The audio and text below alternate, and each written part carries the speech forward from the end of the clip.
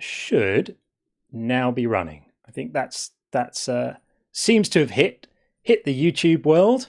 Hopefully it's working. We'll find out in a moment.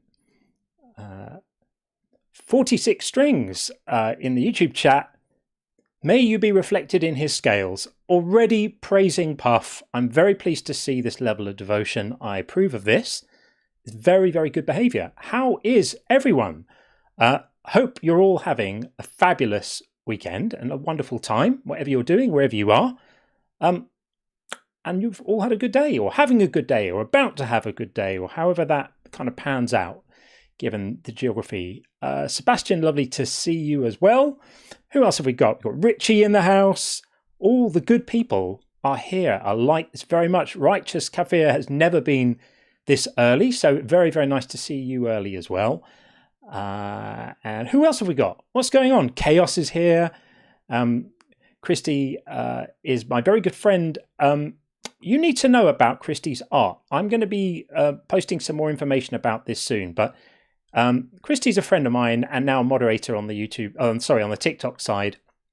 And Christy is an absolutely incredible artist who's actually done a piece of work for me, which I'm very excited about receiving. I think I've mentioned it before, and I can't wait till I can show it to you here on the camera. But yeah, I'm going to be doing some stuff to kind of tell people a bit more about her work for no reason other than that I'm a huge fan of it, and I think everyone else needs to see it too. So that's more to come about that. Annabella is here. Elizabeth B is here. All the good people. This is wonderful. I'll tell you who isn't here this evening is Sean. So Sean is traveling at the moment, so he can't be here. So sadly, you're going to have to put up with me all on my own this evening. And hopefully you guys will keep me company. In lieu of Sean, I'm just putting my phone on silent so that it stops pinging, because that wouldn't be very good, would it? Yeah, so we'll just hang out together and we'll cover for Sean while he's away. I know it will be hard without him, but we will manage. So the topic tonight is God is silly, and I know it's one I've run before. I quite enjoy doing it because it really does have a sort of double meaning for me in my mind. Like, the obvious meaning is that it's silly to even be thinking about gods right now. Like, we're in the 21st century.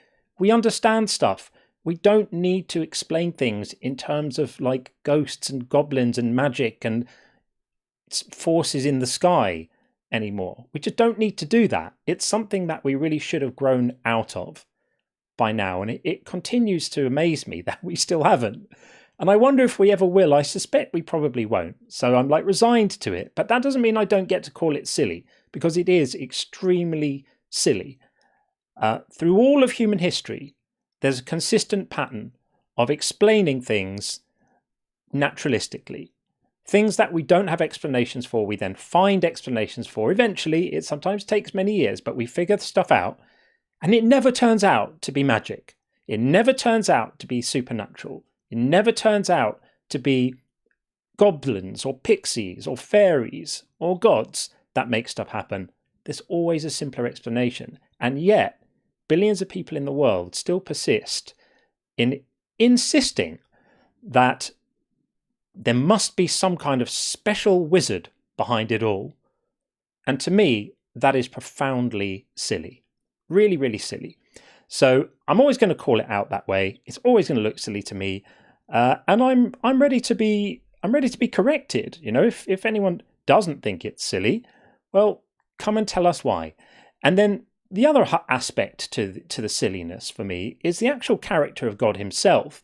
In terms of the Bible God, he is fully silly, like in so many different ways. The things he concerns himself with, the things he makes himself busy with, the things he cares about, the things he takes an interest in. The disconnect between the cosmic scale of this omnipotent creator, and the parochial small-mindedness of the things he gets himself all up in a twist about. Who has sex with who? How people have their hair? What seafood people eat? Do these strike you credibly as the preoccupation of the most powerful mind and the creator of the universe? It's ludicrous, right? It's super silly. So that guy is silly. That's my story. That's what I'm sticking to. And I'm hoping that maybe we get some people in tonight to explain to me what am I seeing wrong about this. If you're a believer and you're listening to this right now and you're like, that guy is full of rubbish, he doesn't know what he's talking about, God is not silly and I know why, then come and tell me. I'd like to hear about it. I want to know what I'm missing here. What are we all missing? Because to me, it all seems rather silly. So we are going to kick off with our first guest, who is, I believe, a friend. We've spoken to Sebastian before, but we're going to bring him in right now. Sebastian, are you there? Hi, can you hear me? Yes, we can hear you. How are you? All right, cool. I'm good. How are you? Very good indeed. It's not the best line ever, but let's see if we can work with it.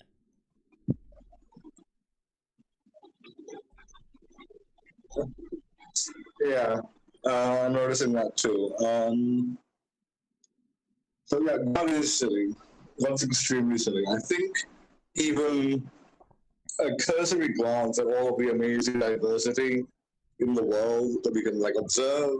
There's all the different kinds of animals. We have penguins and elephants and whales and snakes and all of these. It's really hard to get that from young Earth creationism, which I know is not a mainstream news kind of phrase. Yeah, Sebastian, it's a really terrible signal. I'm afraid. Sebastian, I'm afraid that so many things about Sebastian, the signal is so bad that you're sort of cutting out to the point of us not being able to hear you. Can you get to a better signal? If you can get to better Wi-Fi or something, I'm not sure if that. I will call back another time. All right, try that. Thanks, friend. I'm so sorry. Well, I can definitely vouch for his point, and he's right. It's just ridiculous. And we know so much now. People sometimes say, "Oh, science claims to know everything." No, we don't. We don't claim to know everything, but we don't have to know everything. But we know quite a lot. We know quite a lot about how biodiversity happens. We know that from very, very simple building blocks. That the building blocks you need for complex life to happen are really simple. And they are abundantly found throughout the universe. And all you need to get to are molecules that self-replicate and copy themselves and occasionally have errors in the copying. And some of those errors work out to be helpful and some of those errors don't work out to be helpful. Once you have that, you're up and running. Evolution's going to happen. Then you just leave enough time for enough generations to engage with the environment and for the environment to select out what changes are helpful and what changes aren't helpful. And you're away. And this explains so much. So when people come in and they make these arguments from design, they say, how can it possibly be the case that we have, all of these different miraculous types of life on Earth it's all perfectly adapted to the environment? You don't need to understand that much to get this stuff. It really isn't that complicated. In fact, I don't think there's ever been an idea in science which is so simple and explains so much. And yet there's so much resistance to it. And yes, I grant we don't completely understand how it all started right now in terms of abiogenesis. We don't quite understand the exact chemistry of how these first organic compounds formed. But there are quite a few plausible hypotheses. And my guess is, and I believe the prevailing opinion in the life sciences is that this is a mystery which is going to be solved in the not too distant future. This is not a pot of gold. This is not like if you ask people, are we going to solve the mystery of hard consciousness, like how brains actually create a feeling of awareness? Some people will tell you they're not sure we ever will. There are problems in science and there are problems in philosophy that may remain beyond the bounds of what we can understand always. We may never understand. We may never be able to answer the question of why is there something rather than absolutely nothing? That's a really profound question. it's hard to me to see how we could ever answer that, because whatever answer you come up with, whatever explanatory framework you come up with, you could then say, well, why is that how it is, right? And so you've just relocated the question. You haven't really got rid of it. So there are tricky questions in science that we may never, ever, ever answer. But this one, like the origins of life, that isn't one of them. This is a really, really fertile field of study, and there are some really plausible hypotheses in organic chemistry. There's the Miller-Urey experiments from a few decades ago that showed that under the right conditions, these early progenitor compounds can form, by themselves, just with the raw ingredients and some energy input. It could be lightning, it could be other types of energy. This is a puzzle we're gonna solve. And at that point, all the life from non-life nonsense, I wonder if it will stop, or if they'll just deny it, won't they? like they deny evolution, they'll just deny it and claim the answer hasn't arrived, and that's what will happen, in fact. But there we are. That is it. So if you are watching on YouTube and you want to come and say hi and tell me what you think and tell me where I'm wrong, then the link is, I think it's in the description of the show, and I've also put it in the chat as well. Just paste that into your browser and come on in and we'll have a chat about everything. And if you're watching on TikTok, then just push that little request button in the bottom left and come up and say hi and just hang out with me. And I'm not only taking Oppo, by the way. If you are a person who is either considering belief or considering leaving belief, if you're someone whose beliefs are in a state of flux and changing and you're not sure how to think about thinking about belief, come and talk to me, come talk to us. This is a fantastic community where we listen without judgment, and it's a safe place to air those kind of views and those kind of questions, especially if you're someone who's just come out of religion, if you're in that awkward phase where you've realized that you don't believe this stuff anymore, and perhaps you've had a lifetime of believing it, perhaps you've had a lifetime of being in the system, then I really want to talk to you. Then yours is a story I'd like to hear, and I'd like to be able to share with the community. And because it really helps people to hear these stories, because they identify themselves in you. So the door is open. Come in and say hi, and we'll just hang out. So until that happens, there is some other stuff that I wanted to sort of talk about, that I thought it might be fun to share with you. So this idea of biblical prophecy, right?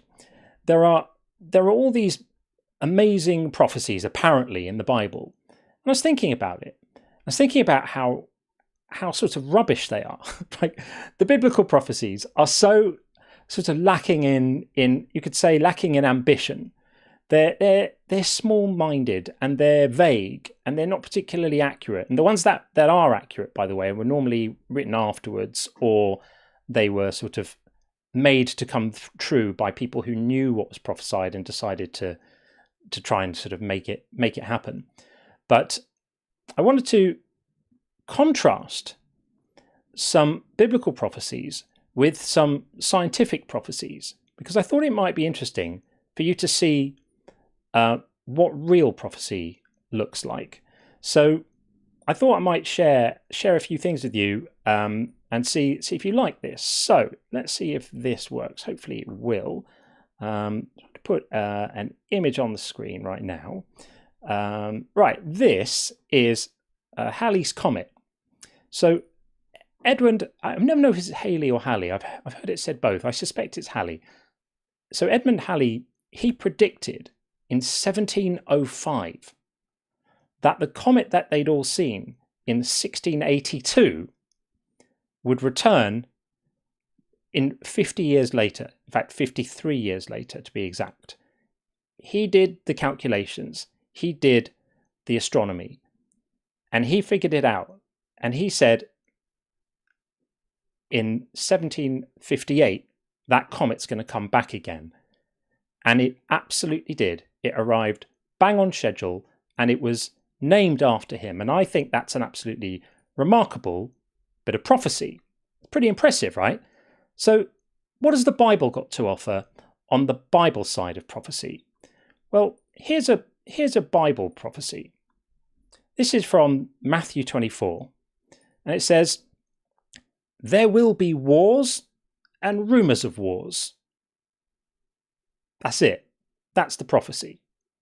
This is a prophecy so broad, it's been continually fulfilled for every year of recorded human history. And that's what we get. There will be wars and rumours of wars, not places, dates, who's going to be involved, what it's going to be about, how it's going to play out. Nothing like that. Just wars and rumours of wars. That's not a prediction. That's a description just of persistent reality, isn't it? So I thought that was quite an amusing contrast, right? You've got the accuracy of the comet down to the year, down to the time, and then you've got wars and rumours of wars. So I've got a few more of these. I'll share them with you as the night goes on, if you want to hear some more, because I think they're quite amusing. I've paired together some sets, a scientific prophecy and a Bible prophecy, and we can get a sense of like who's doing prophecy well here and who's just claiming to. I thought that might be a fun thing for us to do. So in the meantime, we are going to bring in our first guest, my very good friend Richie, also known as Screaming Silence. Richie. Scientific prophecy. Hey, can you hear me? Yeah, I can, but you'll need to switch the speaker off, buddy.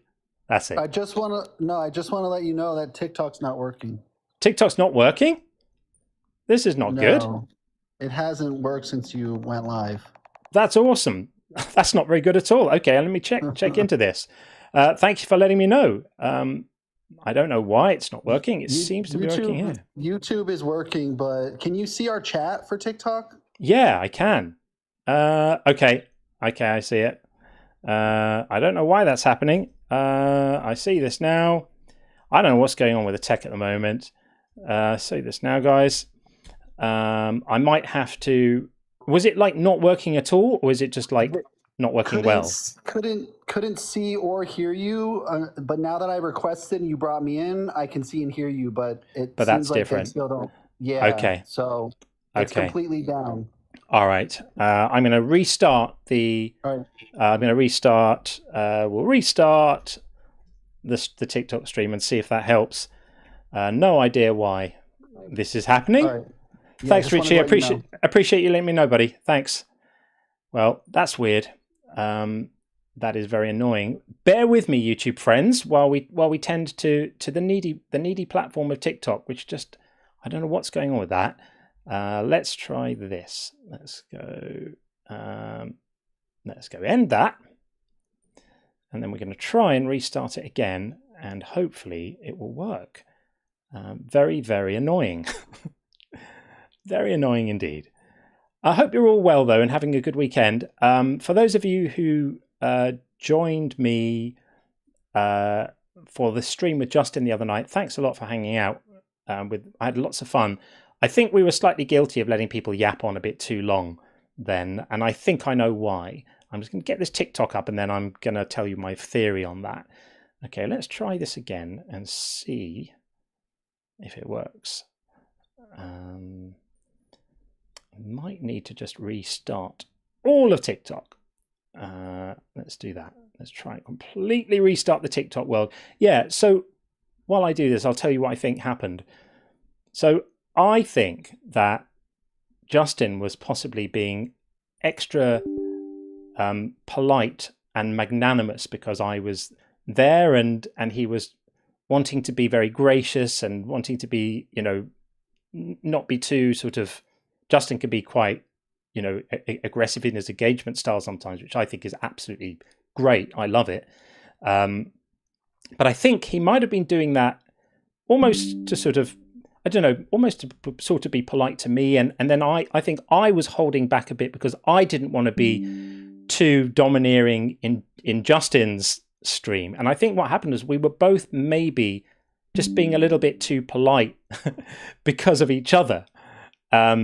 And so definitely the next time we do that, we're going to have a little pre-flight chat. And this is me trying to get TikTok working, by the way. yeah, and just make sure that that doesn't happen, because we were definitely guilty of letting some people yap on quite a bit too much, and I did slightly regret it afterwards. So Mark is in the YouTube queue. I'm going to get you in just a moment, Mark. I'm just trying to make sure I can get the TikTok stream up and running. I'm going to try it. Let's see if this works now. If this doesn't work, I might need to do a full reset on everything, which is incredibly dull. That has happened before, but let's see. Let's see what happens. Okay, so apparently TikTok is now running. So it says the stream is live. Let's see. Let's see if it is. Okay, let's see if some people are going to come in. Hopefully they will. Okay, Richie says it's working, and Ems is in the house apparently. Ems, if you want to come hang out with me, you're more than welcome. Sean isn't here, so you could definitely be my Sean today. You're absolutely welcome to do that. Although I still haven't got the audio routing together, so you'd have to join on video as well, which we could do. Jace is there. Hey, Jace. Okay, just let me know if you don't mind on the TikTok side. Is this coming through okay? Is it all good? Chris says lights, camera, action. So it seems like that is good. Pamela, hey. All right, I'm going to assume TikTok is good. I don't know what happened, folks. It was telling me that it was all up and running. And if Richie hadn't come in and told me, I'd have done the entire 6 or 7 hour stream. Just wondering why the TikTok life was so quiet. So there we are. Okay, I think we are properly up and running. Let's get Mark in and see what Mark is saying. Hey, Mark, how are you? Yo, what's up, John? Can you hear me? I've got you. I can hear you just fine. Welcome. Can you hear me? Yes. Can you hear me okay? Okay. Yes. Good stuff. Welcome. You are the first guest of the night. Oh, that's good, because I live. That's good. That's good. So I was in the comments and on YouTube, and I was saying that I'm actually not a believer, but I think I do want to take the position to defend God, just because it's interesting conversation. And I think a lot of people come on here with weak defense. Sure. So you want to be a proper, well, devil's advocate seems to be an unfortunate term in this case, but you want to steelman the theist position. I'm happy for you to do that. Yeah, why not? It's fun. It's fun. I dabble a little bit, so it's all right. Sure. But sure. I do not believe. I got you. I'm not a believer. Just to be clear. We got you. So anyone in the comments, be nice to Mark. He's doing a thought experiment with us. In the absence of anyone else calling right now to really mean these things, he's stepping in to the fray. A brave volunteer, a pioneer in dialectics. Okay, so what would you say about this then? If I say I think the idea of God is a bit silly and we should really have outgrown all of this by now, what do you think? I would say no. Why not? Why should we?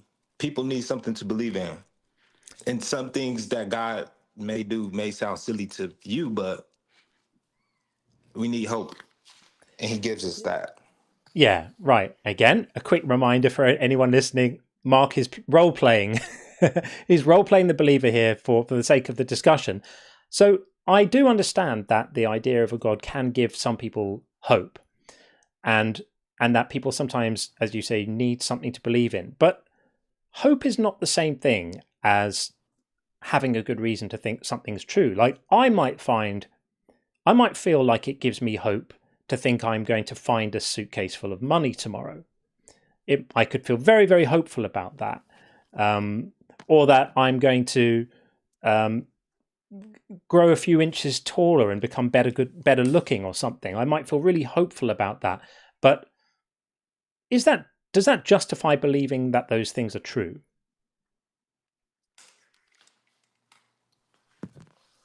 Yeah, yes, it is, because anything is possible. God is a possible a possible being and we're made in his image. So why wouldn't you have hope? You've spoken to a lot of believers, haven't you? Or you were one for a long time, because you've got all the lines down. So again, I would say that the hope thing is a bit of a red herring, because hoping something's true is not a path to being convinced it's true or having a good reason to think it's true. And the thing with belief, and this is my whole shtick here, as you may well know, Mark, is that you can only believe something is true if you're actually convinced it's true. So are you suggesting that wanting something to be true is a path to being convinced that it is true? No, I think life's experiences and your belief in God. Well, hold on. Let me stop right there. I think Sure. that life experiences gives you that belief in God, because when you endure something and you have a testimony, what else can you say? What else could it be? Unless you're just gonna say it's divine intervention every time. Yeah, I mean, I personally have never seen any signs of divine intervention, and all the claims of divine intervention that I've heard have always been more elegantly explained by other things. Okay. So I hear you, and that sounds good, but you can't explain God, the power of God, either. No, but neither can I explain the power of the fairies at the bottom of my garden. And yet you probably aren't going to join me in believing in those, right? So what evidence is there for a God that doesn't exist for the fairies at the bottom of my garden? The fact that people claim that we have spoken to him. I know people who claim they've He spoken to speaks fairies. to us, through us, to people. Yeah. And so does Puff the Magic Dragon, by the way. May you be reflected in his scales. Puff the Magic Dragon speaks to everyone. It's only the people who have hardened their hearts against Puff who claim he's not there. But we all know he is really. It says in the book of Puff that all non-believers really are believers.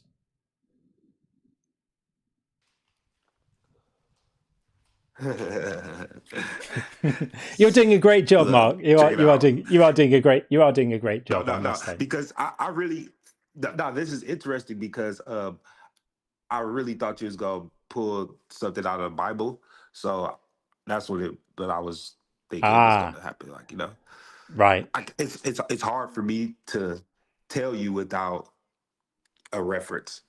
Yeah, sure, of course, and that does reveal sort of a fault line, doesn't it, in the whole belief thing? Because one of the weakest points of any given religion is the prevalence of other religions, because all the reasons that a Muslim might give you for believing in Islam can also be used, with some variation around the margins, for believing in Christianity or some other religion, right? All of the personal testimonies, all the claims that their holy book is inerrant or valuable, they're all kind of transferable. And the problem you have with religions is They are. if you apply a consistent standard, then you get into all sorts of trouble, because you basically end up having to either say they're all true, which they can't be because they make contradictory claims, or you have to say that the evidence doesn't justify any of them, because if it's going to justify one, it has to But they all justify the could be others. true, because every culture is different, John. Well, they try that too, right? Of course. But when they make contradictory claims, like one claims that Jesus is God and the other one claims that Jesus was just a prophet and not God, you can't reconcile those things. So they can't all be true, obviously. But it is amazing watching people try to explain why only their particular interpretation of a particular doctrinal branch of a particular religion. You got a speaker in the background there, I think, Mark. You might need to keep that down. But John, Yeah, my bad. I'm sorry. sorry, no worries. My bad. Am I on camera? No, I've been on camera this whole time, bro. Oh, there's no camera. no. There's What no I was camera. gonna say was, okay, no, okay. I was gonna say this, but peep this though. I hear what you're saying, but how do you explain the design of everything on the planet having the Fibonacci sequence? I think it is with the spiral. Every single thing, is that not a creator making a design for a specific purpose and reason, It's or scary. is It's it scary just how it's scary how realistic these arguments are, because these are the actual arguments we hear from real believers, and we'll probably hear them, later today. Well, I would respond to that by Yeah, well, saying, I dabble. I'm sorry, I dabble. So I know a lot about religion. So yeah, I no, dabbled. I might sound serious, but I heard it all yeah, as clearly well. I you're do my clearly. studies a little bit. We can hear that, Mark. By the way, if you're a believer and you're listening and thinking that you can do a better job than Mark, then come up and show us. I think Mark's doing the kind of job we normally hear, isn't it? Which are just sort of vague appeals to design and stuff.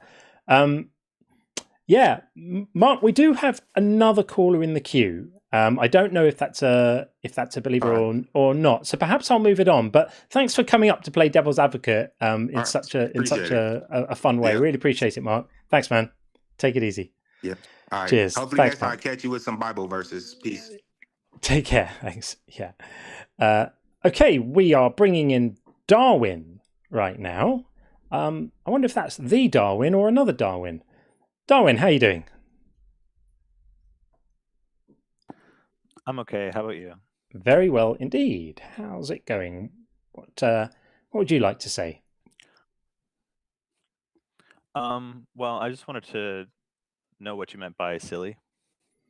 Right. Yeah. Well, I think it's silly. Well, I mean, I have a double meaning. I'm not sure if you've seen my stream before, but I've discussed the double meaning of God is silly before, so I'll just No, first reiterate time. it. Okay. Well, you're very welcome. So Okay. I mean it in two different ways. May I just check? Are you a believer, and if so, which God? I don't hold a belief in a God. Okay, so you're an atheist. Yeah. Yeah. Okay. All right. That's fine. Okay. So it just I asked just because it affects the framing of the conversation if I know who I'm speaking to and what their Sure. beliefs are. So I think it's Right. I think it's silly for us to believe in a God because it's inelegant and it's unnecessary. It's like inventing something that has zero explanatory power, doesn't explain anything at all. It's like a placeholder for actual explanations, but it does no explanatory work. It doesn't increase our knowledge or understanding in any way at all.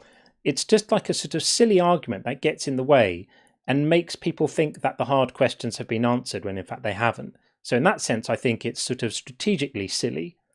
And then when you get into actually looking at the God of the Bible, then the silliness really Sure. really gets even much more. Then you get into all the Compounds. it compounds because of all the ridiculous nonsense he does and says and fusses over. So yeah, what do you think? Yeah.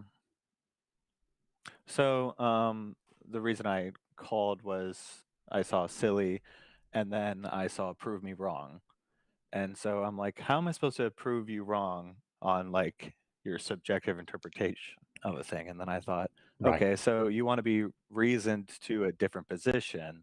That's what you mean by prove me wrong. So when you say God is silly, you're just using that as a stand-in for holding a belief in God is silly or arguing for God is silly because of the non-function you described. And then Yeah. when you look at a specific God claim, whatever their God definition is, that Yeah. definition is, as you say, also silly. Yeah, that's pretty much it.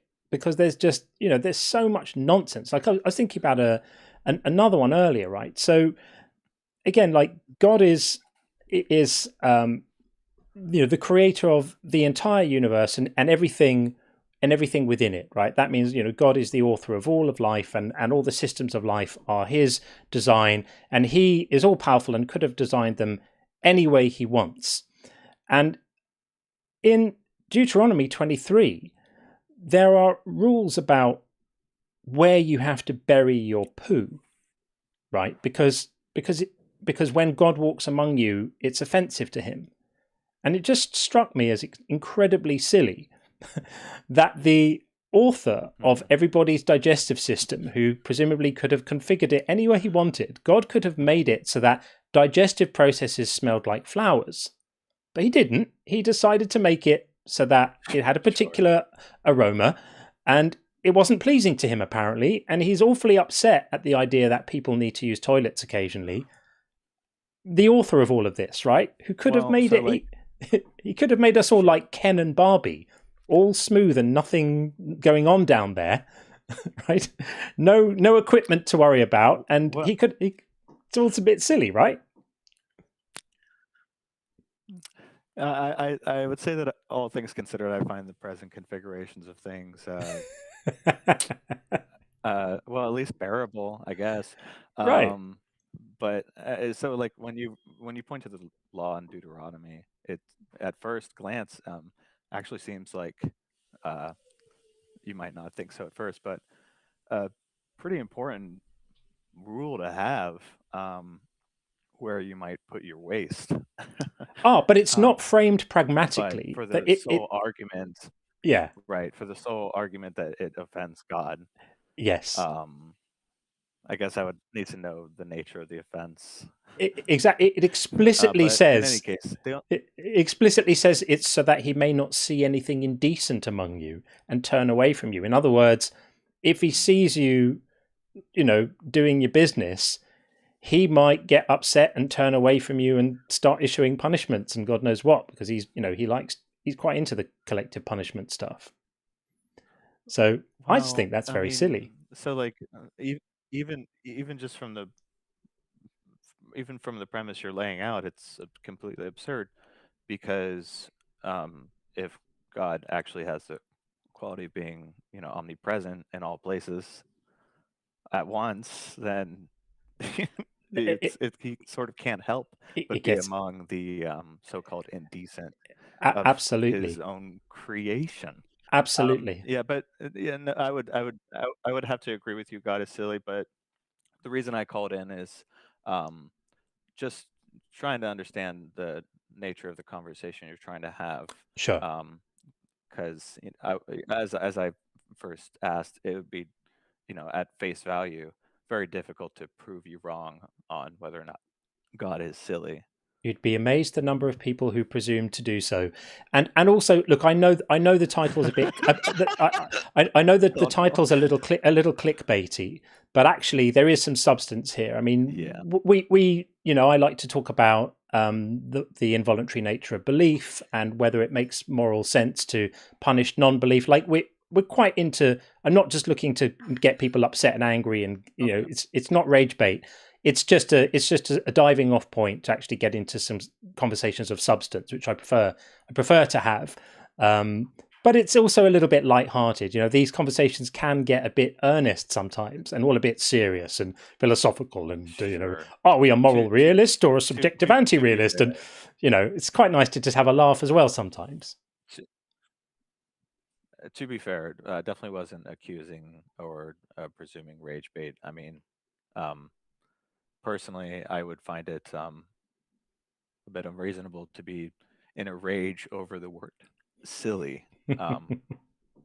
But that's just like my ego talking. I don't know.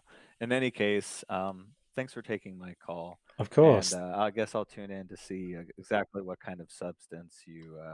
Thank you. Yeah. If you think I do a dreadful job, then drop a note in the comments and let me know, and I'll know to do better next time. Thanks, Darwin. Then you'll never hear from me in the comments. Then I'll know. If I don't hear from you, I'll just assume you thought I was rubbish. That's okay. Wouldn't be the first. No. The opposite. You said if I hear you in the comments again, then I'll know. Be because of rubbish. So now I can't comment. It's lose. Anyways, have a good one. Thanks, man. Take it easy. Take care. Thanks. Bye. Okay. Well, while we wait for guests to arrive, note the presumption that some will. Let's have a few comments, shall we? A few messages. So we have Tim These are not in completely the correct order, but there we go. That's all right. We'll get this sorted out. Tim said, but the prophecy of the Old Testament comes true in the New Testament. So you're telling me the sequel fills in the plot holes of the original? Well, that's what they say, but it doesn't, of course, fill in the plot holes at all. And as we already know now,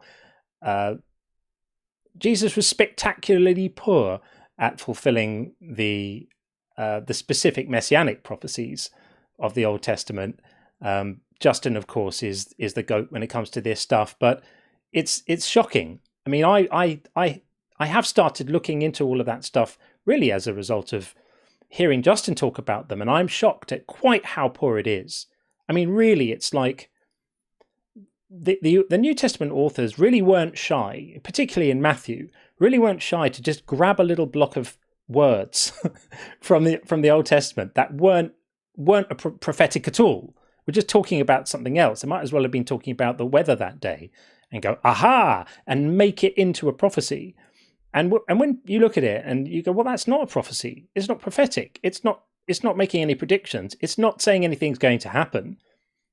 People say, yeah, but it's typological. It's got a dual meaning. It's like, okay, if those are the rules, if anything can have a dual meaning, then anything can be a prophecy.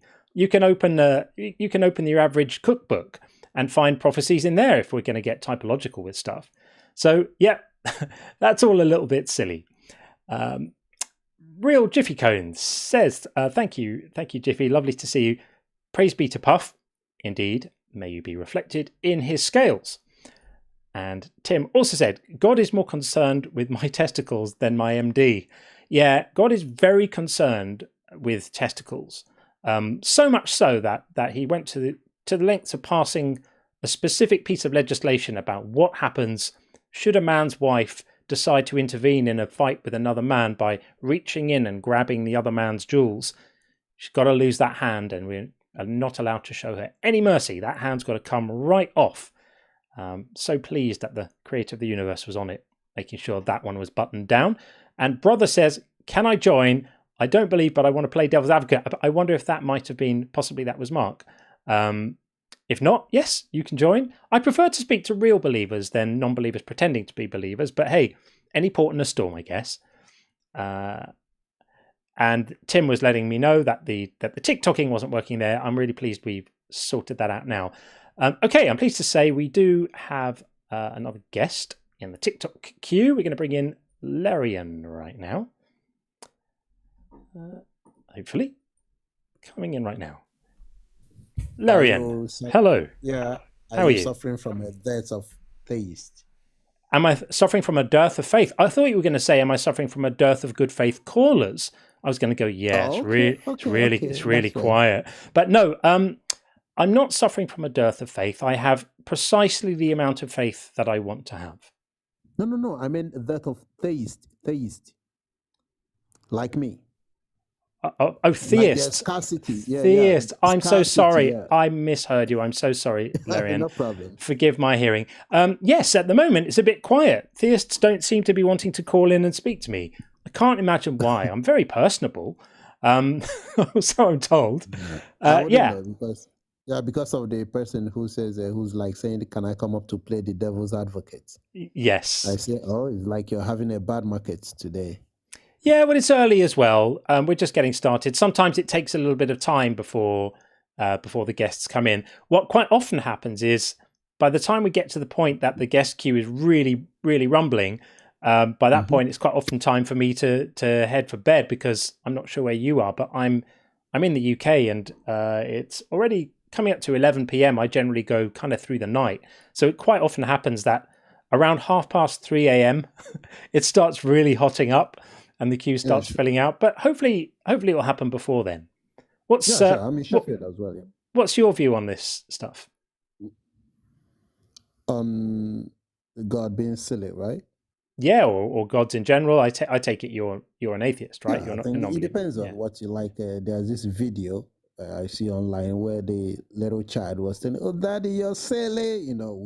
Of course we know it's been. They're not using silly in a negative way. So it depends on what you mean. Yeah, I mean, I think it's silly by almost any definition of the word silly. I don't think there's a use of the word silly that can't really be applied here. I think it's all just colloquially. I can use it colloquially, but if you are being serious, you can either say it's incoherent. It doesn't make sense. It's logically flawed. You can use any of such a description. Then we can actually have a ground to make our argument. Because if you say silly, I might be like, then that's subjective. Yeah, you could say that. I mean, I would still say it's just my opinion, right? I'm not necessarily making a factual claim. There will not be any basis to even argue that, because that's just your opinion. I will have to concede. There's nothing to argue. You can't argue someone's opinion. I think you can, because opinions can be changed. Like, I've held opinions before, and somebody's argued a contrary opinion and has persuaded me that I was wrong, and my opinion's changed. That's how we persuade people, right? Is by engaging our opinions and saying, I understand that you're persuaded of X, but I'm persuaded of Y, and here are my reasons. And some of the time, you can genuinely get through to people. I mean, generally doesn't happen on internet call-in shows, but in normal kind of conversation, isn't that how persuasion and dialogue works? No, not when you hold the view that is subjective. Like when you're saying, okay, this is my opinion, and it's not like something objective. Of course, if you say that, okay, I'm holding this opinion, but I'm holding it because I think it corresponds to reality. That is, it corresponds to the objective reality. Then someone could say, okay, you're wrong for this reason. And the demonstration, the justification the person is going to give is to attempt to show that your opinion actually doesn't correspond to the objective standard. Yeah. But now, if you're saying that, just like, okay, do you prefer broccoli or whatever? That's just a taste. Okay, that's just subjective. Yeah, There's something no like that. Argue. I can say, okay, maybe you should actually prefer this other ice cream or this other flavor. No, that's different. But it's not an argument, really. Yeah, a sensory preference is not something that you're going to convince someone to change their mind on. But I think we sort of, we're probably understanding each other here. So when we're talking about silly, I'm saying in the sense that it's subjective, like it's just someone's taste. It's not like there's a standard we can use to measure and see if this thing is silly or not. It's just your taste. Fair enough. This, or do you like that? Fair enough, Larian. Well, now, thanks. If you say it doesn't make logical sense, now we have a basis to argue. Right. Yeah, that would be the one. And that is generally how the conversation goes, because then people say, well, why do you think it's silly? And then you're into the interesting stuff. So really, that's the silliness is the starting point of the conversation, not the end point. But thanks for coming up, man. I appreciate it. All right, that's fair. All right, take care. Have a good one. You too. Thanks. Okay, we're going to bring in Chaser right now. Hey, Chaser. How are you? Oh, you're right. Very good indeed. How are you doing? Glad to hear that. Good. What's your view? Yeah, I'm good. Christ is risen.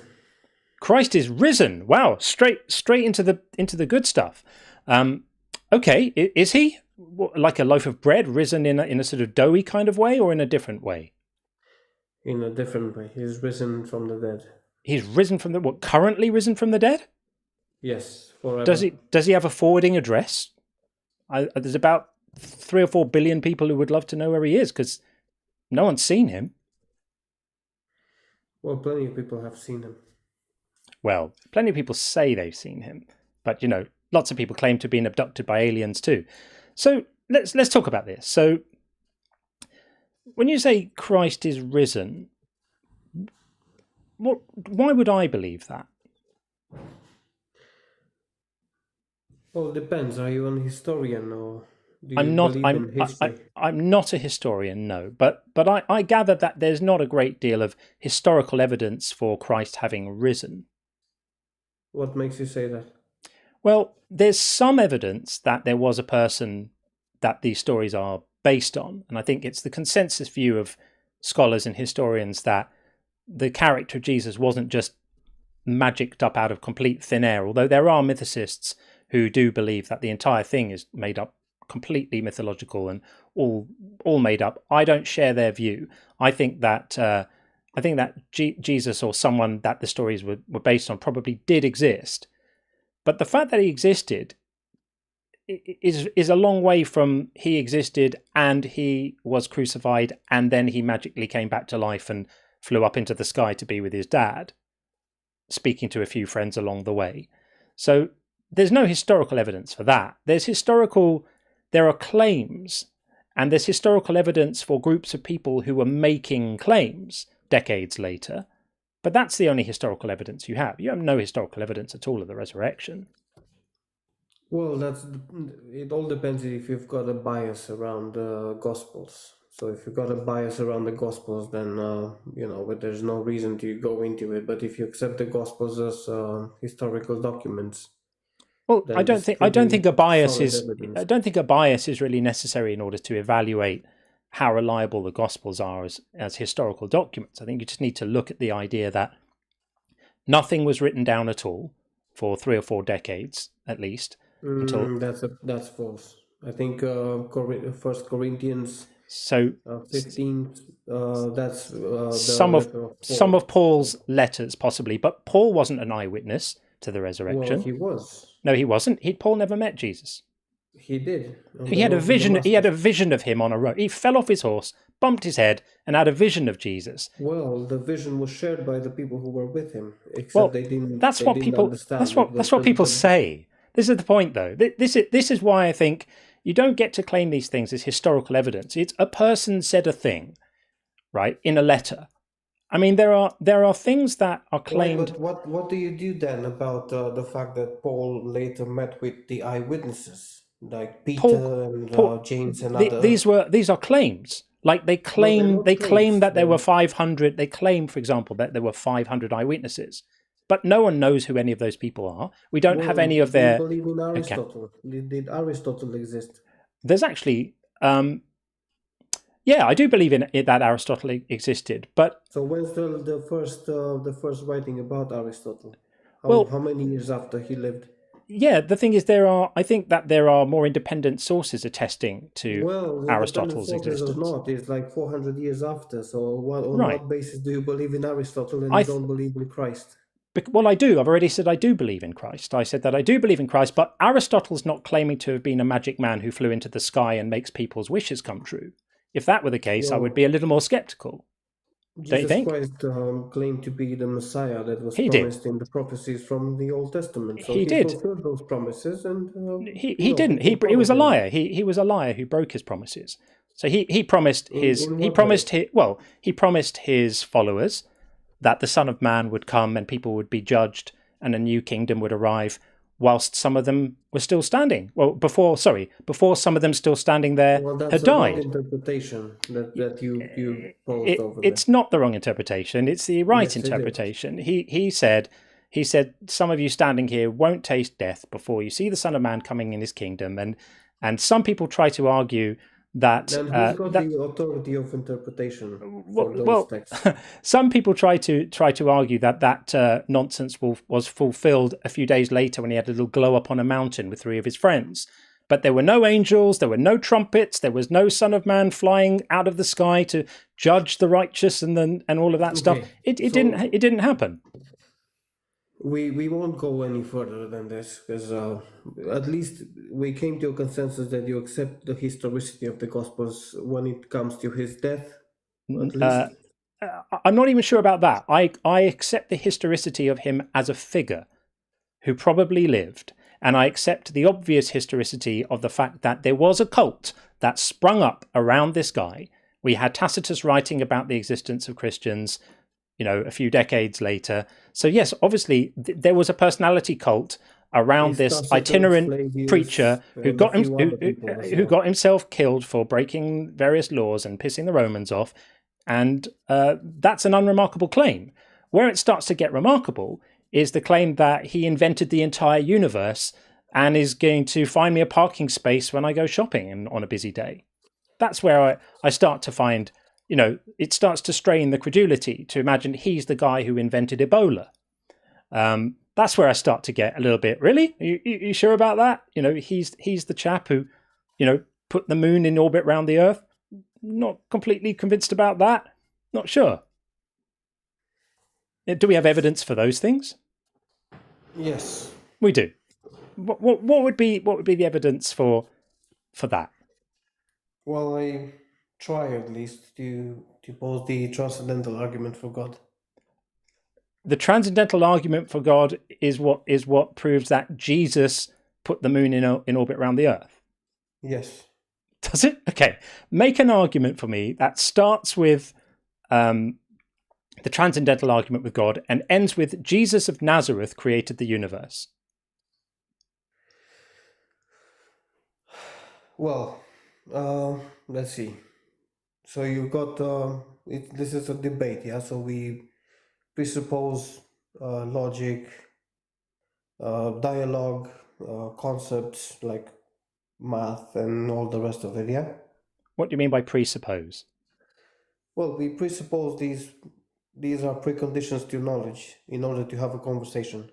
Yes, they are necessarily true. They are analytical truths. They are necessarily true. All right, so if they're necessarily true, can they be grounded in themselves, or can logic be grounded in logic without being a vicious circle? I don't think that logic needs to be grounded in anything. If you remove the grounding, the grounding, I don't know what grounding even means, but if you remove the grounding, whatever grounding means, does logic stop working? Well, it doesn't stop working, but you don't have an epistemic justification to use it. You do, because it's just necessarily true. It's just a way of organizing propositions with respect to each other. It's a circle, is it not? It's not circular. It's just axiomatically true. It's just a starting point, and you're happy for, and true. But can you ground all other preconditions to knowledge in it? You're happy for things to be axiomatically true, aren't you? Because your argument and the whole tag argument aims to try to get to a point of labeling something else as axiomatically true, and that something else is a friend of yours. Right? No, so you're happy with necessary truths, aren't you? No, you're happy with like with an end point, a sort of epistemic end point. You've got it a bit wrong there. So the transcendental argument aims to bring coherence to a worldview. It doesn't bring coherence to a worldview. It brings incoherence to a worldview by claiming that things like logic require justification. They don't require justification. They're just descriptions that relate propositions to each other in a meaningful way. It's the difference between saying a chair is a chair and saying a chair is a boo-boo. You presuppose meaning again without justification. I'm not presupposing. No, yes, it's just we have meaning, and some of us have more than others. No, you just presuppose those things without a justification. Right. But I've already explained to you that things like logic and semantics they're sort of conventions that allow us to formulate our communication about prescriptive. They're not prescriptive. No, they're not prescriptive. Yes, they are descriptive. They describe how propositions meaningfully relate to each other. And I'm sensing quite a long way away from Jesus of Nazareth created the entire universe. I'm feeling like we're not really iterating towards it. Are you feeling like we are? Well, who created the universe then? I don't think that question is meaningful, because asking who created the universe. There you go. Hang on. You asked me a question. I'm okay. It's okay. Don't worry. So you asked me a question. I'm going to answer it. You said, who created the universe? Can you see how framing the question that way smuggles the answer you want into the framing of the question? By assuming that the universe is created, and by assuming that it was a person or some entity amenable to the descriptor who that's responsible for this process. You've done the same thing in return. Right. So who created the universe is a nonsense question. What you could ask is the universe created? Would you like to ask that question?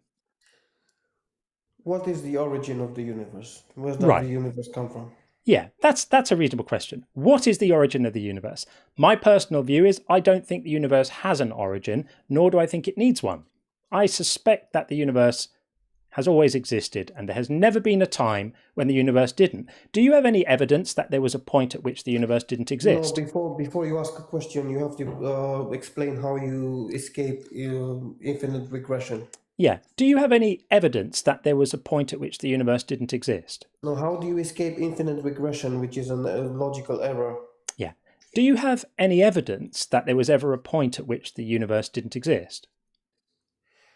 Well, I'm not 100% versed, but do you have from any what I've- evidence at all of any quality, even a slight shred, a glimmer, a hint, an outline? Well, mathematics breaks down at some point in the past. Yeah. It can go infinitely. It doesn't. There's no Yes, it problem. does. There's no problem with infinite regression. There is no problem. Do you think What that do you mean the there is no problem? Then do you- this conversation already happened an infinite amount of times. no, that's nonsense. I don't. Whatever books you've been reading about this, burn them immediately. Do you think that the time in the future is bounded and is going to suddenly reach a point where it stops? Well, if the That'd be universe it. is infinite, there is no time. Right. I'll ask the question again. In your position, where you're coming from, according to your view, do you think that the universe, that time is bounded in the future? That's going to get to a point where some law kicks in that if it didn't, you're going to be in trouble because of an infinite number of moments in the future. So is time going to just stop one day? We're discussing your claim now. We're discussing your claim of the universe being infinite. So right if now, the universe is infinite, there is no time. Okay. Don't worry. So the way we're discussing this is by looking at the implications of the position you're taking. So you're very, very uncomfortable with the idea of an infinite worldview versus worldview. Okay. Just relax. I know this is going to hurt, but it'll be over soon. So at the moment, you're putting forward the idea that you're very uncomfortable with the concept of an infinite amount of time. That time not being bounded is causing you to get very upset. So what I'm asking you to do is to step outside of that frame for a second and examine the idea that time in the future doesn't seem to be bounded, does it? Well, what has it time in the future with time in the past? I don't understand where Right. this is a mistake somewhere.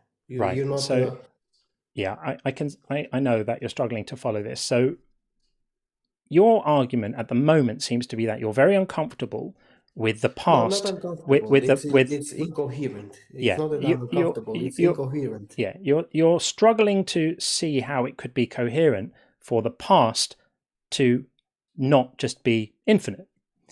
And one way that I'm helping you to try to see this is by pointing out what I perceive to be an inconsistency in your view, which is that I'm going to say I think you don't have a problem thinking the future is unbounded. And if the future can be unbounded, so can the past. And it's not the case that if the past is unbounded, it's not the case that any one person or any one thing or anything would have had to have traversed every single moment in all of history in order to get to any one moment, because that's not how it works. This is why how we do you make that logical leap then. If time has been in the past infinite and all, how do you jump from the past being infinite for the universe not to have a beginning and it have been infinitely existing, and not having the same situation infinitely having already happened so far? Yeah, because that's the mistake you're making is that in your mind you're starting from the beginning of an infinite sequence and trying to get to a particular point. But if you're starting from the beginning of something, that's not an infinite sequence. So you're just conceptualizing this wrong. Instead, don't worry about a beginning. Just imagine it like the set of all numbers. You've got 0 in the middle, and then you've got an infinite number of numbers extending into the positive, and an infinite number of integers and numbers extending into the negative. Right? There isn't a boundary condition there. There isn't a point where you can't keep on adding new numbers either negatively or positively. But it's not the case. It's not mass. But it's not a problem to get from any one. Once you add infinity in a mathematical equation, I know. You don't have natural numbers anymore. I know that number one happening at one instance. I know it makes you very uncomfortable, but it's it doesn't make me uncomfortable. It seems like you don't grasp the concept. I grasp it just fine. So it's still the case that in an infinite set of numbers, you can still go from any one point on the number line to any other point on the number line without a problem. It's not a problem. And exactly the same thing, in my view, applies to time. I'm going to bring My friend Spencer's here. I thought it might be fun to bring Spencer in with us. So let me pose this issue. Yeah. So in an infinite sequence, every number can be a number in itself, but it is also the sequence itself. So it's also infinite. Every number is infinite. There's Every no number delineation. It's incoherent to say number one happened at this point in time because every it's number. infinite in the past, infinite in the Did you future. just say every number is infinite? Yes, in an infinite sequence, in the past and in the future, you don't have a Right. beginning. You don't have a zero. You can set a zero, but if you have infinite in the past, infinite in the future, there is no zero. There But is only infinite. that doesn't mean every number is Yes, infinite. it does. Mathematically, it's a huge problem for you. You just had an analogy of the universe that it completely destroys every notion that you have about the universe. It doesn't at all. Which is why it happens to be the consensus view among cosmologists right now that the universe has always existed and that was never No, been the consensus view there was is never a that point that math it breaks wasn't. down at 13.5 billion years ago. Well, that may be Big true. Bang. That may be true in terms of trying to understand. So why do you lie then? That may be true in terms of trying to understand what happened prior to the Planck time, because the mathematical models break down because we can't access them. Okay, But so why doesn't. did you say the math doesn't break down? You ought to learn some manners and not interrupt quite so much. So the maths doesn't break down in terms of conceptualizing an infinite universe, an infinitely old universe. The maths breaks down in terms of trying to model what may have happened prior to the Planck time. That doesn't mean it can't have happened. And the consensus view among cosmologists, according to a recent survey, is that the Big Bang was not the beginning of time, it was just the beginning of an expansion phase. Spencer, how are you doing? I'm great, my friend. How are you doing? Wonderful. Great to see you. I saw your usual Robin wasn't here, so I saw you on here, and I have a couple hours before I go to work, so I thought maybe I could hang out with you for a few moments. Come and hang out. This caller was driving me goofy. Chaser, what is this obsession with God having to be real in your life? I'm just curious. And I was a former Christian of 40 years, by the way, so a little context. I was a Christian for 40 of my 55 years. That's a long time of my life. Got the T-shirt 1,000 times over. I believed all this stuff at one point. I no longer do. But, man, you really need this to be true. I mean, you are willing to twist and turn and squirm every which way like a pretzel to make this add up. What is the need? What did you believe in? I believed in the God of the Bible. I believed in Yahweh. I believed in Jesus as my Lord and Savior. I believed in heaven and hell. I believed in the original sin. I believed Adam and Eve was a literal story. I believed the Bible was 100% correct and in the inerrant Word of God. What were you? A Baptist, Pentecostal? It doesn't matter. I was a Christian. Well, it does matter. I'm not gonna let you. Only Orthodoxy is true. Yeah, okay.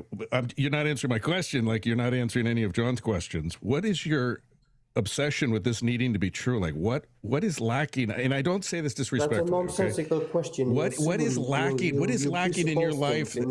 What is lacking in your life that if we all woke up tomorrow and there was scientific consensus that God was a made-up construct, just like many of us believe that it is, where would that leave you? Like, when you put all your eggs in this basket of God having to be real, where does that leave you?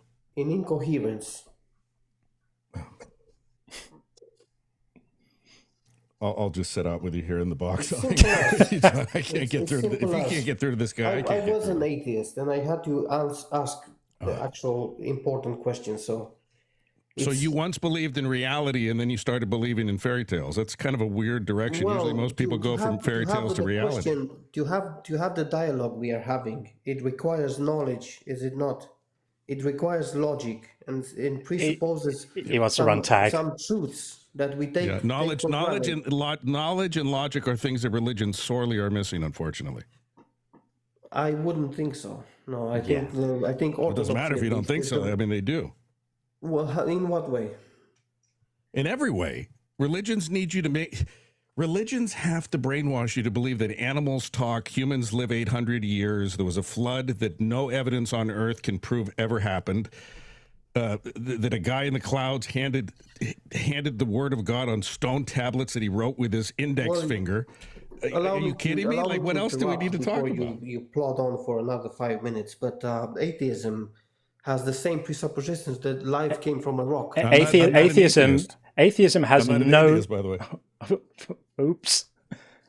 Yeah, and just to clarify this, atheism has no presuppositions.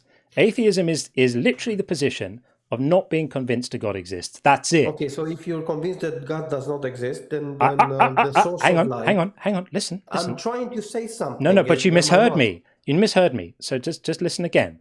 Atheism is literally the position of not being convinced a God exists. That's not the claim that no God exists. It's not the position of being convinced that no God exists. There are some atheists who make that claim. I'm not making it right now. I'm just saying... So what is the origin of life in your opinion? I'm not convinced that a God exists.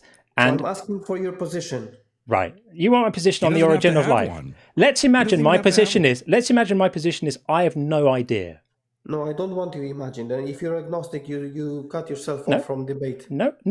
That's absolute nonsense. You seem to be under the rather amusing impression that unless you have a hard opinion about something, that you cut yourself off from debate. Do you not understand that being able to say I'm not really sure about this is a valid epistemic destination for many questions?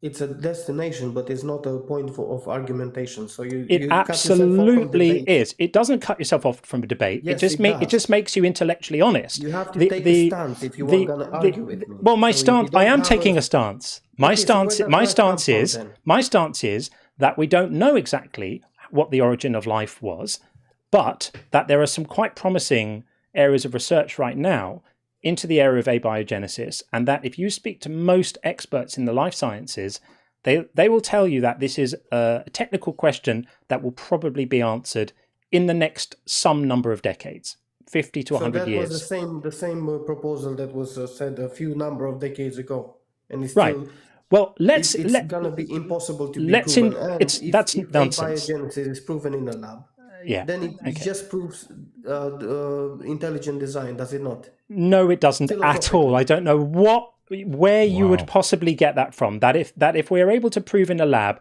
that under natural conditions organic compounds can form, that would prove intelligent design. I mean, whatever you're taking, up the dose or stop it immediately.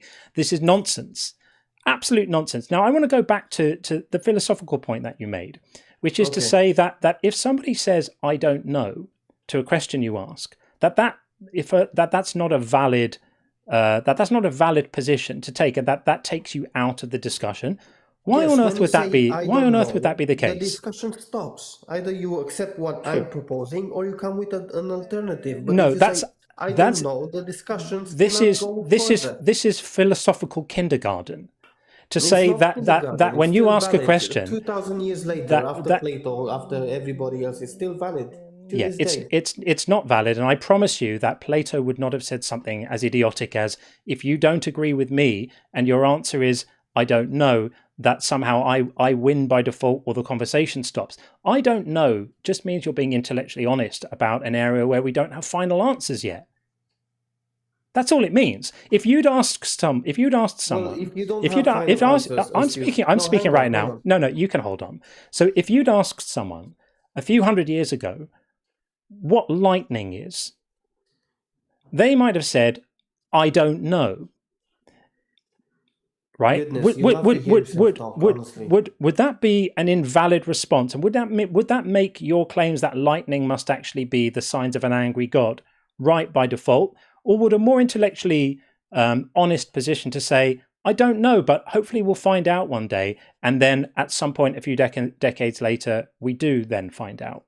What's the philosophical problem with that? What would have got Aristotle all up in arms about it? Well, lightning is not a mental concept. That's irrelevant. It was something that people didn't understand relevant. For over 99.9% of human history. People didn't understand. Is ever permeant. That's irrelevant. No, it is very relevant. It's a category error. No, you're the one making a category error by claiming you're the one making a category error bringing about lightning. Yes, no, I'm not, because I'm using it as an example of something that people didn't understand for most of human history, and I'm using it as an example of something where if someone said I don't know in response to no, at the moment you need to actually just listen a little bit for a moment. No, you need to let people talk. Like, you love to listen to yourself. It's crazy. It's amazing that I have a live stream that thousands of people listen to. Incredible that I like to talk occasionally. So the point I was making was that if somebody answered "I don't know" to the question of where does lightning come from, the position you're describing now would I can reject your premises. I can reject your proposition. It would be wonderful if you could just learn some listening manners. That's how conversations go. We say things in turn. The position that you're taking is that somebody answering "I don't know" to any question magically makes your answer right, or the discussion ends. That has to be one of the most implausible dialectic attitudes I've ever come across. What on earth makes you think that you would be taken seriously expressing a view like that? Well, we were talking about preconditions for knowledge, not lightning and natural phenomena. We were talking about logic. Can you show me logic in the natural world? I've already explained to you that logic is the way that we relate propositions to each other, and that it's definitionally true and analytically true. It's not the same. Was it true before humans existed? I beg pardon? Was it true before humans existed? To keep the universe coherent? It's not to keep the universe coherent. It's a way of analyzing propositions. It's a way of analyzing statements we make as to whether they're meaningful and how they're connected and what can be inferred from them. You seem to think that you're using logic like it's some kind of magic spell. It doesn't work like that. I'm not using it as if it was a magic spell. I'm using it as it is. It's a descriptor for how the universe works, and it's also a prescriptor, because if the universe would not align itself to the laws of logic, it would be incoherent, would it not? Right. Yeah. Logic is not a descriptor or a prescriptor. A single question that I ask. Ask the question again. Would the universe be incoherent without the laws of logic? Would the universe be incoherent? Well, yes. The statements about the universe would be incoherent if you weren't using the laws of logic, and we're getting a wonderful demonstration of this from you right now. So if the universe is contingent on logic? That's not what I said. I said statements about the universe rely on logic to be meaningful.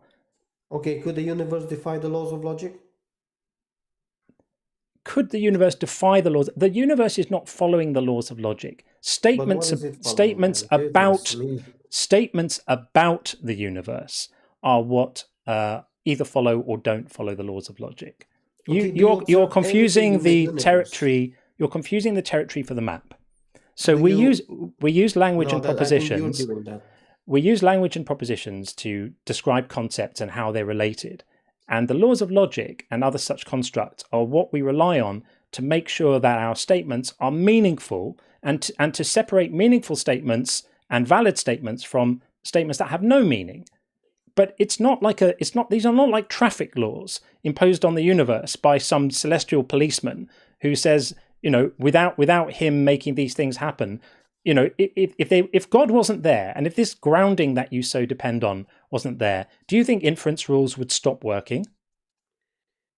But do inference rules are inference rules shared between all minds objectively, or are they subjective?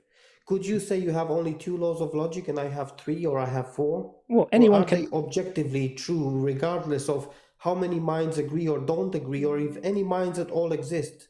Right. Yeah. You're getting confused between people using the laws and how we talk about them and how we describe them and what they actually are. I'm asking what are they? And yeah, are they I've already answered this. I've already answered what are they. They are ways that we relate propositions to each other. They're the statements that we make about how propositions are meaningful or not meaningful and what can be inferred from them. So if I say every time it rains, it's wet outside, and then I say it's raining, we can infer from that it's going to be wet outside. That doesn't require grounding. It doesn't require some magic man in the sky tweaking knobs and levers and typing on a keyboard and arranging things in order to make it work. It's just a feature of language. It's just a feature of meaning. That one thing can be let's go deeper then. I think the audience is going to fall asleep if we start getting into what is language. I see the numbers going up, actually. Right, that's fine. Are quite interested. Okay, well, I don't think we need to get into what is language. I mean, it's a bit dull. Language is the words we use. It's intrinsically connected to logic. Okay, Language is so language are the words we use to describe our concepts. okay. Concepts, exactly. So the concepts exist, shared by all minds, in spite of our biological differences. I think we have to be careful not to create a category error when we say, do concepts I exist? don't think so. I think Do concepts concepts are exist? objectively shared between all of us. But do you notice that the start of this conversation, you were going to get from you, the reason we're talking about this stuff is because you were going to get from a tag argument to Jesus of Nazareth created the entire universe.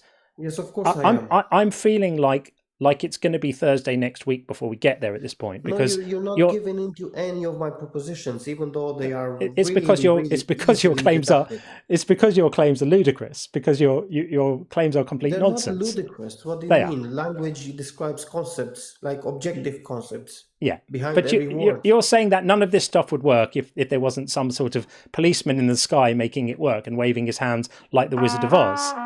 Yes, Oops. so objectivity requires a grounding. Unfortunately, the kill switch has now been activated by four members, four members of the inner circle, and that's a lot of people voting to say enough, make the pain stop. So Spencer, I don't know if you know about the kill switch, but that's how it works. If four members of the inner circle activate the kill switch, then I have to end the conversation. So that is the greatest thing I've seen in a very long time. That's my first time seeing it. That is awesome. Yeah, it's how it works. I have no choice. That's how it works. And I always try to calibrate it not too sensitively, because we don't want to be ending calls prematurely. But I figure if four members, and there are only 17 members at the moment on the inner circle, so that's 4 of 17. And when the membership goes up, I bump up the number. So it started off as 2, then it was 3, now it's 4. When the membership gets to 20, it'll move to 5. So I always try to keep the bar high enough that people must really, really hate this shit to want it to stop. So there we are. That was it. He came in wanting to talk about the historicity of Jesus. That didn't go very well. Then we got on to tag, and he wanted to get from tag to Jesus created everything, and we didn't even establish tag. Tag is a ludicrous argument. I don't think that went particularly well, but I had fun. I had fun with that. Now, Spencer, I hope you'll hang out with me, but we have an issue here, which is that we have Ethan. Ethan is on the YouTube side, and we're going to bring Ethan in just a moment, but you won't be able to hear him on TikTok. That's so okay. I'll hang out with you, and I'll mute myself, and I'll kind of try to put his end of the conversation together based on what you're saying. How's that? If you have access to a laptop, then you could join on the YouTube side too, and then you can switch between. That's what Sean does. So Sean will then join on the YouTube side if you want to, or if you're happy to just hang, we could do that. Whatever you like. Yeah, I'll just hang out with you. I don't want to complicate it for you or anybody else. All right, no problem at all. So with that said, we are going to bring in Ethan right now, and then after Ethan we have Brandon. Ethan, are you there? I'm here. This is so exciting. I've been listening to you every day as I drive to the casino, which is not something that a good Christian man should do. But what can I say? You, my friend, are running up quite a tab on the divine, calling God silly. How dare you? He's going to punish you.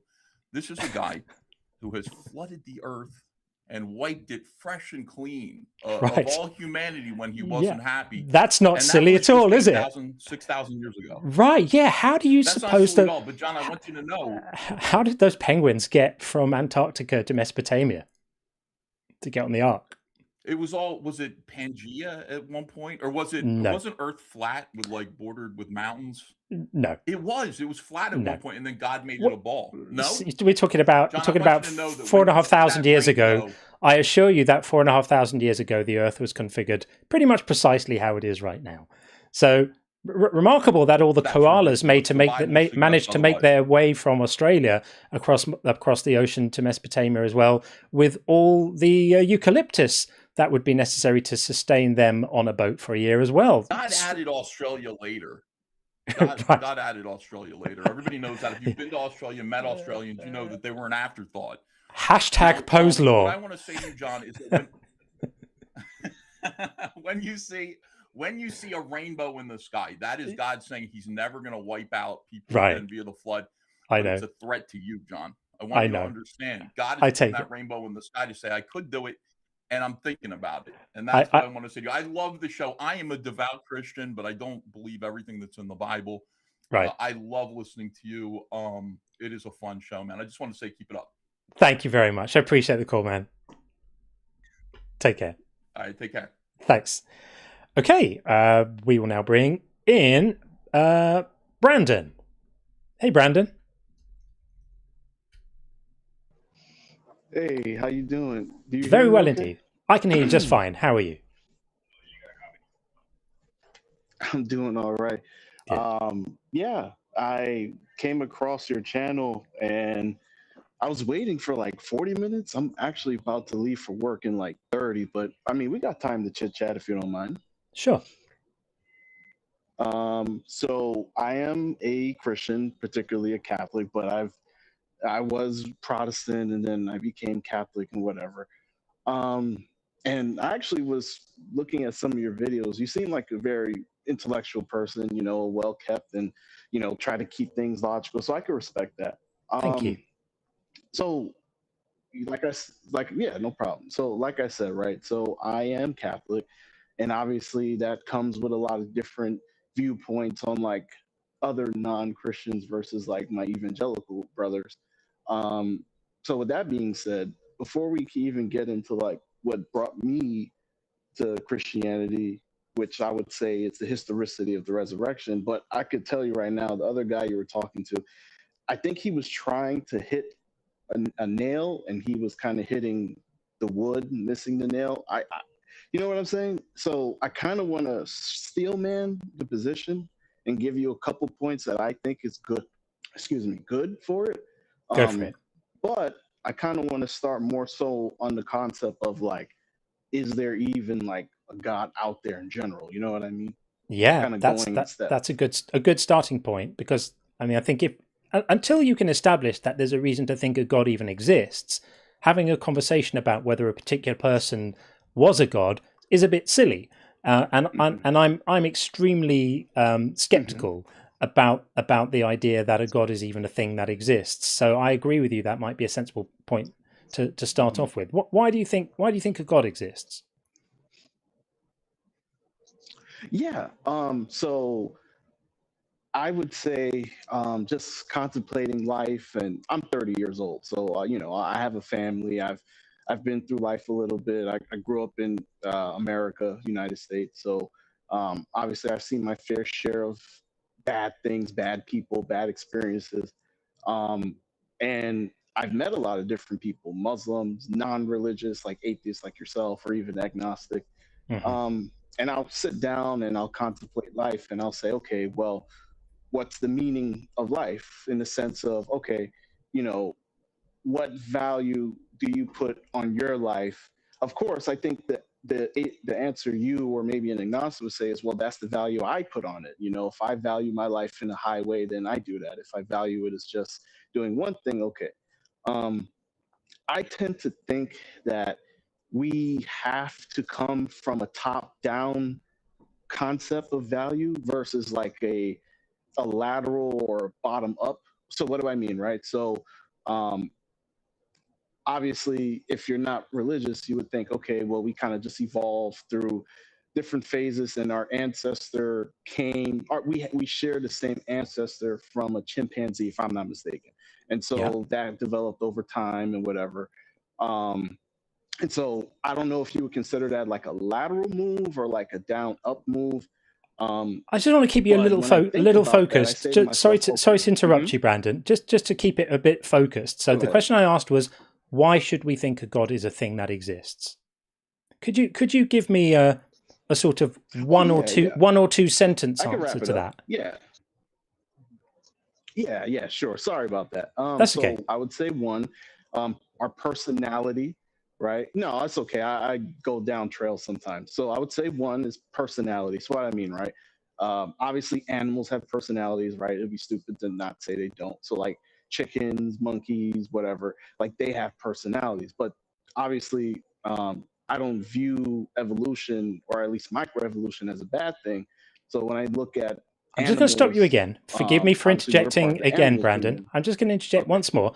So if you had one statement to make, if you had one statement to make and someone said to you, why do you think a God exists? Would you go to animals have personalities? Or would it be something a bit more global than that? No. Right. Well, no. What I mean is like personality in the sense of like us as humans. I guess I'm trying to overly explain. I apologize. That's all The right. fact that us as human beings have this sentient personality where we could distinguish more than, you know, animals or obviously plants and trees or whatever, I would say, to answer your question, that would be my like first statement would be, yeah, like we have a high sentient nature that's very personable, very into feelings and love and certain characteristics that you don't see in other things in our So world. to So I encapsulate would your say that is answer, the first statement. okay, so to encapsulate your answer, your reason why you think that an all-powerful mind is responsible for the creation of the universe and everything in it is because human beings seem to be different in our nature and in the way we have characters and personalities to other animals? Well, just in general, the way that we operate, the way that we treat other human beings. Like, I'll give you an example, right? So, if you think about evolution, and you could correct me if I'm wrong, but I would assume that over time in evolution, if you have a weaker part of the species, that weaker part of the species would eventually have to either, you know, die off or go away in order for that species to survive and continue the evolutionary process. But if you look at us as human beings, you know, if you have a person that's disabled or elderly or some other type of thing that we would categorize as a weakness, we would try to uplift them, help them, you know, give them assistance where we can. And I look at that as one of the characteristics that God gave us, is to care for one another, regardless if we're intellectually high, strong, you know, or, you know, weak in those areas. But So, that's just hope that makes that's sense. just speculating about what some of God's activities might have been. It doesn't actually answer the question, why should we think there even is one to worry about at all? Like, isn't it more important to try and establish that this thing even exists before getting into detailed conversations about what kind of plans it might make or what kind of operations or priorities it might have? I think that's fair. But, you know, I would say that if I'm in, again, right, I would look at us as humans and say we are the prime example of how we can prove that God exists, because the way that we operate and the way that we encounter our ecosystem is different than everything else. So therefore, we must come from or have some. Yeah, go ahead. I didn't mean to interrupt you, actually, but what I was going to say is, it just sounds to me like you're looking at human beings and the fact that we are complex, socially complex, and highly intelligent relative to most other species, it could be argued, and saying the only explanation you can imagine that accounts for that is one that involves magic or the divine. Do you not think, or do you think, that if you were to speak to someone who, for example, is a primatologist or an anthropologist or somebody who studied the development of humans, the development of Homo sapiens, do you think that they would be stumped to come up with an explanation for the way that human beings behave individually and in groups? Do you think that they would just have no idea why it happens? If I think it would have a difficult time answering? Yeah. Do you think if you asked if you asked an expert in the area of human development to account for the fact that human beings have the minds we have and behave in the ways we do you think they would have an idea of how to answer, or would they just be like, I honestly have no idea? What do you think would happen? Well, I think, well, to be fair, to answer your question straight through, I think they would be able to answer with a very robust scientific understanding, which again, I would agree with, right? Like if they were to say, oh, well, the brain has all these different compartments that handles these different functions that we do. Yeah, that's great. But I mean, ultimately, and again, maybe this is just how I feel, but are we ultimately just atoms crashing in our skull? Is that all it is and nothing more? I mean, that's cool. And I'm not judging other people for believing that, but I would just have to think that there's something more than just, oh, we've evolved to this species and now we're at this high plateau. Why does there need to be something more? Yeah, because the thing is, we do have these answers. We do know why human beings are how we are. We have brains that have evolved over many hundreds of thousands of years to have certain patterns of behavior which enhance our chances of successfully reproducing and therefore passing those genes on. And some of those things are an ability to empathize, an ability to cooperate, an ability to organize, an ability to think analytically, an ability to problem solve, to remember stuff, to correctly perceive the environment, to make plans, to anticipate things, to reflect. All of these things are precisely predicted by human beings as hominids and primates evolving over thousands and thousands and thousands of generations to have brains that are well adapted to survival. There isn't a mystery there. This is what you're articulating as your main reason for thinking that a God exists isn't a mystery. It's a question that's been answered. But as to, are we just atoms? Well, can I? Yeah. I would say, yeah, we're all just atoms. What's the problem with that? So do you? I don't. And I like you. I think you're a very nice guy. I do want to push back a little bit. Please. Do you believe that all human beings are equal? It depends what you mean by equal. You'd need to flesh that out a little bit more. Like, for example, all human beings are not equally tall. You're right. You could categorize that. You're right. Yeah. No, you're right. All right, I'll categorize it. So equal in the sense of value, like the inherent value that we have. Well, if I had to choose between losing my son and losing a stranger, then at that point I would choose to lose the stranger every time. So no, I don't consider all human beings as having equal value to all other human beings. But if you're asking whether human beings have the same intrinsic value, then I guess they do. But I think that value is something that is given. It's not something which exists independently of a mind to perceive it. So, I don't think that value is a sort of property which is built into things. Value is how valuable something is to someone, isn't it? Or some society, to be fair, to add that. Or yeah, someone or some collection of ones. Yeah.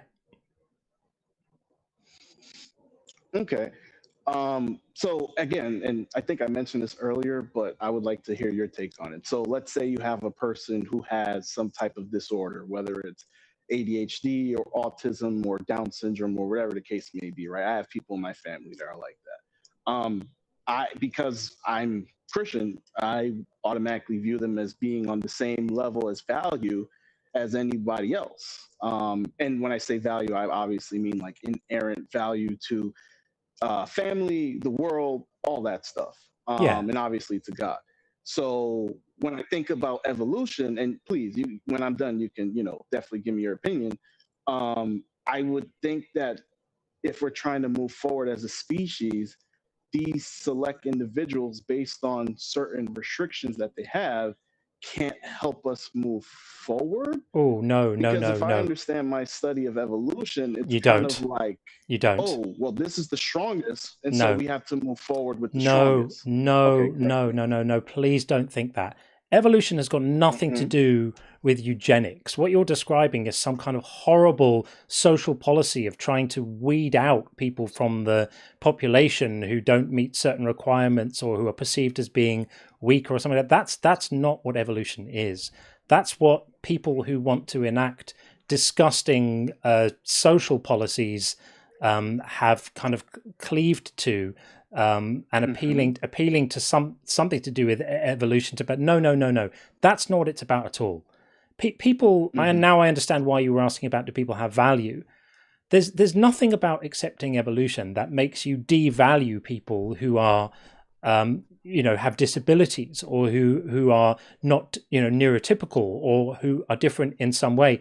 That's nothing to do with evolution. Evolution is literally just a theory in biology, and an explanatory framework in biology, which explains how genes within populations change over time statistically, and that those changes lead to changes in the nature of the animals in that population. That's all it is. It's a way of explaining how we get biodiversity, how we get speciation, how we get, if you've got a bunch of animals that all have basically the same, or they're in the same genetic pool, and you split them off, perhaps geographically, maybe one migrate over to the other side of the mountain because they're looking for food there, and one stay on this side, and then 20,000 generations go by, you're going to get enough genetic difference between those two populations that they can't breed anymore, and you've created a new species. And then that species goes on to change in many different ways, and the original species goes on to change in many different ways, and that's how you get variation in life.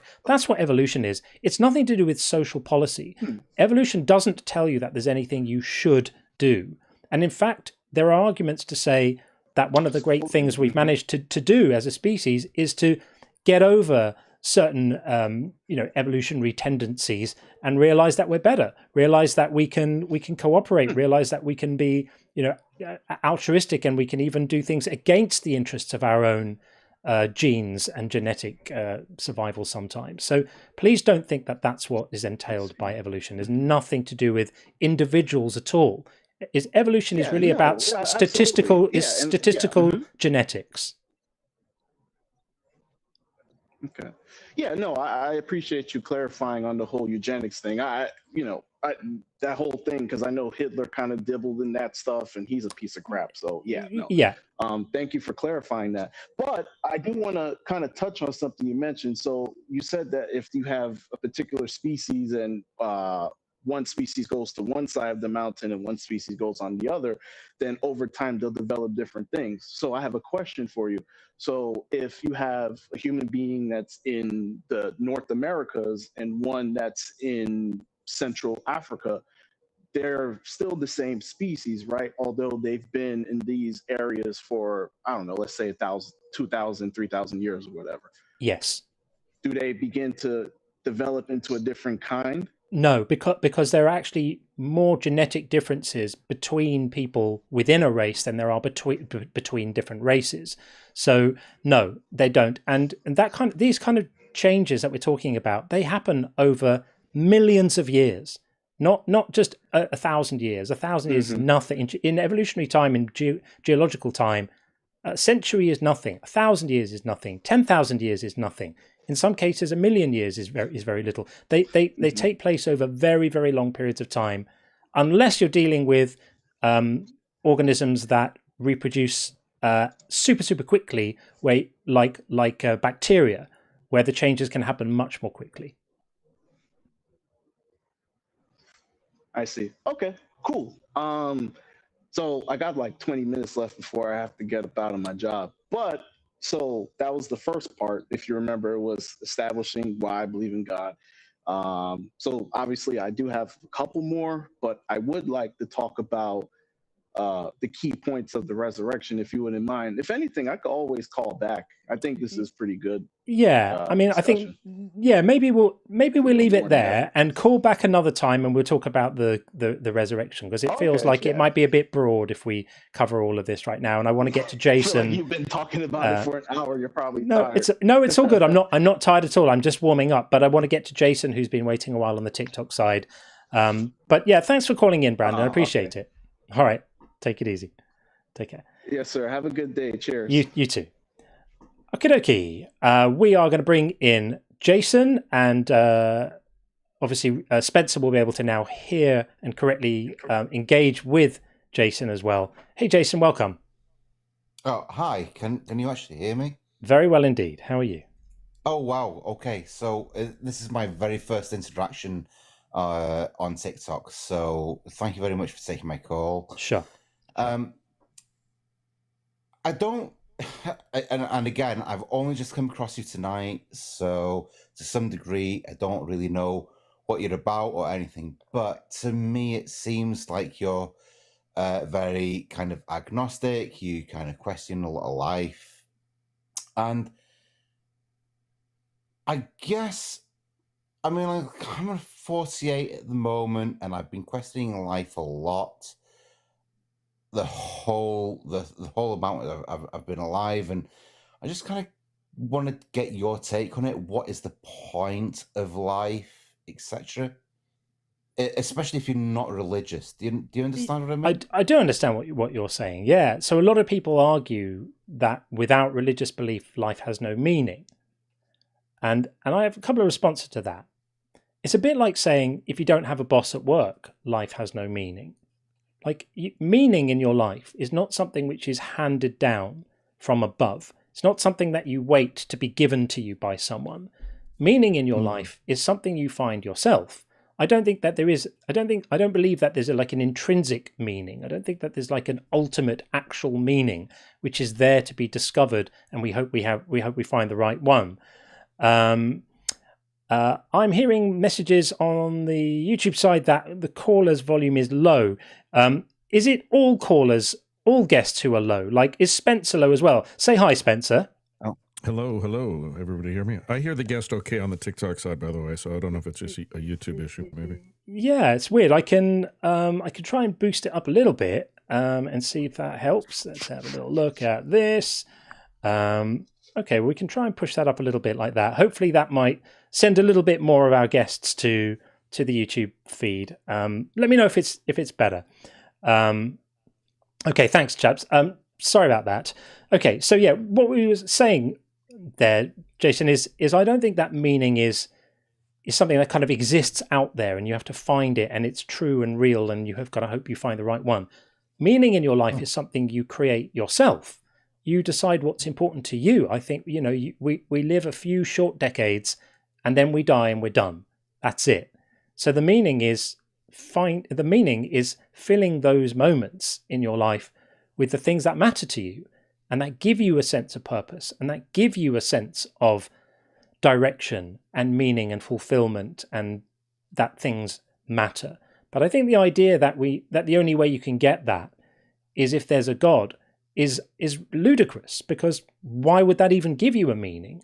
Let's imagine there is a God and God wants you to please him. Well, how does that give you meaning in your life? It just gives you a kind of in-game mission. But I don't think that's meaning. What do you think? Oh, I kind of agree, because at the end of the day, I mean, if I wanted to come along with a brand new religion and sweep everybody off their feet, all I'd have to say is, don't covet thy neighbor's wife and treat people the way you'd like to be treated yourself, which is basically what pretty much 90% of the religions kind of teach anyhow. So I think we're kicking a bucket down the street in that sense. So yeah, definitely I think life is more of a meaning to yourself, and you find, like you say, you do find your own meaning. But it's just a really strange one, because I mean, it's almost like a cruel joke in some sense, isn't it? Why would you give somebody a life and then give them the chance to question it, just to take it away from them after a very short time? Like 70 or 80 odd years of so is not a long time. I suppose it's a thespian question that I can't answer, and I'm looking to get some sort of like somebody else's objective to it, really. Yeah, I mean, you're essentially asking what's the meaning of life. This is a question that people have struggled with forever. I know. And there aren't easy, quick answer to this, but the answer I always give, and I'd love to hear what Spencer's view is on this, but is, as I said to you before, you have to make your own meaning in life. Figure out what's important to you. Figure out what makes you feel fulfilled. Figure out what kind of exchanges with other people give you the most sense of meaning, whether it's helping other people, volunteering, doing things for people. It's amazing. One thing that's almost guaranteed to make you feel better in life is doing things for people. Acts of service, helping people is almost universally acknowledged to make you feel better about yourself, make you feel more purpose in life. And lots of people struggle with a feeling of not having meaning in their life. Spencer, what do you think? Yeah, no, I'm glad I'm able to hear this guest. Excellent. And John and Jason, I feel totally underprepared here with these great accents. You both have phenomenal voices. And says the man with the best voice on the entire internet. Literally. No, not quite. No. But Jason, I'm glad you asked that question, because I was a Christian for 40 years, and I thought my meaning came from Jesus, from God, from going to church, from my community of fellow Christians, and I think now one of my biggest resentments against religion and organized religion is that it thinks it can determine the meaning for us, and I get really resentful of that, especially when Christians say, Jesus loves you, and you must love God back, and you must do this, and you must follow God's commandments, and I'm like, stop telling me what Christians love, and I say Christians because I've never been told by a Hindu what to do, funny enough. There's billions of Hindus on the planet. Not once have I ever had one ring my doorbell and tell me how I should, brush my teeth and what air freshener I should use. It's crazy. I'm very resentful of religion now, primarily because it thinks it can determine for me what's best for me in my life, and it doesn't. It doesn't know that. Christians don't know. They shouldn't presuppose that me going to church every Sunday and bowing down to their God and waiting for Jesus, on pins and needles like they are, brings any value to me whatsoever, because it doesn't. It would be like me. It's no different than a parent determining what your career is going to be. It's no different than a spouse telling you what your hobby should be. If they like crocheting and they like hockey, that you must like it too. The only true meaning in life has to come from you. You pick what kind of car you want to drive. You pick your favorite sports team. You pick what God, if any, that you want to believe in. And I used to think the thought of life being meaningless was horrifying. But now I think it's the most liberating thing of all, because we come into the world, and if your meaning is to make little booties for dogs and cats and sell them on the internet, that's your meaning. If your meaning is to have lots of grandkids, that's your meaning. If your meaning is to travel the world and explore, beautiful places around the world, that's your meaning.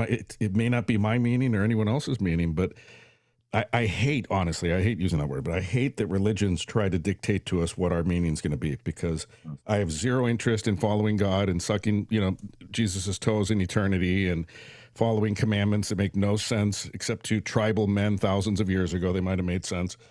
So I think life inherently not having meaning is the best thing that ever happened to you. Because if you were born with an instruction manual that said you are going to pray to Jesus, you are going to pray to Vishnu, you're born in India, you are a Hindu, this is your life. I mean, it's like fixed marriages. It's like fixed marriages. It's like the caste system in India, where they tell you, what your job's going to be before you're even a fetus. They already know what you're going to do for a living.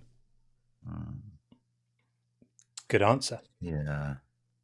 I mean, to be fair, I do reciprocate that feeling as well.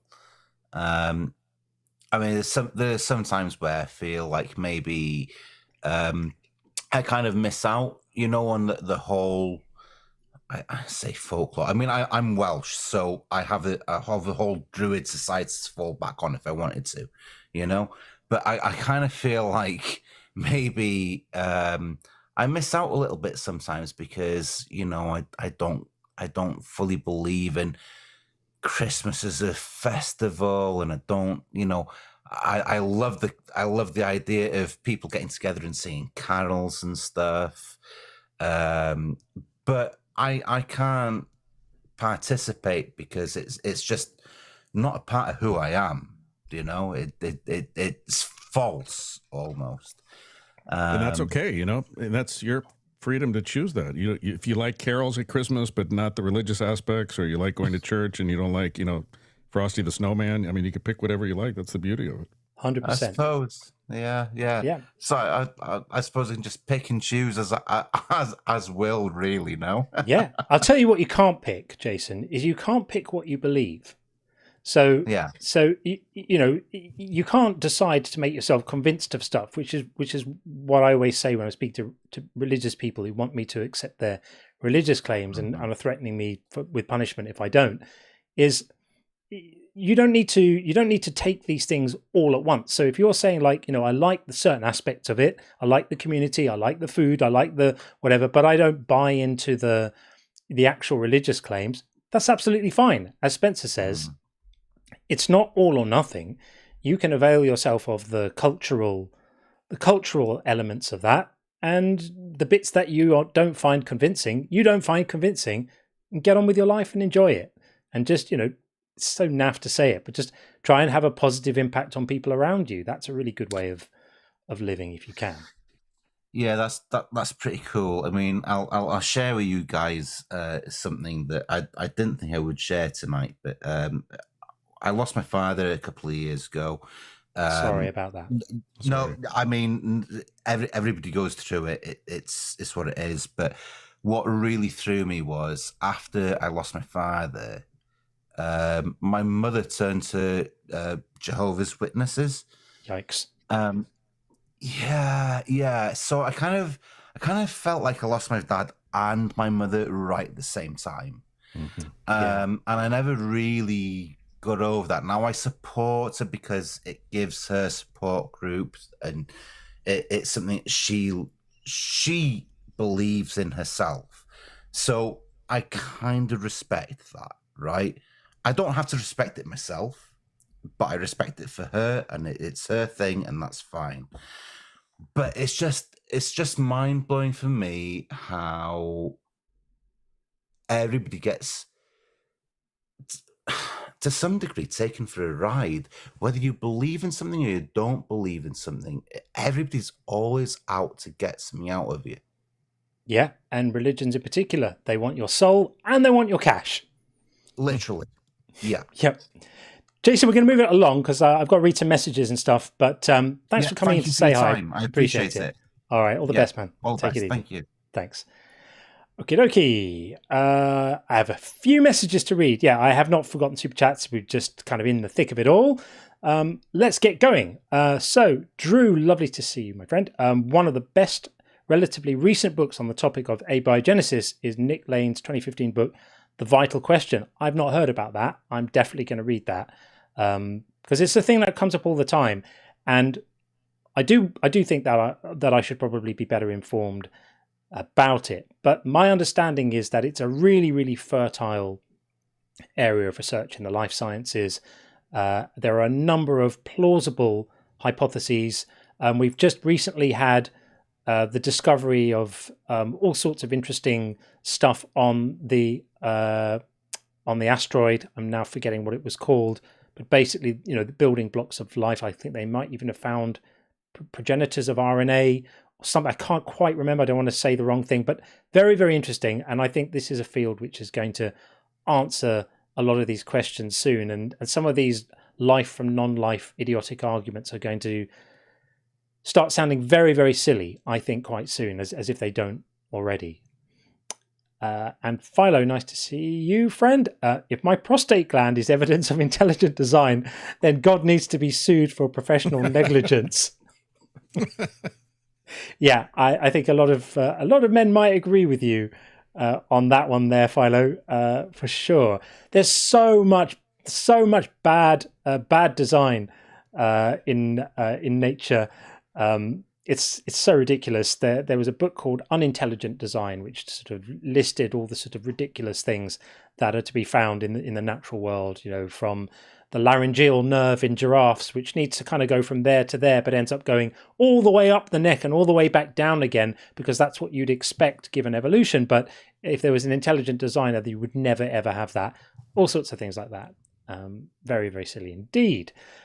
Tim, great to see you, Tim. This is talking about the live with Justin. Justin was starstruck. Well, I don't think he was, but I think we had lots of fun. It was excellent, and I felt that we worked together really well. I didn't feel at any points that we kind of stood on each other's toes or spoke over each other. I thought we just left room for each other in a really good way, and I'm definitely looking forward to collaborating with Justin again. There was talk about a three-way with Ian as well. I think that could be fun, or possibly Forrest. I'd love to do something with Forrest as well. So let's see what happens. And Axehead, good to see you. The reason you and Justin let them yap, we did let them yap a bit, it must be said, is because you guys just care so much. You don't want to be rude. Also, hail the one true flavor, strawberry.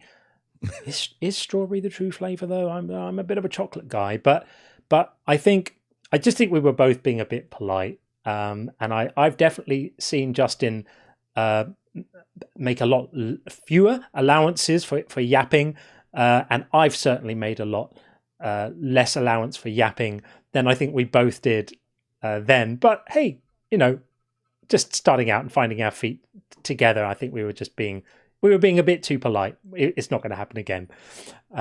And Jiffy, nice to see you. What kind of art does your friend do? Digital, traditional, interpretive, dance? No, Krista does not do any of those things. She does incredible drawing and painting. Really, really, really good. She'd be doing a piece of work for me. It's absolutely astonishing. I will show it to you when I have it. And I'm going to be putting some stuff out on TikTok just to give her a boost, because her talent is ludicrous. So I want people to see it. I want people to know what she can do, and maybe give her a commission or two, because she deserves it, because she's absolutely awesome. She's a great mod as well. And Tracy, her hair is gorgeous. Oh, thank you very much. I took my son for a haircut and I thought I might as well have one myself. So I appreciate that. Thank you. Praise Puff indeed. May you be reflected in his scales. And Johnny, good to see Johnny. Our Puff who dwells in heaven, hallowed be your flame. Thy dragon come, thy will be done on earth as it is in heaven. Give us this day your daily breath. Give us our scalelessness as we reflect in your scales. Well, that definitely gets a round of applause, and Puff is truly, truly great. And moving on, we've got from Tim again. Hey Tim, does God walk around picking up people poop in little baggies like we're his dogs? Well, I don't think he does, and that's why you get the verse in Deuteronomy telling people to make sure they do it in other places, so he can't see it, because otherwise he'd be very offended. He's very, very upset about the human digestive system that he designed. And that's not silly at all, obviously. Completely sensible, not silly at all. Then Stephen Pierce. Hi, Stephen. Keep at it, John. We're winning. Say hi to Sean. I agree that we're winning. It makes me feel absolutely awesome to see people like Spencer and others in this community growing audiences, connecting with people, people forming connections within the audiences. There are some incredible creators around at the moment. I feel really inspired to be part of this, and I think it is a moment. And there's, what's happening in the US right now is absolutely horrific, which is why this kind of work is more important than ever before, to create as much unification around common sense, pushing back on religious bullshit and Christian nationalism and all that craziness. I don't think it's. I think if we'd taken a snapshot of our culture 15 years ago, nobody would have predicted that we'd be where we are right now, which is why it's more important than ever that we do this. But I am lifted up by the fact that we are growing, these communities are growing, culturally these things are growing. Shows like The Line and Atheist Experience and stuff like that are having good audiences, and lots more books coming out and all of this stuff. I agree. As for Sean, you'll all be able to say hi to him yourself on Tuesday on the daytime stream, because he'll be back by then. So normal service will resume, but he just was out of town tonight. And Drew, hey Drew, again, I predict that Christian religious leaders all over the world will tell their congregations that the Bible has valid prophecies. Is my prediction a good one? Right, exactly. And it's easy to prophesy when you're going to just say, this comes from the conversation earlier with the chap who was talking about fulfilled prophecies, and we're going to speak more about them later, actually. Prophecies are bullshit when they're vague or obvious or easy to make happen because you're the one in control and you're steering events specifically to make prophecies come true. It's easy, exactly like that. I'm trying to remember who it was who said, when you put your order in at a restaurant, and then prophesy about what food is going to arrive at the table. It's kind of that sort of thing. It's like, yeah, if you're in control of the events, then writing prophecies or making them happen is not particularly impressive at all. And just a few more. Facing opposition. Thank you so much for the message and donation. Before concerts, you have meet and greets. During church communion, you have zombie meat and drinks. I love that. Grotesque Temple of Doom. Yeah, I love the play on meat there. Yeah, it's absolutely ridiculous. Body of Christ, blood of... It's like it's a sort of throw in the cannibalism bit too. I'm not feeling comfortable about that at all. And I've never eaten a communion wafer, but I gather they're like horrifically bland. Have you ever had one, Spencer? Mm-hmm. Oh yeah, I grew up Catholic and was a Catholic most of my life, and I probably had the equivalent of 100 Jesuses, I think, because I first had the wafer when I was a kid. I think I was 12 maybe. Did you ever imagine what part of the body it was representing while you were munching on that wafer, or did you just your mind didn't go there? No. But there is a joke that reminds me of, I don't know if you like Ricky Gervais, but I love his humor. I love Ricky and Gervais. I love his atheism. I love his love for animals. But he's superb.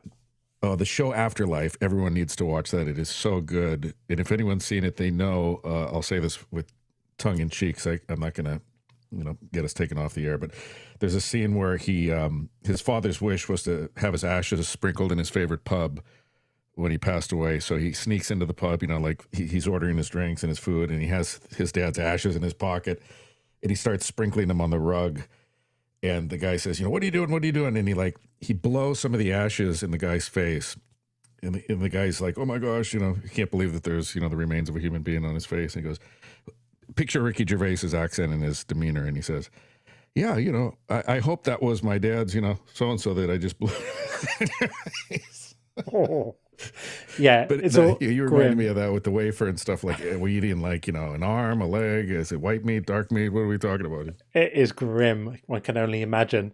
Absolutely horrific. It's so weird. It's so weird. And if anybody else, if Christians read a story on the internet about a group out in the woods wearing robes and cloaks and stuff doing the same thing, they would call it a cult. But when it's them, it's somehow they can eat the body of Christ and drink the blood of Christ, and it's not a cult. It's crazy. Madness. And I always say this is a cult. It just is a cult that happened to get spectacularly successful, spread by violence, and accrue lots of political and financial power. But apart from that, it's a cult. It doesn't stop being a cult just because you achieve a certain number of followers and manage to keep going for long enough. It's a cult. Right. If humans aren't animals, what are they? Vegetables or minerals? Right. Yeah, we're all animals, aren't we? And Astronova, nice to see you, Astronova. TikTok Christians, please come over to YouTube. We need more of you to chat with. Yeah, fair enough. Yeah, it's interesting to watch the flow of people between the two chats. There are some people I know who they pop up in both, and some people are firmly at home in one and never cross the line. And Zafji's, why would eternal life provide more meaning and purpose? It wouldn't. It absolutely would not. And to me, it would denigrate meaning and purpose, because I know I've said this before, but value comes from scarcity so often. And I know that when I think about the fact that I have it's a sobering thought, right? I have some number of days left to live.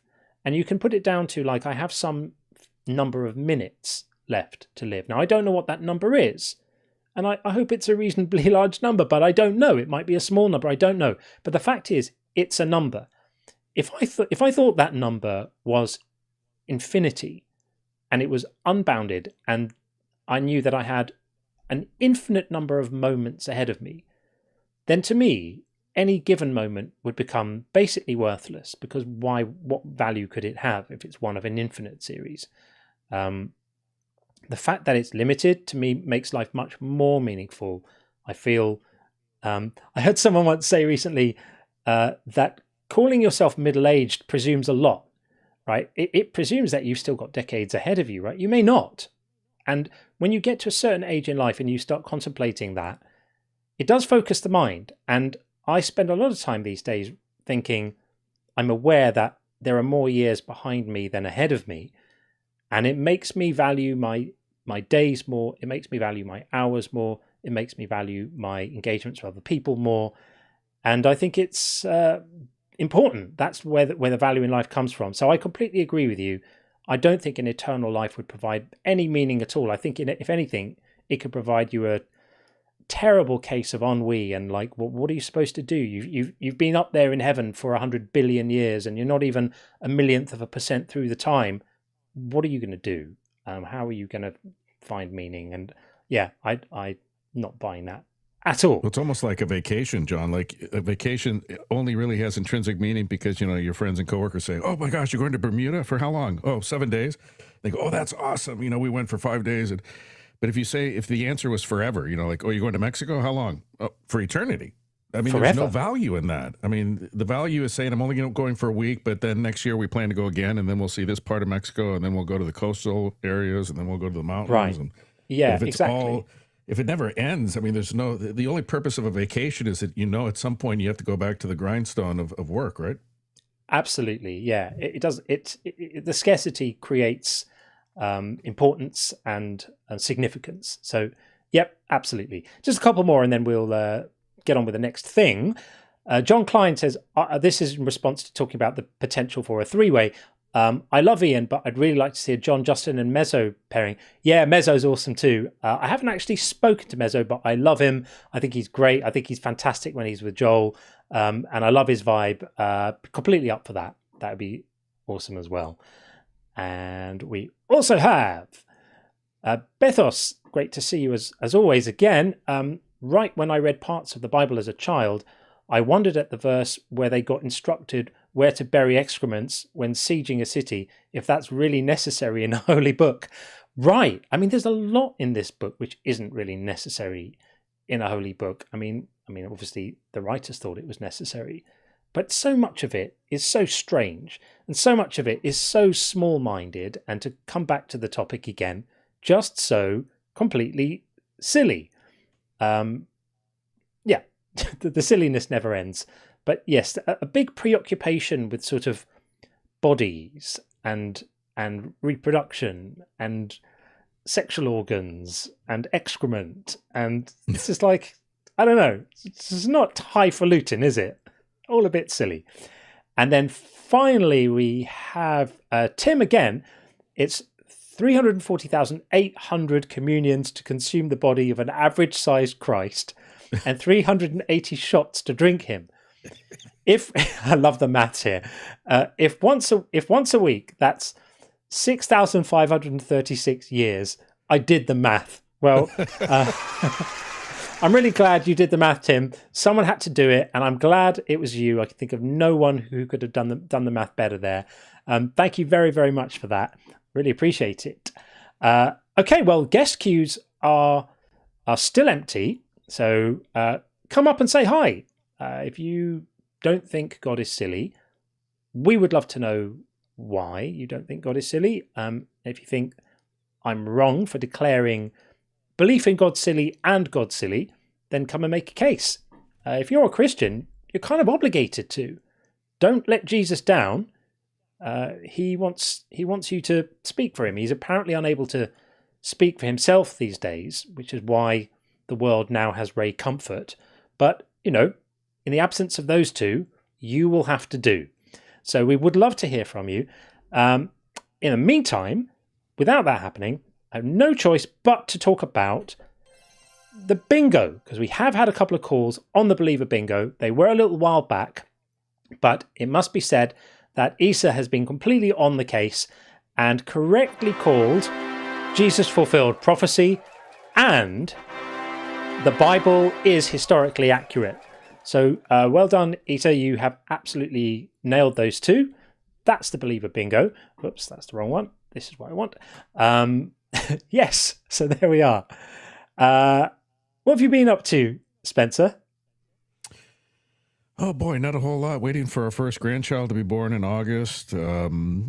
It's been a year of life and death, unfortunately. My father just let us know a couple weeks ago he has stage 4 cancer, so that's kind of the dark news. Yeah, I appreciate it. I hope I hope he's around for a while, but I hope he could at least witness, the birth of his first great grandchild. That would be nice. But yeah, it's just kind of like, like you were saying about eternal life. And, it really puts things in perspective, even though he's 88, almost 89 years old. So it's not like, he's, 50 or 60 or something. He's lived a full life, but it really does make you think, reevaluate everything, the time we have here, the precious moments. And yeah, it's interesting how my beliefs in religion that held me so strong for so long, now I see are like the weaknesses. You know what I mean? The things I saw as a strength, I see as weakness now, and vice versa. But this idea that you have an endless amount of opportunity and go-arounds, and it really makes you realize that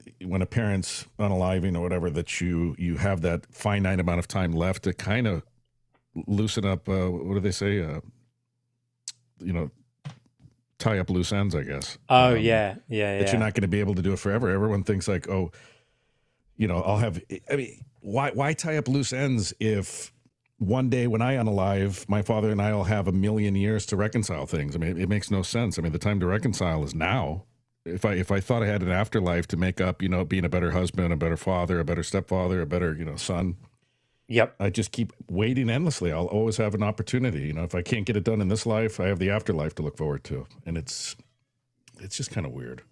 Yeah. Well, I'm sorry to hear that about your father. I hope that he does well and that he's able to be with you as long as possible and maintain a quality of life as well.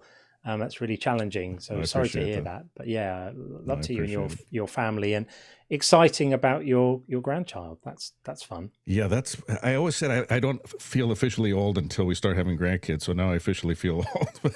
It's gonna happen, man. It's gonna happen. But the reality is there's grandparents out there that are like 29 years old too. So you don't have to be old to be a grandparent, right? You don't. Your kids could have kids when they're like 14, 15, 16 years old. You keep telling yourself that.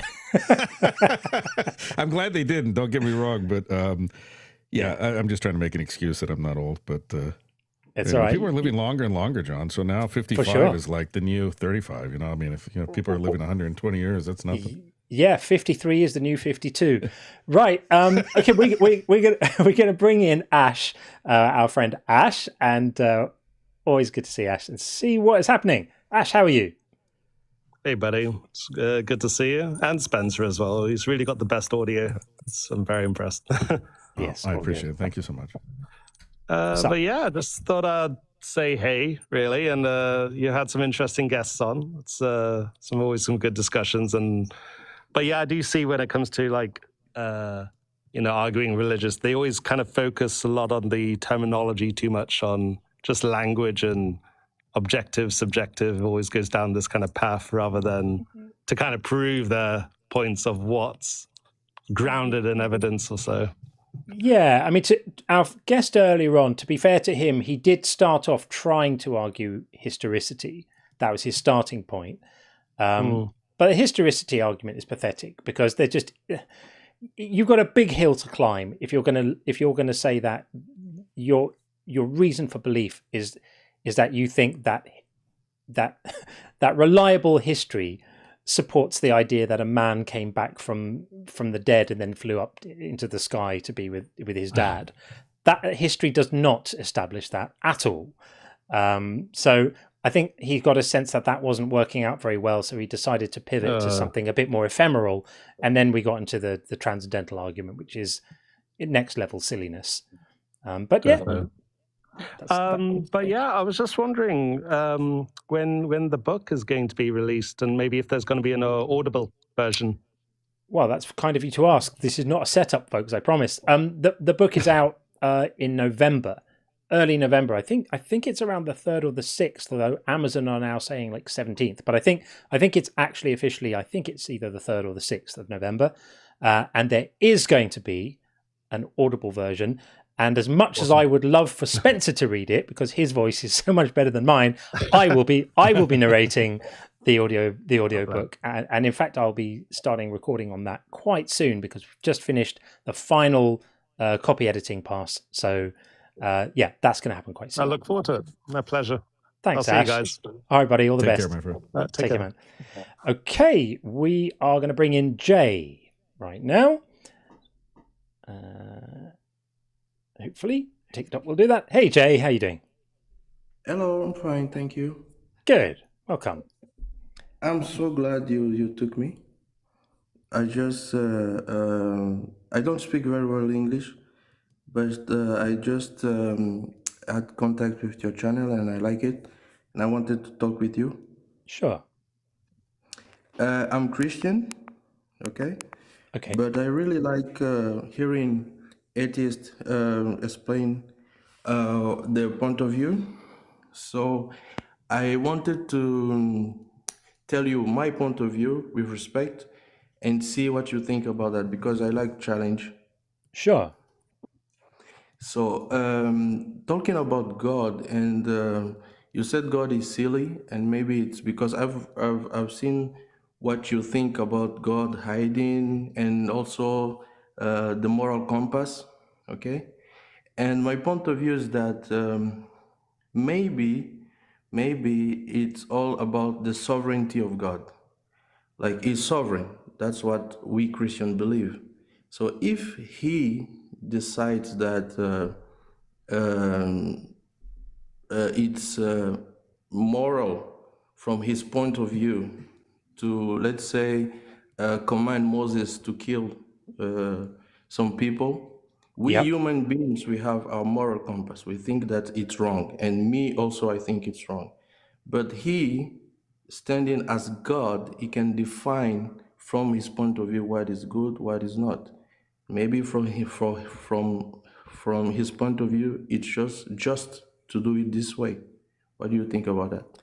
So what I think about that is essentially that argument says that just because someone is very, very powerful, that they are able to determine what's right and wrong. And the way I look at it is we make judgments about whether we think things are right and wrong based on whether they fit in with our idea of what right and wrong actually mean. Like we have concepts of like fairness and reasonableness, and we all kind of know. Like if I said like if you stole something from somewhere, you committed a crime, and then I went out and found a random person in the street and chopped their head off because of the crime you committed, we would all go, oh no, that feels wrong. Something feels wrong about that. And the reason why we would all intuit that is we just know that however we might choose to define right and wrong exactly, it can't contain within it, rightness and justice can't contain within it punishing innocent people who have absolutely nothing to do with the crime for something that someone else did. And if we say, well, God is sovereign, he can just decide that that is right. Well, what does that actually mean? How is that different from just saying he can do it because he's the boss and he can just say, well, screw you, everyone. I'm in charge. I can do anything I want. Yeah, that's just an argument for his power. It's not an argument for morality. It's not an argument to justify what he's doing. We are still entitled to look at that unfair act, right? If God decides you stole a candy bar, so he's going to chop the head off some child in a different country because of that, we're entitled to respond to that and go, no, that doesn't feel right. That feels wrong to me. And if someone said, well, God's the boss, it is actually right, I don't accept that. I certainly don't accept that unless there's some kind of explanation that would make it make sense. But there can't be one, because if your concept of God, of rightness, if your concept of justice, if your concept of goodness is going to be expanded so much that it includes slavery, it includes genocide, it includes specific instructions to kill children, it includes weaponizing rape, it includes all the atrocities of the Bible, and it includes telling people that they deserve to be eternally punished because of what they find convincing, which is the core tenet of Christianity. If you don't believe the right things, you're going to hell. If someone tells me that the idea of good has been so stretched to include all of those things, then I don't think your word good means anything anymore. It doesn't have any moral meaning at all anymore then. Yes, that's because for me, I think that the Bible is not moral. Okay, it's not about morality. It's something spiritual. So I think that the purpose is to accept God as He is, even though we don't fully understand, because morality is not objective; it's subjective. So we judge God's action in the Bible based on our morality, and our morality is based on the society or the yes the what this, our how can I say that, our culture and everything around us, how we were educated and all. So morality is subjective. So if we want to judge God by those that morality, it will not fit with what the Bible said. We will find a lot of contradiction. So what I think is that we have to accept God as He is and He presents Himself, because it could have been even worse. Imagine if you are an author of a book, you can write a book with a lot of suffering because you are the author of the book. I don't know if you can see what I want to explain. I'd like to hear I'd like to hear Spencer's response to it. Could have been even worse. This is so, Jay. This is so abhorrent. It's horrid. It's like saying that Schmittler, he annihilated 8 million people in the camps, but it could have been worse. It could have been 35 million. It could have been 100 million. I mean, how about God act in a way that we don't have to have billions of Christians apologizing for him every 5 seconds on lives like this and around the world? I would love that. I would love a God that just loved us, and you'd never have to apologize for him. There's a line in a movie, I don't know, I'm dating myself here, but it was a movie called Love Story with, I forget who the cast was, but anyway, it was a great movie from the 70s and stuff, and there's a line in there where he says, love means never having to say you're sorry. Love means never having to say you're sorry. Why do Christians always have to apologize and make excuses for this horrid God, drowning babies, G-siding people, massacring women, massacring people he doesn't like, putting plagues on animals, drowning babies by the millions? How about this God just do nice things? If God's nice and loving and kind, show me. Where in the Bible, the God you are worshiping, I'd have respect for if he said, you know what, the Amalekites did something bad to the Israelites 400 years ago, but you know what, fighting back and doing the barbaric things that we thought were barbaric when they did it to us, we're not going to do it to them. We're not going to slice babies in half, and we're not going to go into their camps and annihilate infants. How about we go over to the Amalekites? What if he had told Moses, let's go to the Amalekites and give everybody a hug? The men, the women, the children, let's put our weapons down and hug each other and love each other and help them raise their children and help them, let's merge communities. Let's have peace and harmony between us. What if he had said that? What if he had said that? Did God have to say, let's go slaughter the Amalekites? Or could he have said, you know what? I'm not excusing what they did to our people a very long time ago, but we're going to let bygones be bygones. I'm going to lead by example, and we are going to leave these people alone. How about that? I mean, why have a God that you always have to... Because at this point, what you're saying is would you agree, Jay? You're saying that there's nothing, you've already decided there is nothing this God could do that would ever turn you away from him. He could drown us all again. He could break his promise of never drowning the world and do it again tomorrow. And if you survived, you'd still love him, wouldn't you? Yes, what I want to say is this. I cannot defend something that I don't think is moral, okay? Like, for example, the laws about rape women, or the laws about or the instructions that God gave to Moses about killing.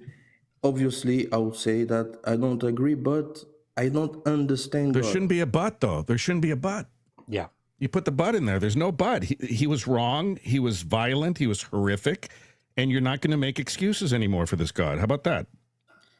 What I want to say is that it can be, because your expectation about a God is that God has to be as good as you think, as you understand the word good.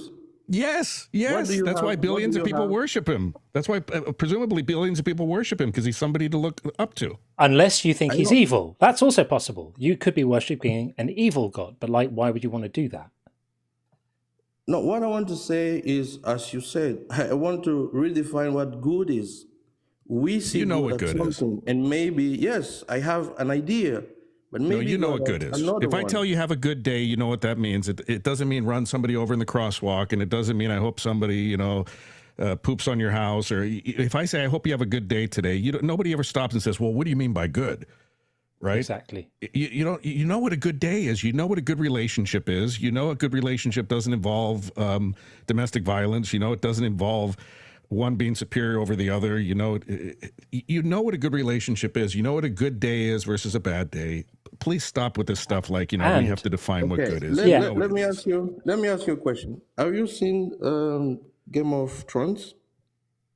Game of Thrones. I'm sorry, I didn't hear that. Have you seen Game of Thrones? No, is that what you asked, Jay? I think you did. This is what I asked. Have you seen it? I'm familiar with it, but I have a very cringy. I'm very thin-skinned when it comes to visceral violence. I don't like beheadings. I can't stand the violence, so I don't watch it. Okay. So basically, it's a series where there's a lot of violence and good people suffer. Okay. Yeah. So I know the basic premise of it. I just would you say that every episode. J.R.R. Martin, the author, is evil? Oh God! Please don't go. This is an asinine. Is the author of Game of Thrones the creator of the universe? Yeah. Answer that one for me. Is he the Almighty God? Jay, I think you're making an argument to suggest that God is equivalent to the author of a book in that he's the author of our reality. Is that where you're going? Exactly. Towards? That's why. That's a terrible argument, because the author of Game of Thrones didn't create any legitimate suffering when he wrote stories about it. But the author of reality, your God, if you believe he really exists, hasn't just written stories about suffering. He's actually created it and made it happen and sanctified it and ordered it, demanded it even on pain of death, that you must go out and do these things. You must go and kill the Amalekites and don't forget the children. Kill the babies. Kill the children. You can't possibly seriously be making the argument with a straight face that this is tantamount to him being the author of a novel.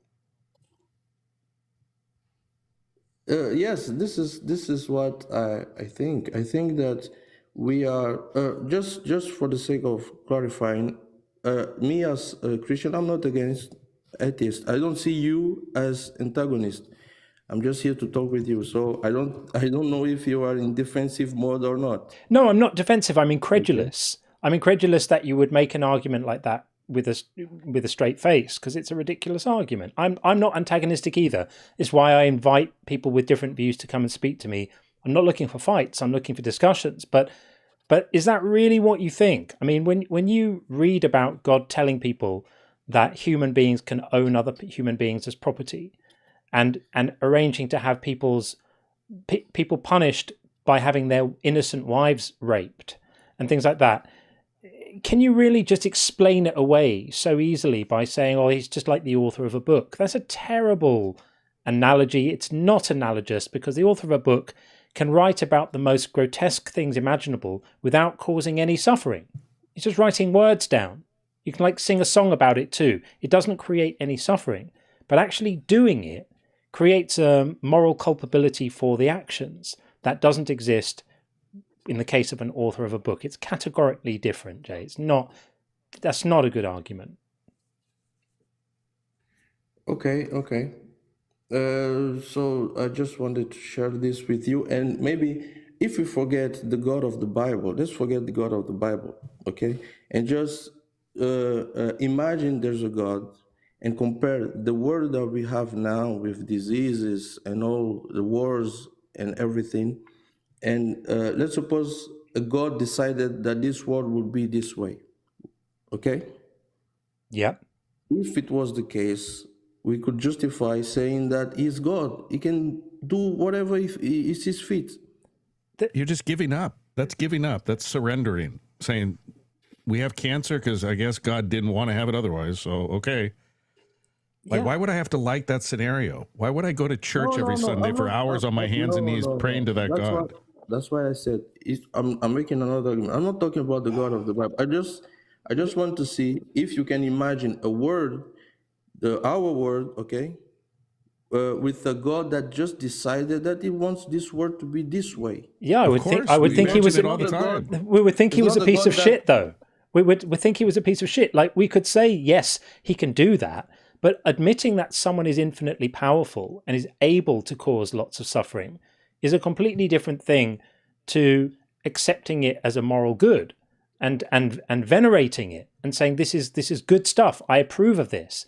It's, you know, essentially this is just might makes right. This is just saying, like, because he's really powerful and he created everything, he has a moral license to cause whatever suffering he wants. I think that quite often. I don't know if you've seen. I think you said you might have seen my lives before, but quite often I will run. The topic will be God is evil, and the reason I say God is evil is look at the world around you. Why does an all-powerful God have the need to create parasites that burrow into the eyes of children, making them blind? Why does God need to do that? Any God, not just the Bible God, any generic theist. What would be on his mind that he needs to make that his project? I think I cannot explain that, but the idea was to explain that it's a possibility that a God might exist, that it will not be a God that claims he's good, okay, like the God of the Bible, just a God that exists, created this world, just maybe to see it run by itself. It's a possibility. And I reject that God. Yeah, this is your opinion, right? Well, why would you accept it? Why would you accept that God? Why wouldn't you? My question is, why wouldn't you reject it? No, I will accept it because for me, he's the author of this. He can do whatever he sees fit. God. So Trump is the leader of America, so he can do whatever he wants to us, right, into the world, because he's the leader of America. No, because Trump did not create it. I'm talking about somebody who created it. So I created my son in partnership with my wife. Can I do whatever I want to him? Considering our moral compass, we will not permit you to do whatever you want. No, but we're not talking about permission. If there was no society, if you were alone with him, you created him. Wow. Why do you hold people to a higher standard than God? We don't see this normal. For me, it's not normal. You cannot make him suffer. But that's what I was saying. Do you think moral is objective? No. No. So if there's no society to give you the moral compass that we have now, you could very well be an evil parent. Right? No, I think you're getting confused between me asking if it's morally acceptable for me to do something and whether it would be logistically possible for me to do something. Obviously, if I'm on my own with a child, I'm allowed to do whatever I want to them. I'm asking if it would be morally acceptable, because your argument is if God made everything, then he has a moral license to cause as much suffering as he wants. I don't see how that follows. No, I'm not talking about moral, because for me, moral is defined by us.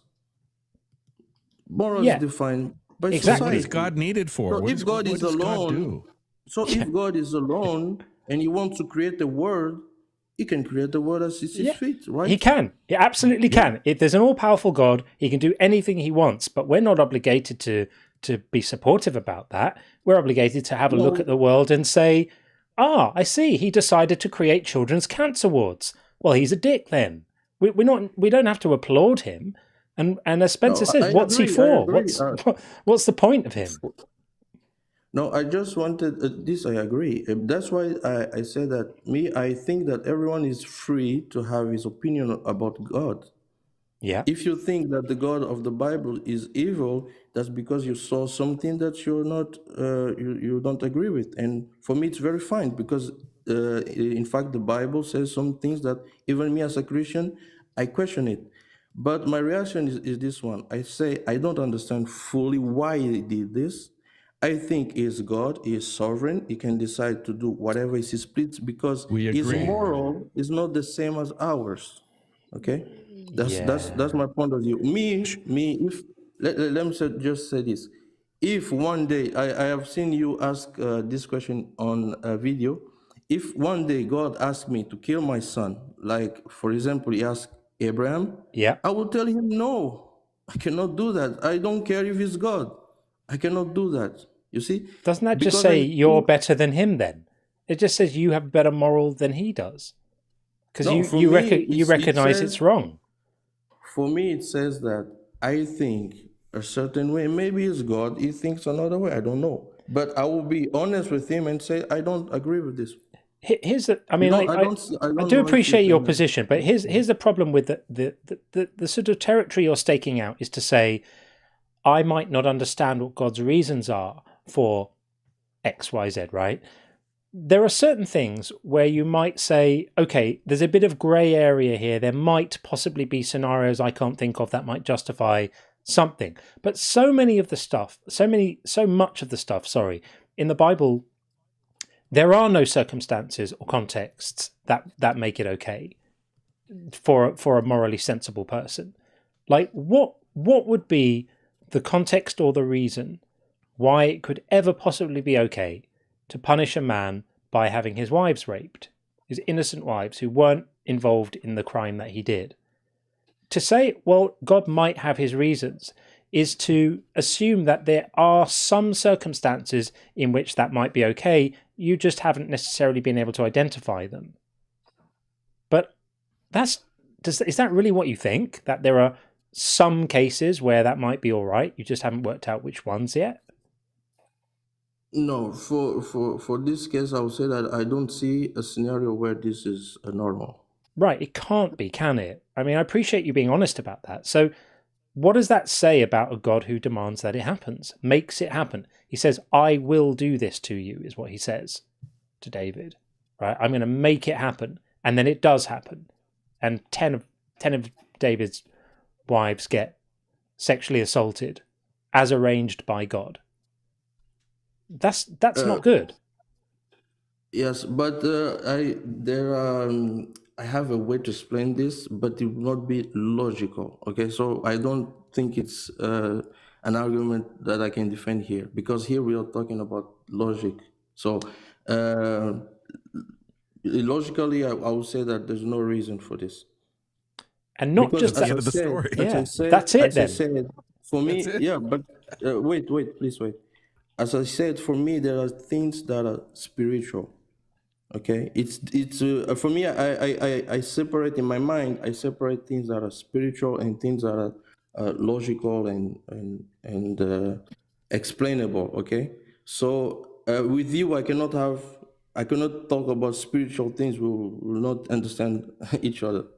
I think that's a cope, my friend. That's a special pleading. It's to say there's a category of engagement with this subject matter which is not amenable to the normal rules of reason. Well, if that's the case, you might as well just make baby noises.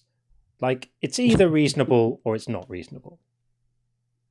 And Jay, I'm a very spiritual person. I kind of take offense to that. So you think only religious people can be spiritual? Because I'm not religious, but I'm one of the most spiritual people you'll ever run into. How can you be?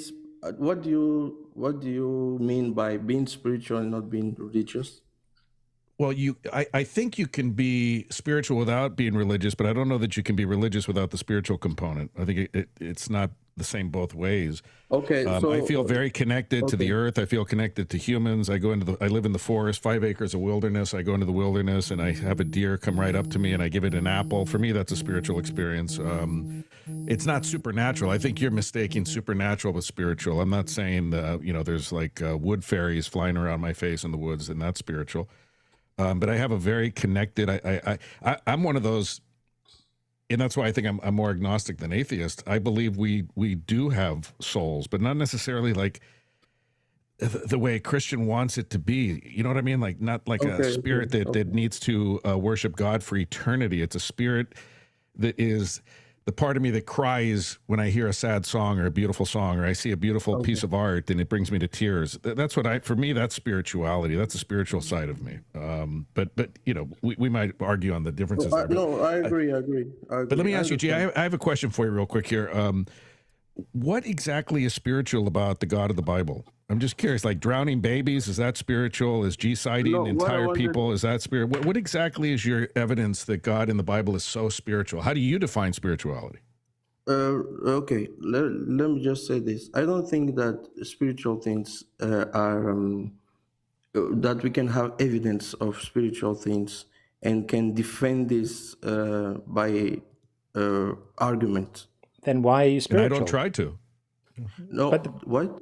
But then why do you appeal to? I'm not trying to convince you about anything. Yeah, I no, just want sure. to But there must be chat. there must be some reason that you're assuming that the explanations for these things are to be found in Yeah, what you say what I wanted to is say is spiritual. that There must be something that made you think that. That is evidence. Yes, what I wanted to say is that when you say that God will kill babies, when for example, he says to the people of Israel, if you do that, I will bless you. If you do that, I will curse you. You have all those bad things. I think that it's not necessarily him doing it when he says, I will do, okay? But if I say that to you, you say it's written, I. You see what I mean? Yeah, Then because words mean and you are words. right, and you are right.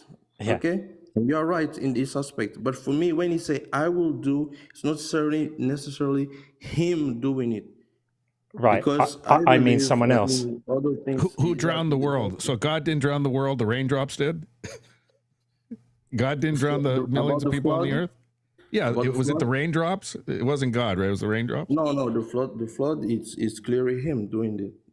Okay. I have another question for cannot- you, Jay. Someone's asked me to ask this, and it is a good question. So, do you believe in hell?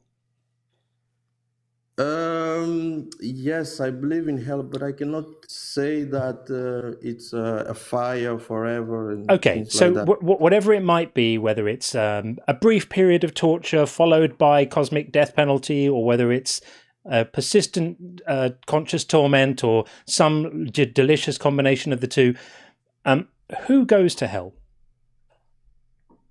The people that does not believe in Jesus. Right.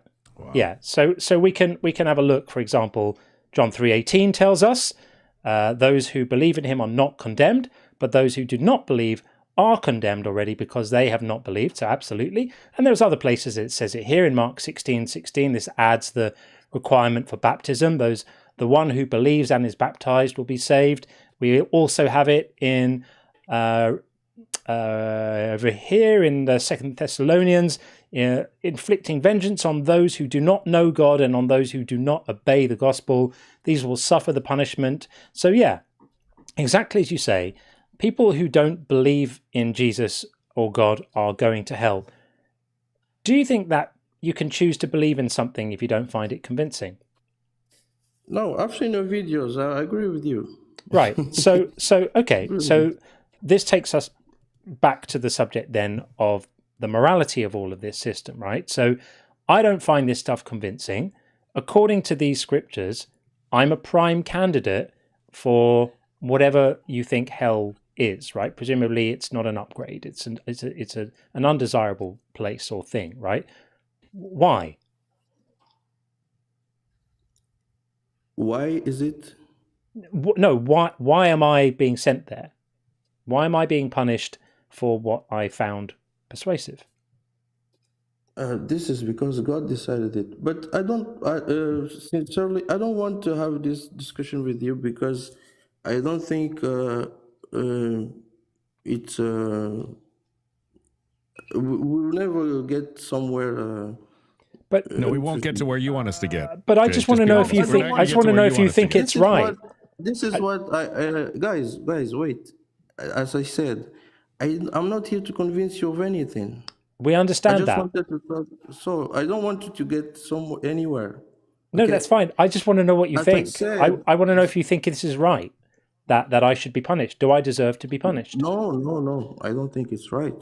As I said, I don't know if you ever met somebody that thinks like I do. Okay, for me it's like this. I'm human. I have a point of view. So there are some things that I see in Bible that I don't agree, and I don't have any problem saying that. For me, this is not normal. I don't agree with that. But the way I accept it is saying that I don't fully understand. I cannot explain this. So if you want me to explain it to you, I'll say I don't know. And So I why agree with believe you. this, though, Jay? Why are you putting so much of your life into this theology that, For me, by your own admission, very hard. it doesn't make sense? So why not just let go of it and say, tomorrow No, morning I'm going to because wake up and just be a good person and not believe in this God concept, because all I do is apologize for this horrid God. All I have to do is say he'll do whatever he wants to us, whenever he wants to do it to us, however he wants to do it. as yes, Why do you hold on to that? for me, as it's John, as John said, you don't choose what you believe. I think that, and I think my belief is so deep, okay, in me that even though there are things that I don't agree with, I don't cease to believe, And that's why how I indoctrination is understand that. insidious. Wait, how I understand that is that it's something so deep in me, so spiritual in me that I don't choose. I don't have any problem seeing something in the Bible with which I don't agree, and just say, okay, I don't understand this. For me, this is not normal. But you never met somebody with this way of thinking, right? It is. We've It met is. millions. It's. I mean, it's an interesting way of thinking, but it does sound to me like you're doing some negotiating with yourself here. Like you're saying, I feel the discomfort of this. It feels wrong to me. My moral intuitions are telling me this is wrong, but I'm just going to kind of assume that this must make some kind of moral sense that I just can't discern. So I'm going to go along with it, and I'm going to continue to worship and adore the author of all of this pain and misery and torture and injustice and violence and cruelty. I don't Like, see I don't say those words, but for me, but it's quite this what you said, but I don't struggle. You see, I don't have to negotiate with myself. I don't struggle with that, not at all. yeah. Well, Hey, Jay, there have been thousands of gods. I don't blame someone for holding on to a God concept. I really don't. And I'm an agnostic myself. I don't know if there's a God or not. But I do know I no longer spend time and energy, and I'm not going to spend the last half of my life like I spent the first half of my life adoring and worshiping a horrid, despicable, inexcusable God. Why don't you, if you need a God in your life, I totally get it. Believe me, this world's crazy and we need things to make sense. Why not choose one of the other 10,000 gods that's way more benevolent? I'm looking at the list of gods that humans have prayed to, and there are plenty that have not drowned hundreds of millions of people and babies and massacred infants. I mean, why not? If you have to have a god, why not choose a better god? Ultimately, that's my question. Why not choose a better god? As John said, you don't choose what you believe. I've read a lot of things. I've read description and books of other gods, but I just don't believe it. So you'd rather believe in the most horrible God. That's why for me, I think that this is so deep in me. Okay, it's so spiritual that I don't struggle with that. You know, and I wanted. It's indoctrination. I really like. Wait, no, nobody put that in my head. Okay? Oh, they did. They absolutely. Your society, your culture, if not your parents and people around you, Now they absolutely did. You are doing what John said. You are telling me about my own life. You don't Jay, know. let me ask you, I got to run for work here. I'm going to get fired. And I want to thank John ahead of time here and all his wonderful people here for having me. It's a total honor, John. I love you. You too. But Jay, I'm going to leave you with this thought.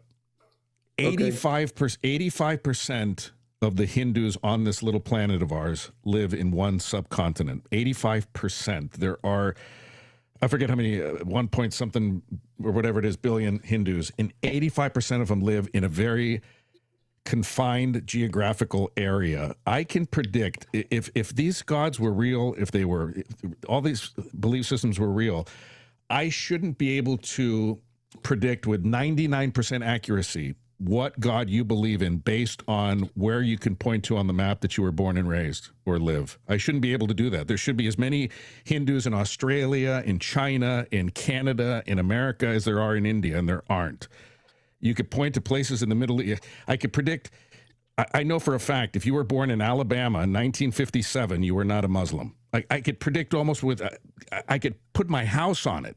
I'd put my children's well-being on that prediction, that if you were born in 1957 in Alabama, you were not a Muslim, you were probably not a Wiccan, doesn't that tell you something? You said you were never told what to believe. How come Jesus never visited India? Why didn't Jesus do his miracles of water and wine and walking on water in Australia? Why did he, like, do you think the Aborigines wouldn't have, like, believed in these things if Jesus had visited Australia, you know, the outback of Australia, and done all these magic tricks? Why did he only do the magic tricks to a very tiny 1% of the planet and not for the rest? You want me to answer? I thought you. Well, yeah, I wonder why. I don't think there'd be Hindus in the world if Jesus had decided to teleport to Calcutta, or what would have been, you know, the version of Calcutta back in Bible days. Why didn't God just do his little magic tricks in, you know, in Jerusalem, and then go, boom, I'm going to go to, like, where Australia is going to end up one day, and I'm going to do magic tricks for those people and really impress them. And it seems to me that Jesus, for being the Son of God, didn't get around very much. He only went as far as his donkey would carry him, which is very absurd to me, to think that the Son of God couldn't have, like, just gone to every corner of the earth and made everyone believe through his actions. And I don't mean, I take that back, not make them believe, but convince them. The reason why India is 85% Hindu and not Christian can be attributed directly to the fact that they didn't have exposure to Jesus. They didn't have exposure to Christianity. They didn't have exposure to the Bible. If Jesus wanted an extra 1 billion or 2 billion Christians, he could have just done his magic tricks in India, and I promise you Hinduism wouldn't have exploded the way it did there. Yes, from a logical point of view, I think you're right. Why would you not choose logic? I'll leave you with that question. Why do you insist on, you choose illogic over logic? Why would you do that? Faith is not logic. If you read, even the way God decided to save humankind is not logical. That's a red flag. But that's a red flag. I choose logic over illogic every time. What I said in the beginning explains it for me. He's sovereign. He just decided to do something that's not logical for human beings. He's God. Yeah, but the claim at the beginning to say he's sovereign, that claim itself requires justification. You can't, I mean, if you want to be thinking properly about this, that can't be your starting point. That's just assumed, and then everything else is filtered on the basis of that assumption, because all your reasoning is going to be skewed then. That claim that God is sovereign has to be earned. It has to be earned through reason.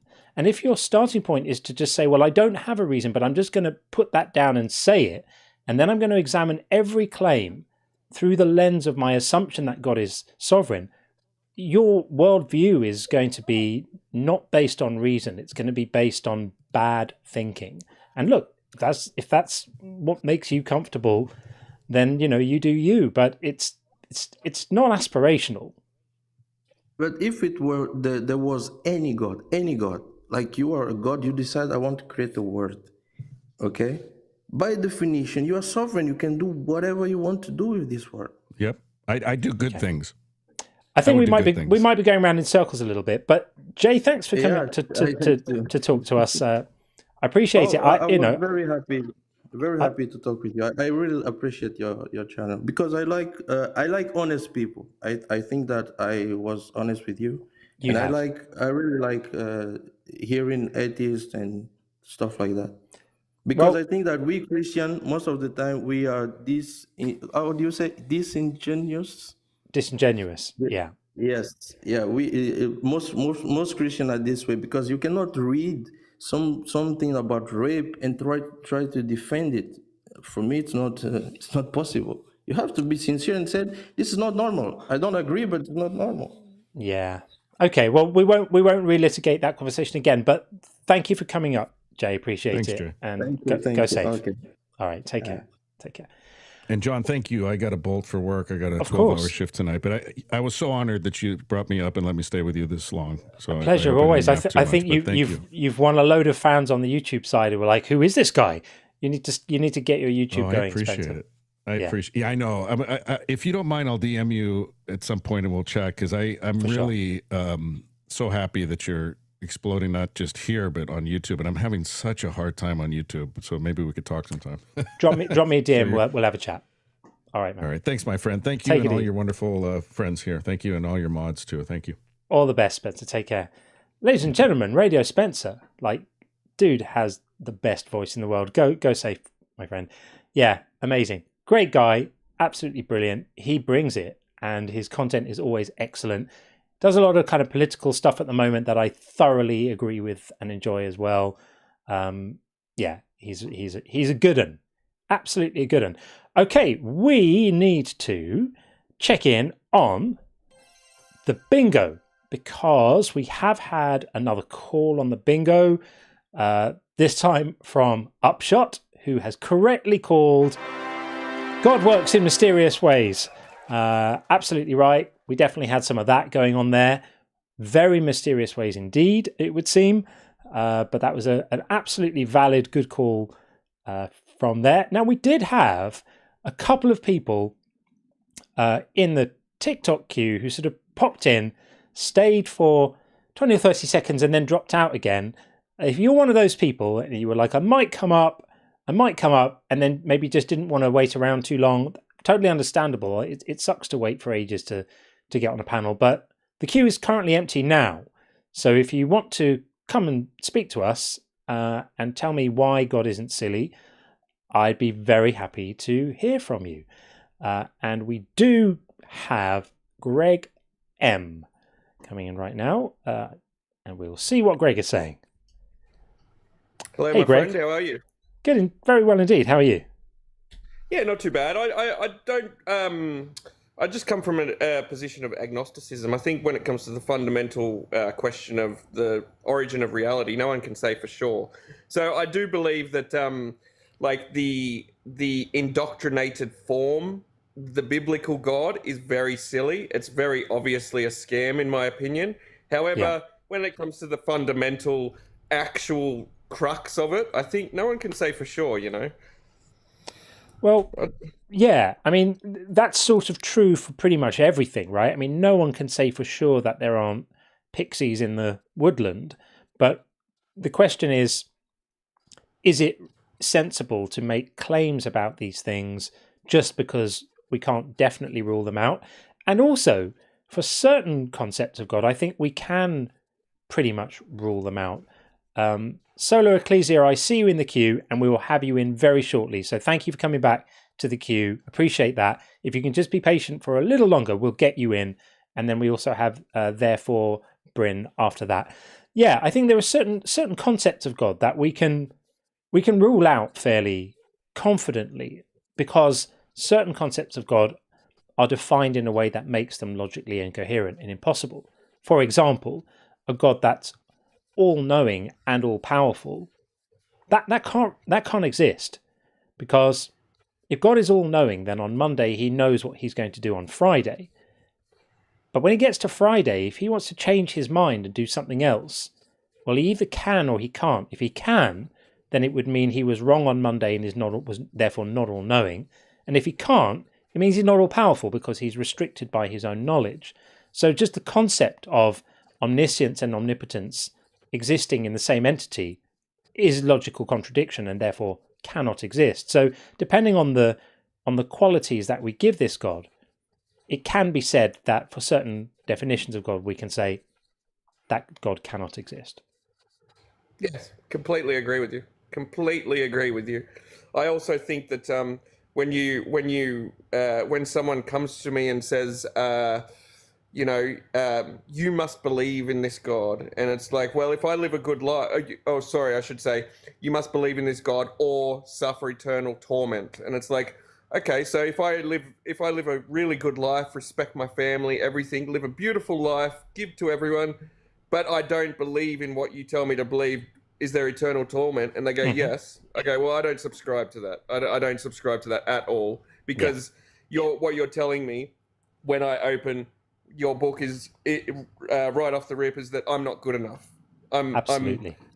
I'm not good enough, and unless I subscribe and spend an entire life worshipping your belief, then it's punishment for. I don't subscribe to that. Sorry, but I guess yeah, you are completely correct in what you say, in terms of all knowing and all loving and everything. It's just you can't have it. There's too many contradictions. Too many. Well, Yeah. thanks, Greg. I appreciate you coming up and saying hi and sharing your Yeah. views. And we'll Thank you. hope to see you again. All right, all the best. Yeah, we'll do. I'll drop you a follow. Thank you. Do that. Thank you so much. Thanks. Okay, we're going to bring in Solar Ecclesia right now. And then we have Therefore Bryn after that. Hey, Solar. Hello. How are you? How are you doing? Good. We've spoken I'm good, before, thank haven't you. we? Yeah, a long time ago. Yeah, it was a while. I recognise the name.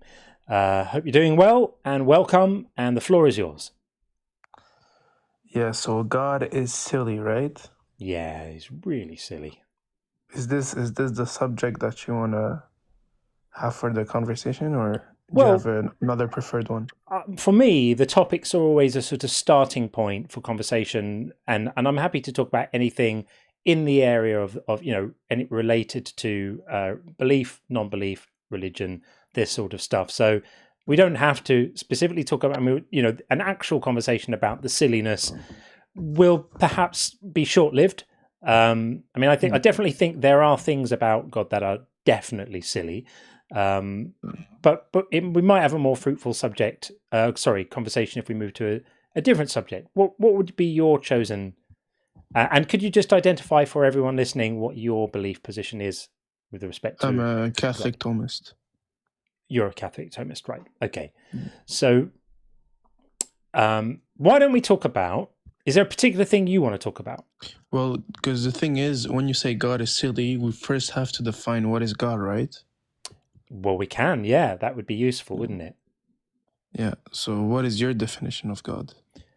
Well, I generally quite like to speak to people about whatever God they believe in. So I don't have a particular definition of God because I think all gods are pretty much made up concepts. Okay. But so I could start trying to tell you what attributes I would imagine a God would have, but in a way that's a bit silly. What might make more sense is for us to talk about whatever God it is that you actually talk about, because you believe in, because otherwise we could be speaking about somebody else's religious beliefs and not yours. The thing is, sorry, are you done? I don't mean to interrupt. Yeah, no, go for it. Okay. Yeah, the thing is,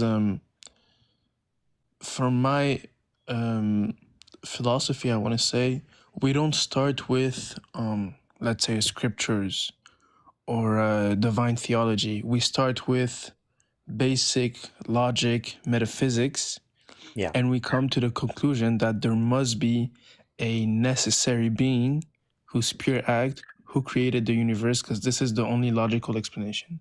Do you agree with that? Aquinas style. Yeah, exactly. Thomist. Yeah.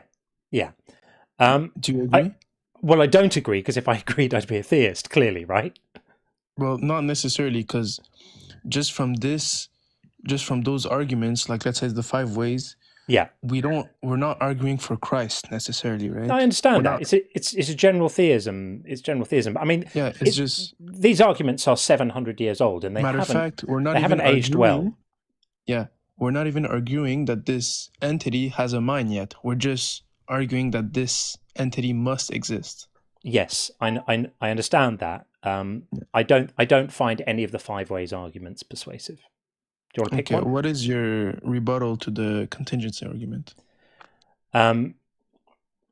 So I think that the problem is that let's just frame for everyone what the contingency argument is that all events are contingent, having something else on which they depend for their existence, and it's essentially a problem of infinite regress, right? Yeah. So then you see this chain of contingency throughout the universe, then the only explanation is there must be one uncontingent necessary being who started. Exactly. Otherwise you have an infinite regress. But I don't accept that. I don't accept the premise of the argument that there must be one non-contingent thing. And I think that's the conclusion. I don't accept the premise that that all non-contingent things have to be bounded that all contingent things have to be bounded in a non-contingent thing. And the thing is, even if we did, essentially, the reason why I think the contingency argument fails is that you and I can both agree that at some point, something has to be the sort of terminus of reasons for things, and I'm prepared to just say reality is just a brute fact. Like things just happen. Everything follows on. Everything follows from something else. I don't need there to be an endpoint to that. But if there is an endpoint to that, I'm happy for it to just be reality. Just the universe is necessarily existing, and you just want to relabel it something. So, yeah, I've heard those objections before, but here's the thing. Would you agree with the principle that everything in the universe either gets their existence from themselves or from another? There's no in between. It's either or. I'm not sure. Okay, I'm not can you sure. give me an example of something that doesn't get its existence from itself or from another? I'm not sure. And if I couldn't, it wouldn't mean that the claim is true. Because I could, me not being, let's say I can't come up with anything. That doesn't mean that your claim is true. Yeah, okay. It could be that I just can't think of one. Yeah, okay, so, but if I assert this, you couldn't prove me wrong? I'm not sure. I'm not sure if I could prove you wrong. That you're saying everything in the universe either gets its existence from something else. Let's say, for the sake of the argument, I'm going to allow it. Yes, everything in the universe either gets its existence from something else or itself. Do you know the basic laws of logic? Yes. That's basically the law of excluded middle. It's either or. I understand. Yeah. Okay. So, like, to say you're not sure of this principle is to say you're not sure whether the laws of logic are applicable. Okay, so fair enough. I'll grant that. But this is still not going to get you to a creator. This is still not going to get you to. No, I'm working my way up. I'm not there yet. Okay. So, So, now that you've agreed with the principle, so you agree by extension that things must have an explanation, right? Either from themselves or from another. We can do a shortcut right to the end here. I have no problem with there being an infinite chain of things explained by other things. I've absolutely no problem with that. Beautiful. But you agree that everything either gets its existence from itself or from another, according to the law of logic of excluded middle. And that means, wait, hold on, give me a sec.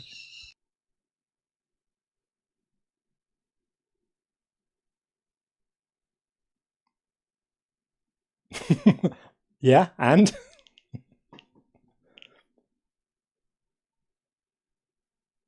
oh well. Yeah, I don't find this contingency argument persuasive, because it rests on the idea that you have to end up with something at the end of this long chain of contingencies, and that hasn't been demonstrated. It's merely asserted. But hopefully he comes back to continue making the argument. I know, right? Cliffhangers. How long do you give someone when they go, give me a sec, in the middle of a live and then vanish? There's some internet etiquette for you. Grok is slow today. ChatGPT crashed out. Yeah, I find all the Aquinas arguments not particularly convincing. I think he is muted at the moment. I certainly haven't muted him. Let's go invite to unmute. Come on. You got to come back, dude. Otherwise, I'm going to move on and you can come back to finish this extravaganza of philosophical musing later on. He got teacups. No, I'm back. Sorry, there we go. My dad came in the room. Fair enough. I was not on ChatGPT, by the way. I don't use ChatGPT. I use Claude 8, by the way. Claude. Okay, fine. So yeah, can we just say that let's say we grant that everything relies for its existence on either itself or something else. We don't know what the something else might be, and I have absolutely no problem with that chain of contingencies not being terminated. Yeah. So you agree that there must be an explanation for every single entity, right? Okay. Either from itself or from another. Yeah. Beautiful. Now let's see. You agree that this chain of contingency is either infinite or it's not. Yes. Those are the only options. Beautiful. If it's not infinite, meaning it's finite.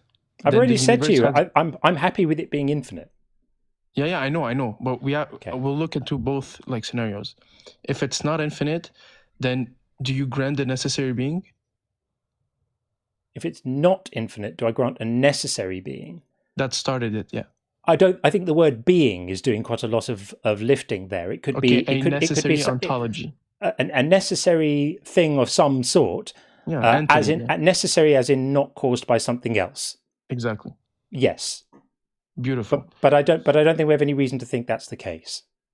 Yeah. No, I know. But I'll first, because we can't just be everywhere at the same time. We have to first address one scenario, finish with it, stay on the same page, then go into the next one. There's only two scenarios. We're not going to go too far. But we're taking an awful long time to say something that could be said in an awful less time. No, but you already agreed that if this contingency chain is finite, then there must be a necessary being or a necessary entity. I didn't even say entity. There must be some. If this is a big if. Thing. Yeah, if the chain of contingent things terminates at something which isn't contingent, then that thing that isn't contingent would be a thing that isn't contingent. That's what we've said. But to me, beautiful. If my grandmother had wheels, she'd be a motorcycle. So what? I have no reason to think. I have no reason to think that is the case. Okay. So let's just take that.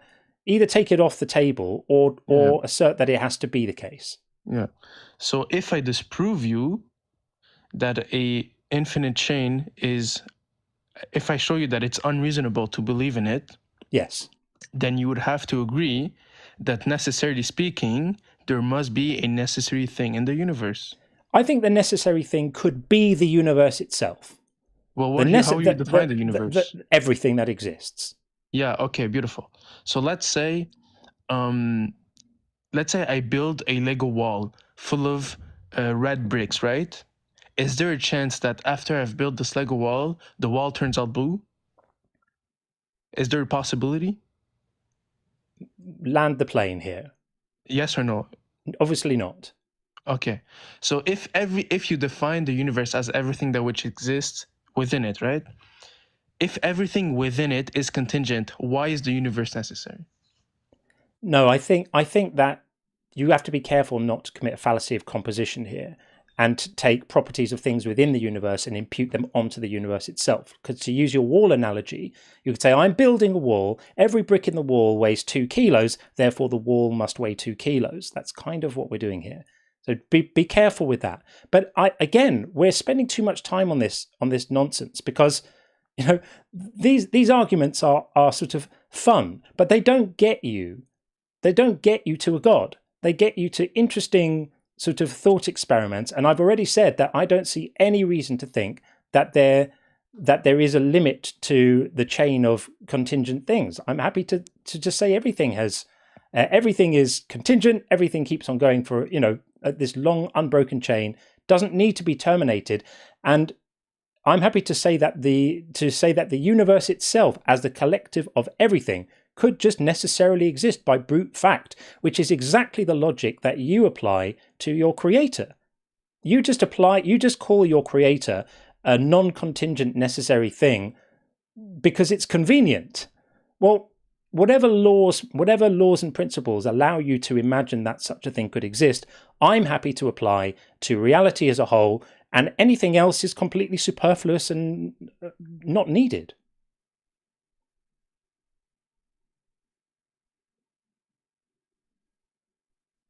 I'm not sure if we've disappeared again, but I think I've sort of said what needed to be said here. I don't think that anything that we're saying here is going to get us to where we want to get to. And if I did have a Filbro timer, it would have run out by now.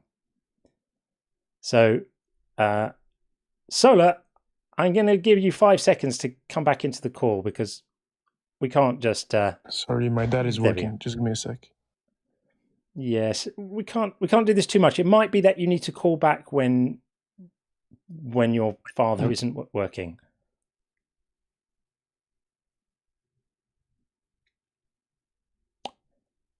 Yeah. I think, Solo, I'm not going to do this right now. So we're going to leave things there. I think we put the contingency argument to bed. It might have been a convincing argument for people 700 years ago. It isn't a convincing argument for me right now. He's wanted to come back in again. The queue is still empty, so I don't mind bring you back in, but we can't have just like you nipping out every few seconds. So come on back in again. Yeah, sorry, because my dad's doing construction around. That's fine, but that's why I said maybe call back another time when it's more convenient.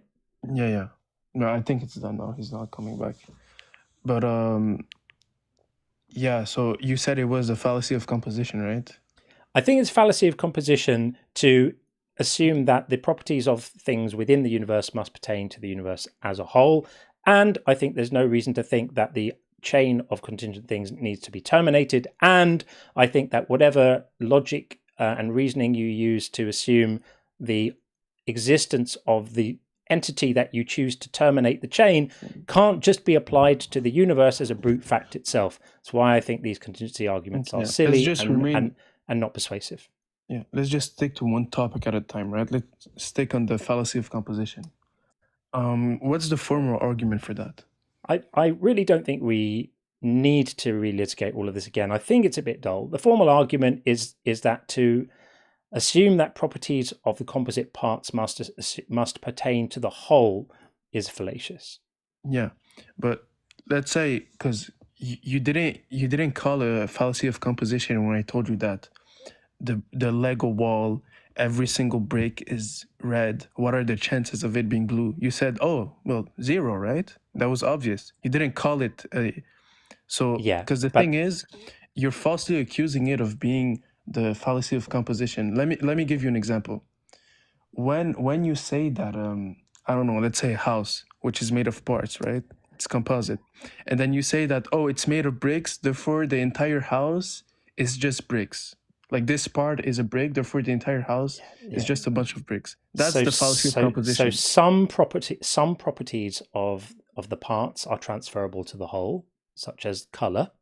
Some properties of the parts are not transferable to the whole, such as whether they are contingent or necessary. Okay. What's the argument as to why the property of being contingent is not transferable to the whole? I'm not saying it's not, but you can't decide. You can't define that it is. You can't. Okay, so establish why that it would is. you? All you could do is claim that it is, and then pretend it's been established. And I'm saying it hasn't been established. Okay, so why would you believe that it's not? I'm not saying it's not. So you Understand me. I'm not saying it's not, but you can't show that it is. And until you can, you don't have an argument. You've got an assertion. That's all you have. That's all these things are assertions. Okay, first of all, to say that the universe is infinite, there's a scientific issue behind it. I don't know if if you believe in scientism, but if you do, you cannot believe that the universe is infinite because science proved that the universe had a beginning. No, it didn't. So that debunks. Stop. No. Okay. Science has not proved that the universe had a beginning. In fact, there was a recent poll of cosmologists, a number of whom were asked at a recent conference, were polled on whether they think the Big Bang was the start of the universe, and a significant majority of them said no. There are a number of cosmological models in which the Big Bang is the start of an expansion phase, which may have been an expansion, contraction, infinitely going on. The majority of cosmologists now do not hold the view. About 100 years ago they did, but you need to update your physics a little bit. It's not the majority view in science anymore. Argument doesn't hold. But the consensus, you just Google it. Does the consensus of scientists agree that the universe had a beginning? I'll say yes. No, they currently don't. They currently don't. No, what happens is it gets reported that way. Brother, look it up right now. You can look it up. You can look. I'm not saying that it won't say it if you look it up, but it happens to be the case that the majority of people who make it their business to study this stuff no longer hold that view. The Big Bang is no longer considered to be the beginning of the universe. There are some who think it is, but the majority right now do not think it is. And the majority hold to different cosmological models in which the expansion phase of the universe may have been one in an infinite series of expansions and contractions. There are other cosmological models too. I'm not a physicist, but if you speak to someone like Dr. Blitz, who is a physicist, he'll tell you that that's not a majority view. I have. So But, yeah. he would have told you the same thing I'm telling you now. Okay.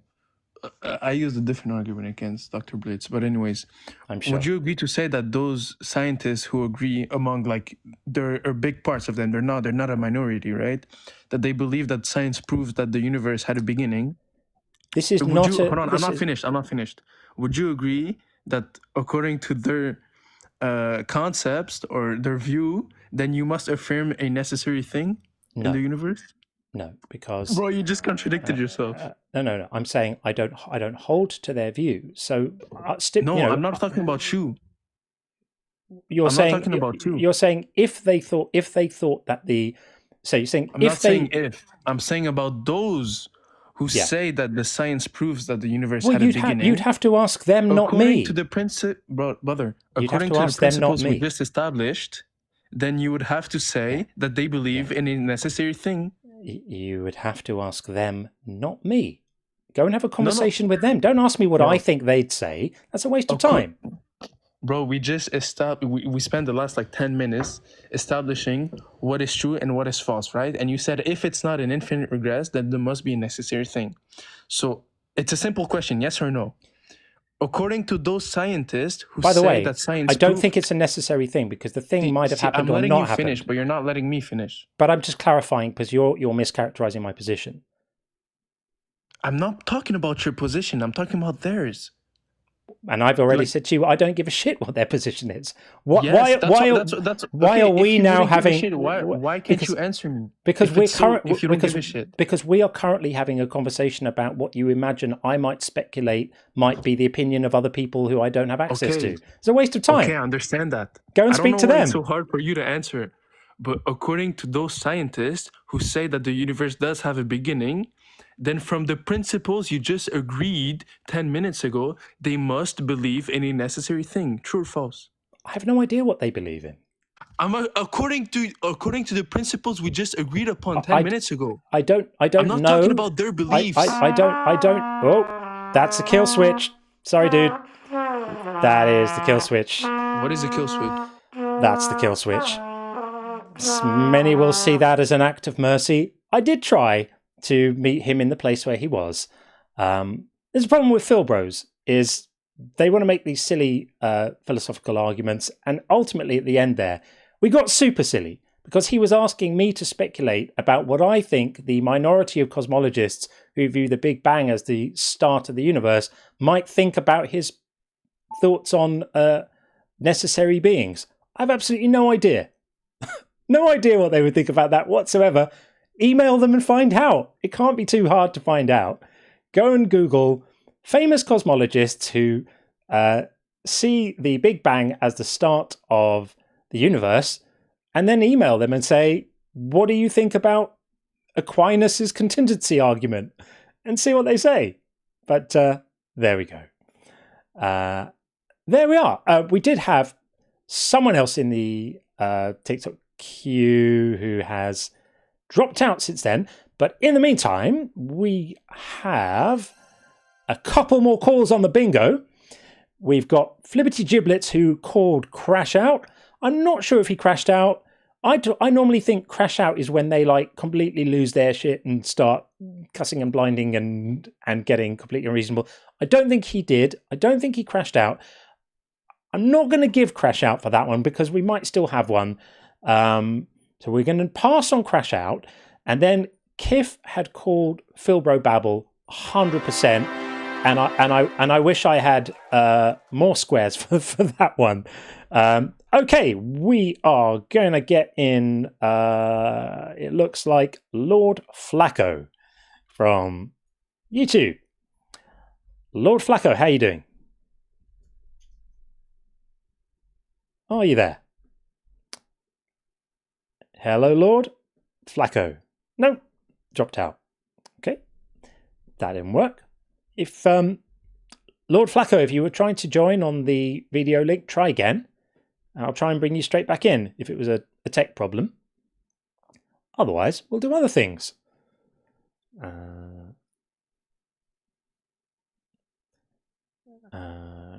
No, okay, apparently not. Just saw a comment in the chat about lying about scientific consensus. For people asking what the heck is the inner circle. So the inner circle is my top membership tier, in which there are currently 17 members. And membership of the inner circle gives you access to the kill switch. So when you're in the inner circle, you get a special link, which opens in a browser only for you. And members of the inner circle can hit the kill switch if there's a caller that they want to remove. And if 4 inner circle members concurrently hit the kill switch for a member, that's what happens. And then I have to remove them. I have no choice. So it's designed to give some control over the conversation to some of the most committed supporters of the channel. And they tend to use it wisely. And I always calibrate it to be a significant percentage. So when there were only 8, it needed 2 members. And when it went up a bit, it was 3. Now it's 4. When we get to 20 members, it will be 5. And that's how it works. Okay, Lord Flacco is back again. Let's try and make this work. Hopefully it will. Are you there, Flacco? Sounds like it. Yes, I am here. How are you? I am very well indeed. Welcome in. What would you like to say? Do you think God is silly? He's a bit, isn't he? You said, do I think God is a sinner? No, he's silly. He's pretty silly. Silly. Yeah. He's silly. So I mean, honestly, I respect your opinions like on that. I mean, I just have been calling in. I've actually been in the chat here, John, and Right. I just wanted to tell you some things that I've been noticing in your chat. Like your mods are such bullshit. Like, I'm not interested in speaking about your feelings about my mods. I have a great deal of respect for my mods. They turn up every time I stream. They give their time to help my channel. And I understand that sometimes people disagree with the actions they take, but I trust them implicitly to take them. So I'm sorry if you've had a disagreement with them about that. These things happen sometimes, but let's talk about something else. So what would you like to discuss? Okay.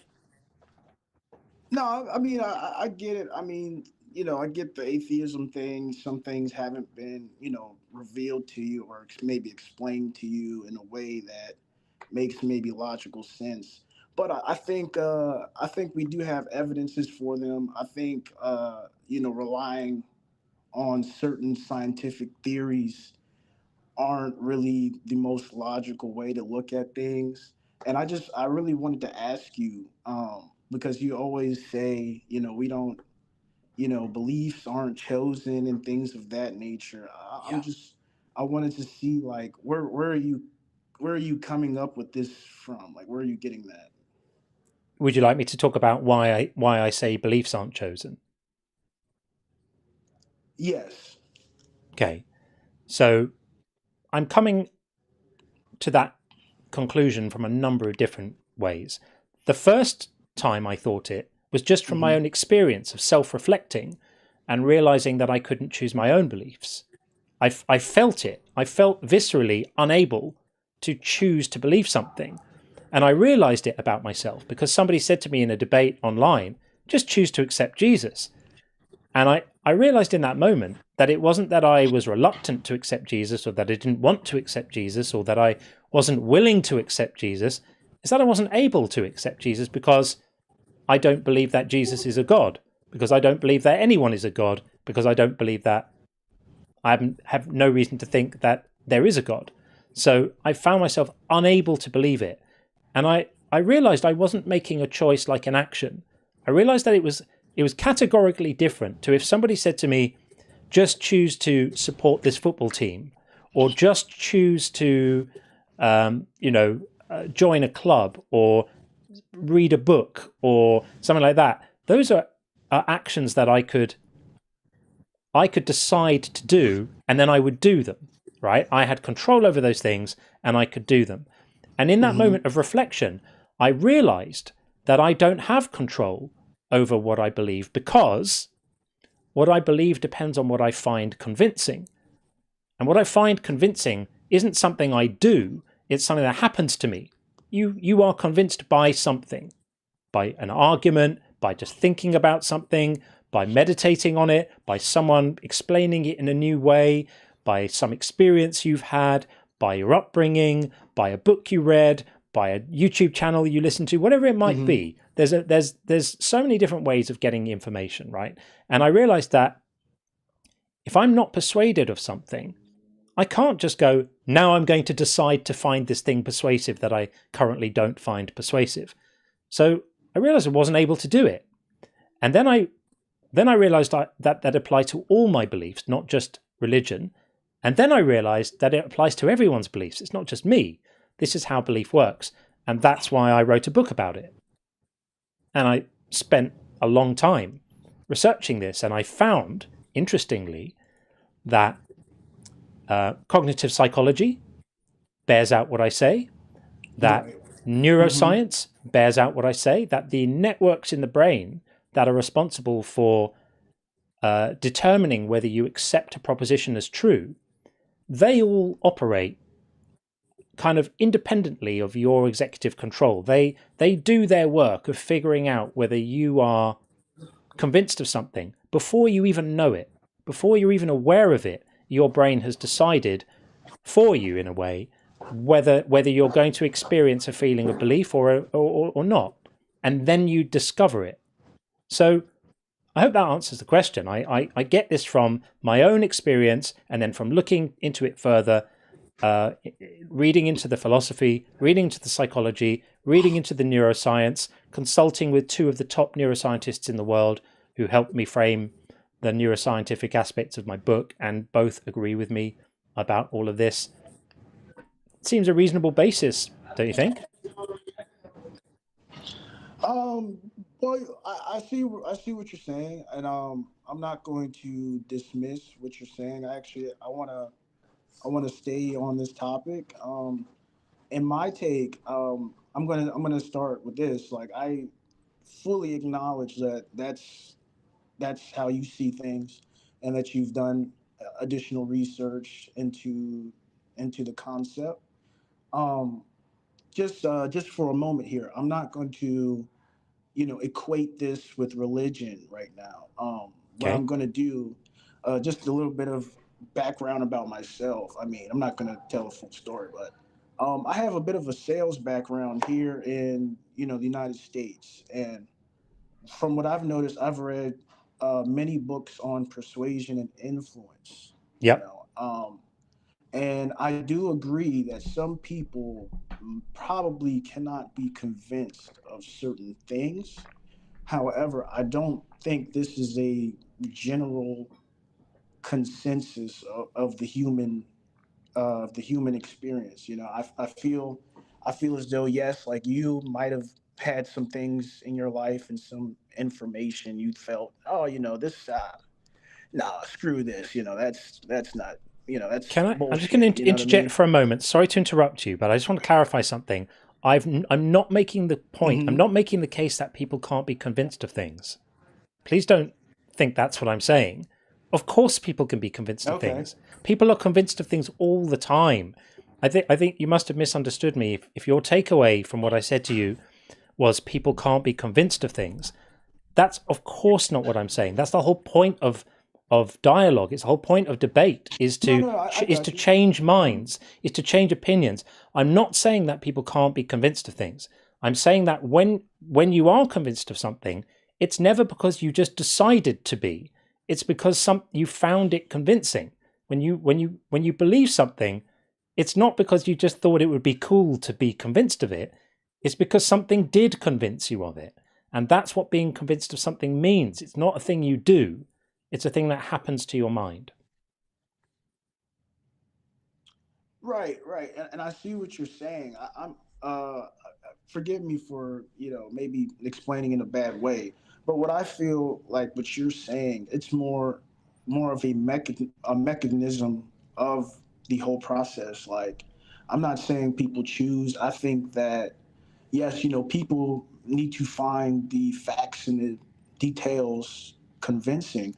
I think it's a little strange to say that the facts themselves, or to insinuate that the facts themselves or convincing the person. I think the person has to make a call in their own brain, in their own consciousness kind of thing. And I think due to human beings having consciousness and being sentient, I don't think that it could just be a passive action in that way. It may be for some people, including yourself. I'm not saying that's a bad thing at all by any means. I'm just saying, in my general experience, you know, literally getting paid to convince people and try to help them, make a purchase. I just think that we need a little more to go on in that sense. And the neuroscience probably does reflect what you're saying, but I think because there's signals that the brain fires to certain cortexes, certain areas of the brain, I think these are remnants of this process happening. This is like showing, the process of being convinced. I don't think that a fact will just be convincing. Certain people, when they discovered the world, they discovered the new world, America, for example. Some people just, let's cut to the chase here, right? Do you think that people can just decide to be convinced of something they don't find convincing?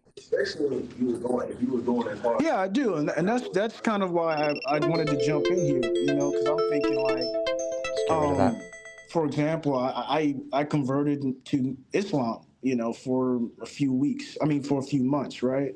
And it was more so because I was fascinated with how they were praying. But hang on a second. Let's not run away for a moment. Let's just be in the moment for a second with what I asked. So what I said was, if you find something unconvincing, is it possible to believe it?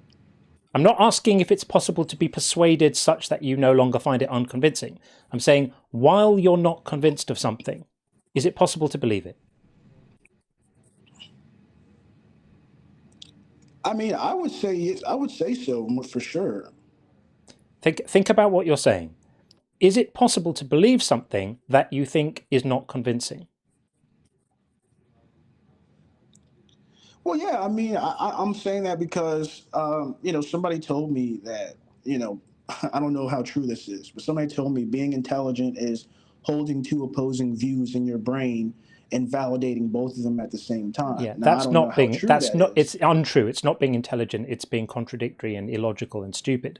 But what I'm saying is it possible to think about what you're saying here? Because that's kind of what you're doing right now, is to believe that something is true and also not be convinced that it's true.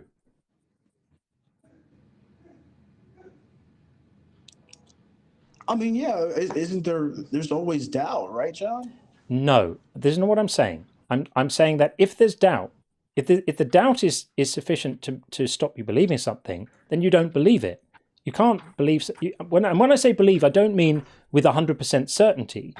I'm saying that if you're not convinced that something is, let's say, true with a 51% chance of being true, whenever you believe anything, you believe it with a level of confidence, right? Mm-hmm. And it's rarely 100%. It approaches 100% the more evidence you have, but there are very few things that we can really believe with 100% confidence. But whatever your confidence strength is, you can't believe something and not believe it. That's not some like clever intellectual flex.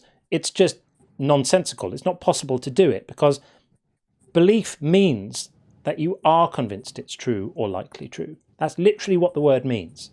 So what I'm asking you, I'm almost asking you, rhetorically, to think about this. Like, you must agree that you can't be unconvinced of something and convinced of it. No, that I do agree with. Okay, so what that tells us is that the thing that has to happen to you in order for you to have a belief is that you have to be convinced that something is true or likely true. Not certain, not talking about certainty, like you have to have that conviction, and that conviction is what causes you to have the belief. Agreed? Sure. Okay, then the question then becomes, can you manufacture that conviction all the time by an act of will?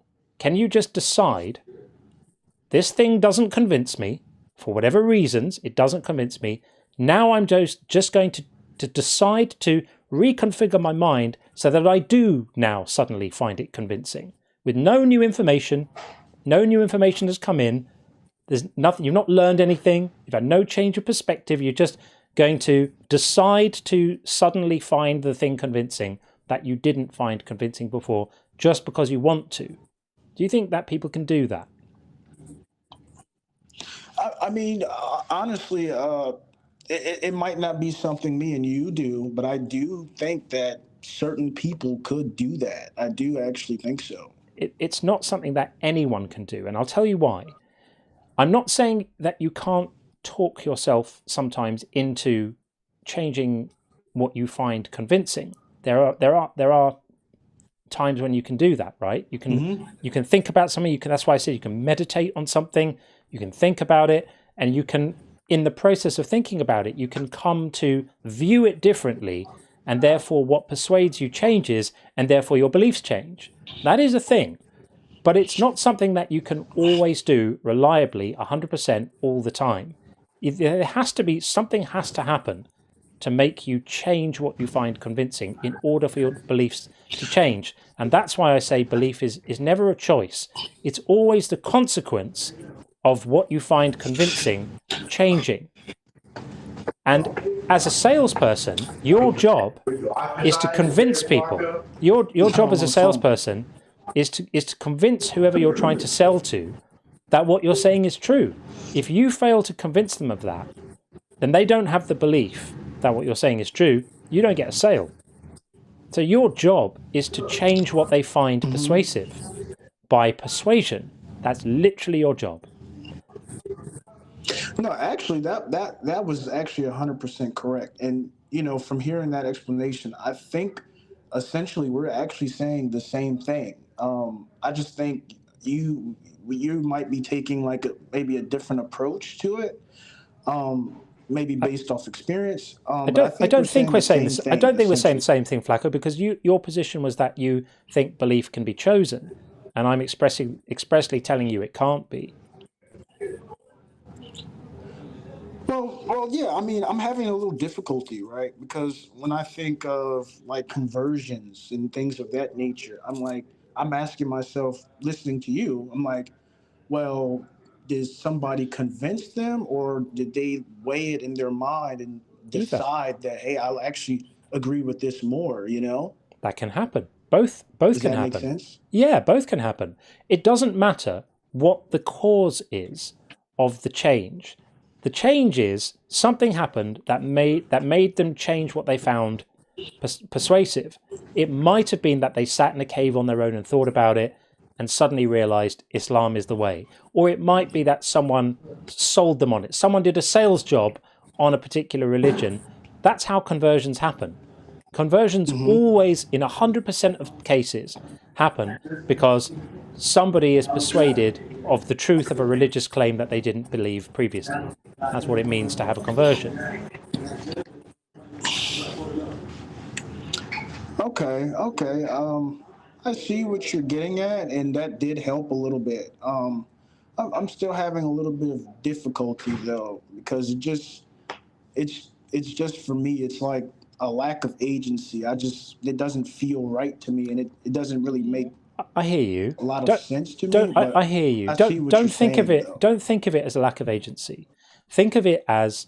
So I'm going to give you some other examples. Right, there are things that happen in our minds that are not voluntary, and no one questions it. So, for example, you don't choose what you find funny.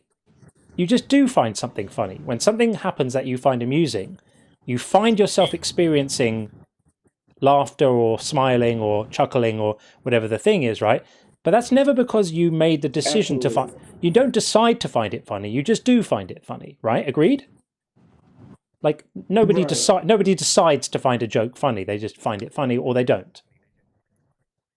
Like if I said to you, I'm sitting in a chair, you can't make a decision now to find that statement hilariously funny.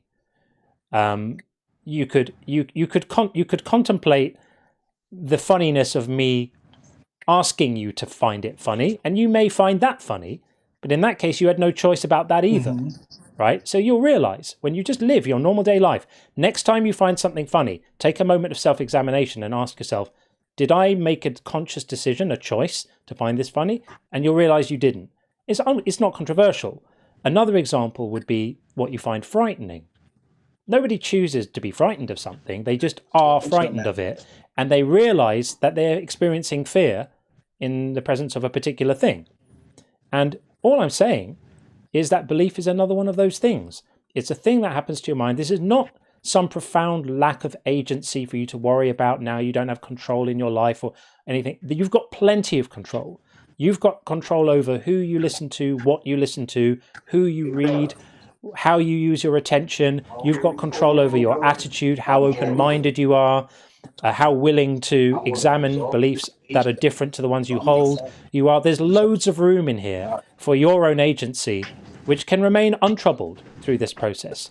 The one part you don't have control over is just whether you find something persuasive or not, because that's what your brain does for you. It handles that bit for you, and then you discover, you know what, I buy this. You discover a feeling of concurrence, of like, yes, this sounds right to me. This works. I get this. That's what agreement feels like. Okay, so I'm definitely hearing what you're saying, and this is probably something I'm going to need to review. Sure. It's just something that I'm having a little bit of difficulty with, but I am open to what you're saying, and I did hear you. Good for you. But the thing that I also want to talk about, right? Yeah. Like this God is silly thing, and this evil, he's evil and all that. Like, and I know you're gonna, pull from the scriptures and stuff and say all this stuff, but probably I don't think that's really what it's showing. I think a lot of the things that you guys discuss, because I've been watching your stream for a few weeks now, and I see the thought process. I get it. I definitely see that kind of thinking, and I don't want to dismiss it. The thing is, I think a lot of the things that you guys highlight that God did, quote unquote, right? I think if we look at humans in history, I think we've also been doing those same things, right? Yeah. Yeah. So I think it's becoming more subjective, and I can tell, like, in how you're talking. I feel like there's a part of you that doubts, right? Like, you have your doubts, but you're just convinced right now. Doubts about happened what? that you're convinced. So let's be clear. What do you mean? Maybe doubts about atheism, maybe doubts about Christianity, like what you're believing in. Like, you do fully support atheism. I'm not saying that I don't thing. support atheism, right? Atheism isn't a cause. I identify as an atheist in exactly the same way as I identify as someone with black hair, because I just am an atheist. I'm not convinced that any gods exist. Therefore, definitionally, I'm an atheist, and I never chose to be one. I just am one because right now I'm not convinced that any gods exist. You could convince me that one does, and if that happens, I won't be an atheist anymore. It's not an affiliation. It's a description of what my mind does. You know what? I actually like that, because the Bible does talk about things like that. Some people just can't hear, and some people will eventually hear. And I think maybe you fall into one of those categories, right? It's possible, but I have been having these. That's just what you are. Yeah, I mean, if I may ask, how old are you, Flacco? Me, I'm 26. Okay, so I started having these conversations before you were born. So if I'm one of the people who's, going to get it any moment now, Jesus is taking his time. I've been doing this for a very long time, and I've been reading books on religion, and books on belief, and books on thought, and books on epistemology, and books on how to think about thinking for a very, very long time. And I'm not saying that to establish any claims to wisdom or expertise, more just the fact that I've been doing this for a long time. If God is waiting for some moment where he's going to bestow on me the understanding of his presence, it seems strange that he's twiddled his thumbs as decades have gone by with me in non-belief being completely open to being persuaded, but all I've ever heard are bad arguments. Well, yeah, that's definitely possible. That's definitely a real thing. It comes to a point where, especially in pursuing the faith, it's something that your your ears and your understanding, you have to be kind of keen on it, and that kind of suggests that you're already kind of believing, you're already in the Word, and sometimes, like for instance, that's why I come on here and I talk to people, or at least try to, because I know that if I was an atheist, I might even have difficulties with such concepts, right? And I totally acknowledge that.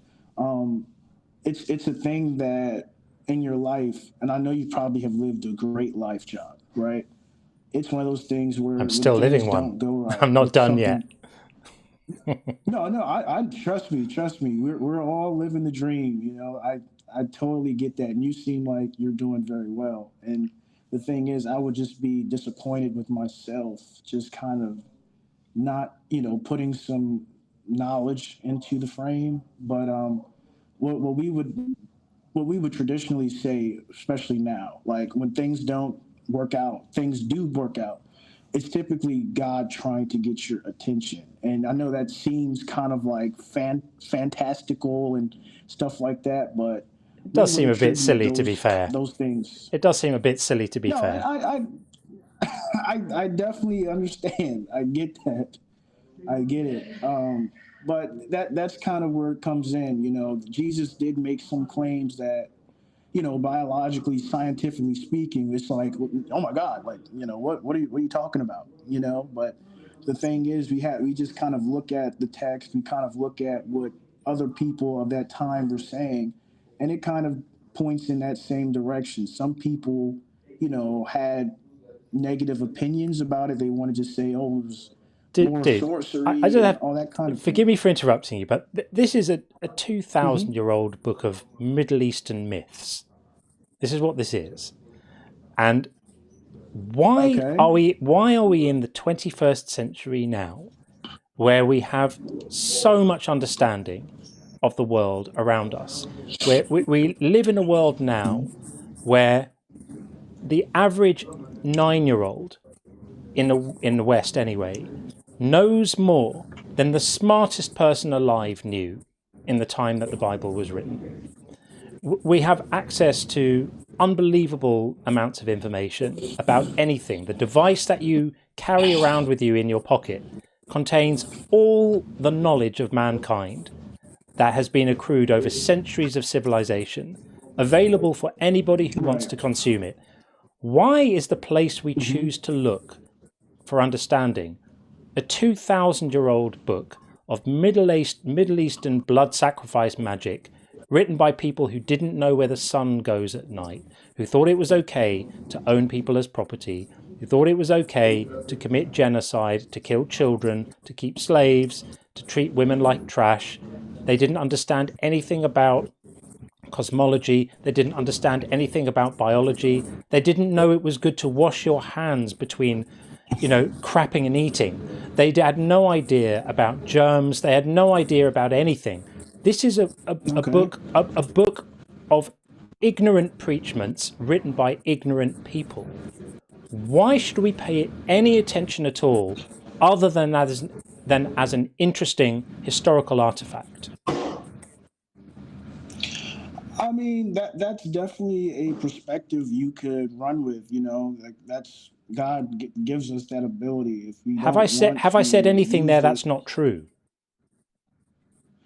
I mean, that's kind of difficult for me as well, John. I mean, I don't know if I could say it was true or false definitively right now. Have an opinion. Tell me. What did I say there that you think is wrong? It's not really that it's wrong, John. It's not like, oh man, like that was just wrong. It's just like, for instance, I think there's a strong reason why we're still using the Bible. I do too. Like I was Muslim, and I even told myself, I was like, oh, Jesus, he's not real. Like he doesn't really care and stuff like that, right? The reason is that it's entrenched in our society. It's entrenched in our culture in certain parts of the world, and in other parts of the world it's not. And people get on absolutely fine without it, and have no need of it, and live perfectly happy lives without it. It's a horrible, horrible doctrine. It's a horrible cult. It venerates blood sacrifice. It lifts up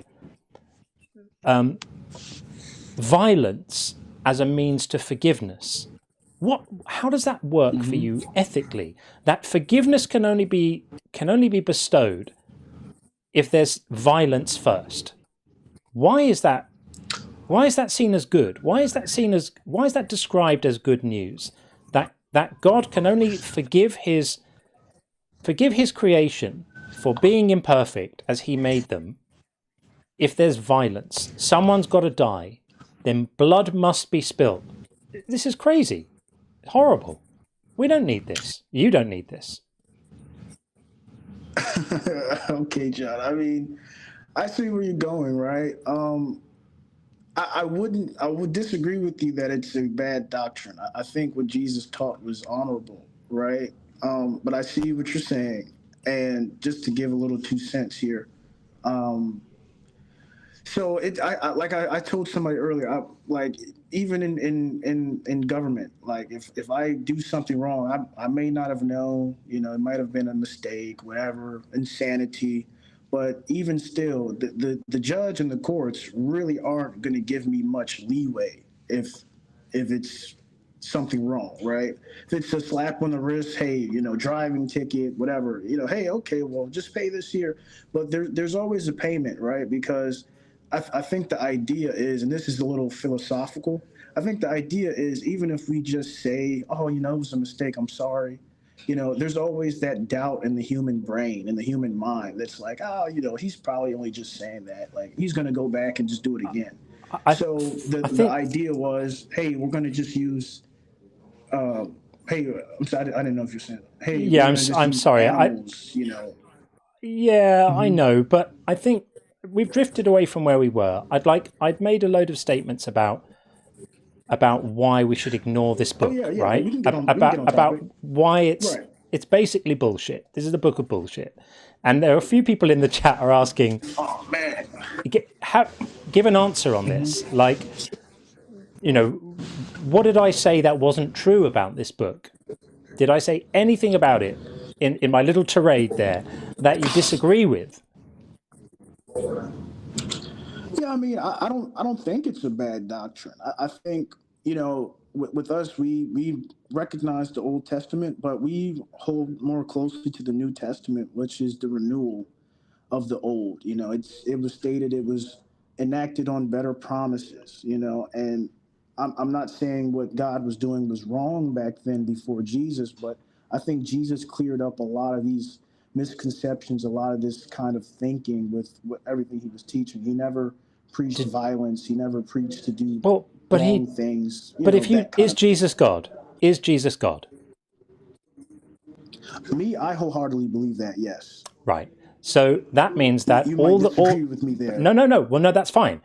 But in your worldview, all the violence and the genocide and the murder and the suffering perpetrated by God in the Old Testament is Jesus. That's Jesus drowning the world. That's Jesus demanding the killing of children. That's Jesus demanding the stoning to death of people for picking up sticks on the wrong day. That's Jesus putting women through horrific, humiliating poison trials because their husband feels a bit jealous. That's all Jesus. So you can't just say, yes, Old Testament, but our boy Jesus, because he's on the hook for all of that stuff if you think he's God. If you don't think he's God, that's a different discussion. But if you do think he's God, then he is morally culpable for all of that stuff, even if he came along later and said, that stuff doesn't count anymore, which he didn't. He came along later and absolutely validated all of it. It was only Paul who came up with the idea of, let's try and get rid of some of those burdensome Mosaic requirements for living that are making people stay away from the, from the doctrine here, because they're a bit hard to live by. Jesus was all up for all of that stuff. I've not come to abolish the law, but to fulfill it, and none of it can change until heaven and earth don't exist anymore, and all of that stuff, right? He's on the hook for all of it. So you can't get rid of that. So why worship someone who had been so horrendous? Why worship someone who had caused so much suffering? No, I agree with you. I just think, how everything started, it was a more tribal governing system at that point. So I think the traditions and the laws kind of took on more of a tribal format, because that's where we were. That's what we were doing. Was God restricted in his ability to legislate based on people's habits of the day? No, not at all.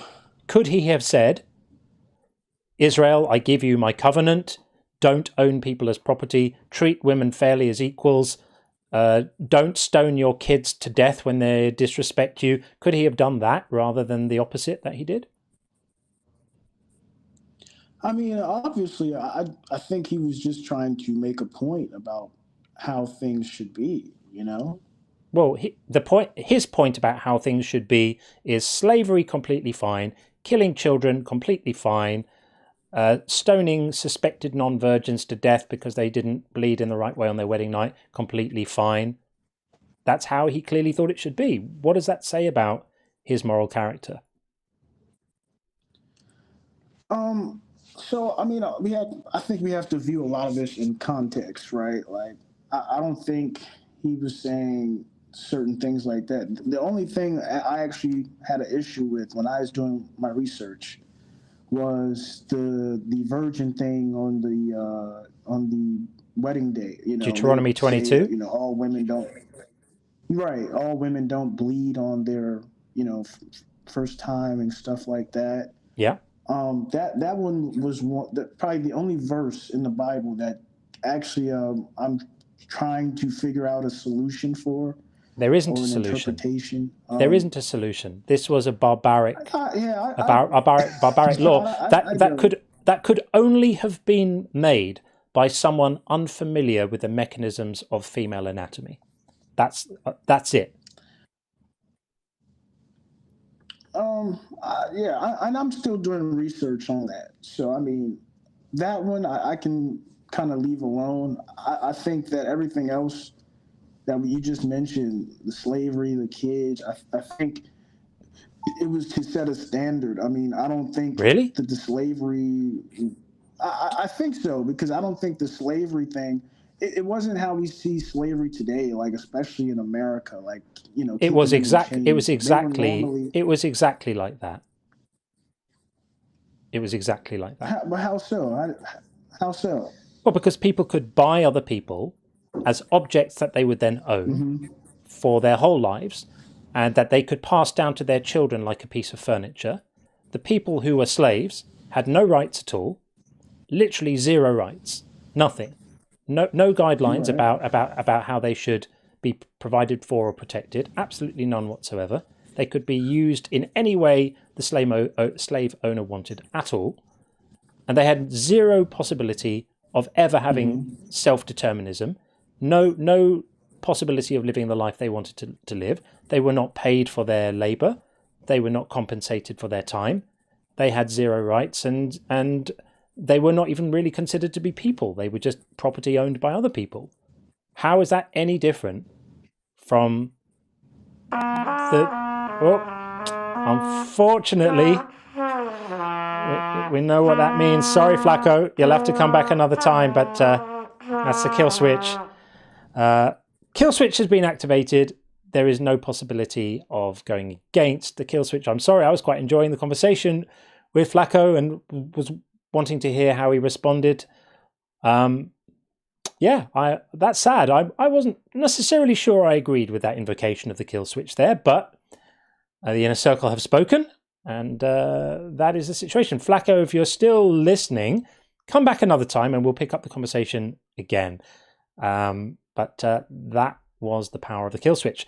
I must read some messages before they fall off my message stack, and then we'll get looks like PVG in the queue next. I've also got some more science, Bible, prophecy, prediction pairs to share with you, which I think you might enjoy because I quite enjoyed putting them together.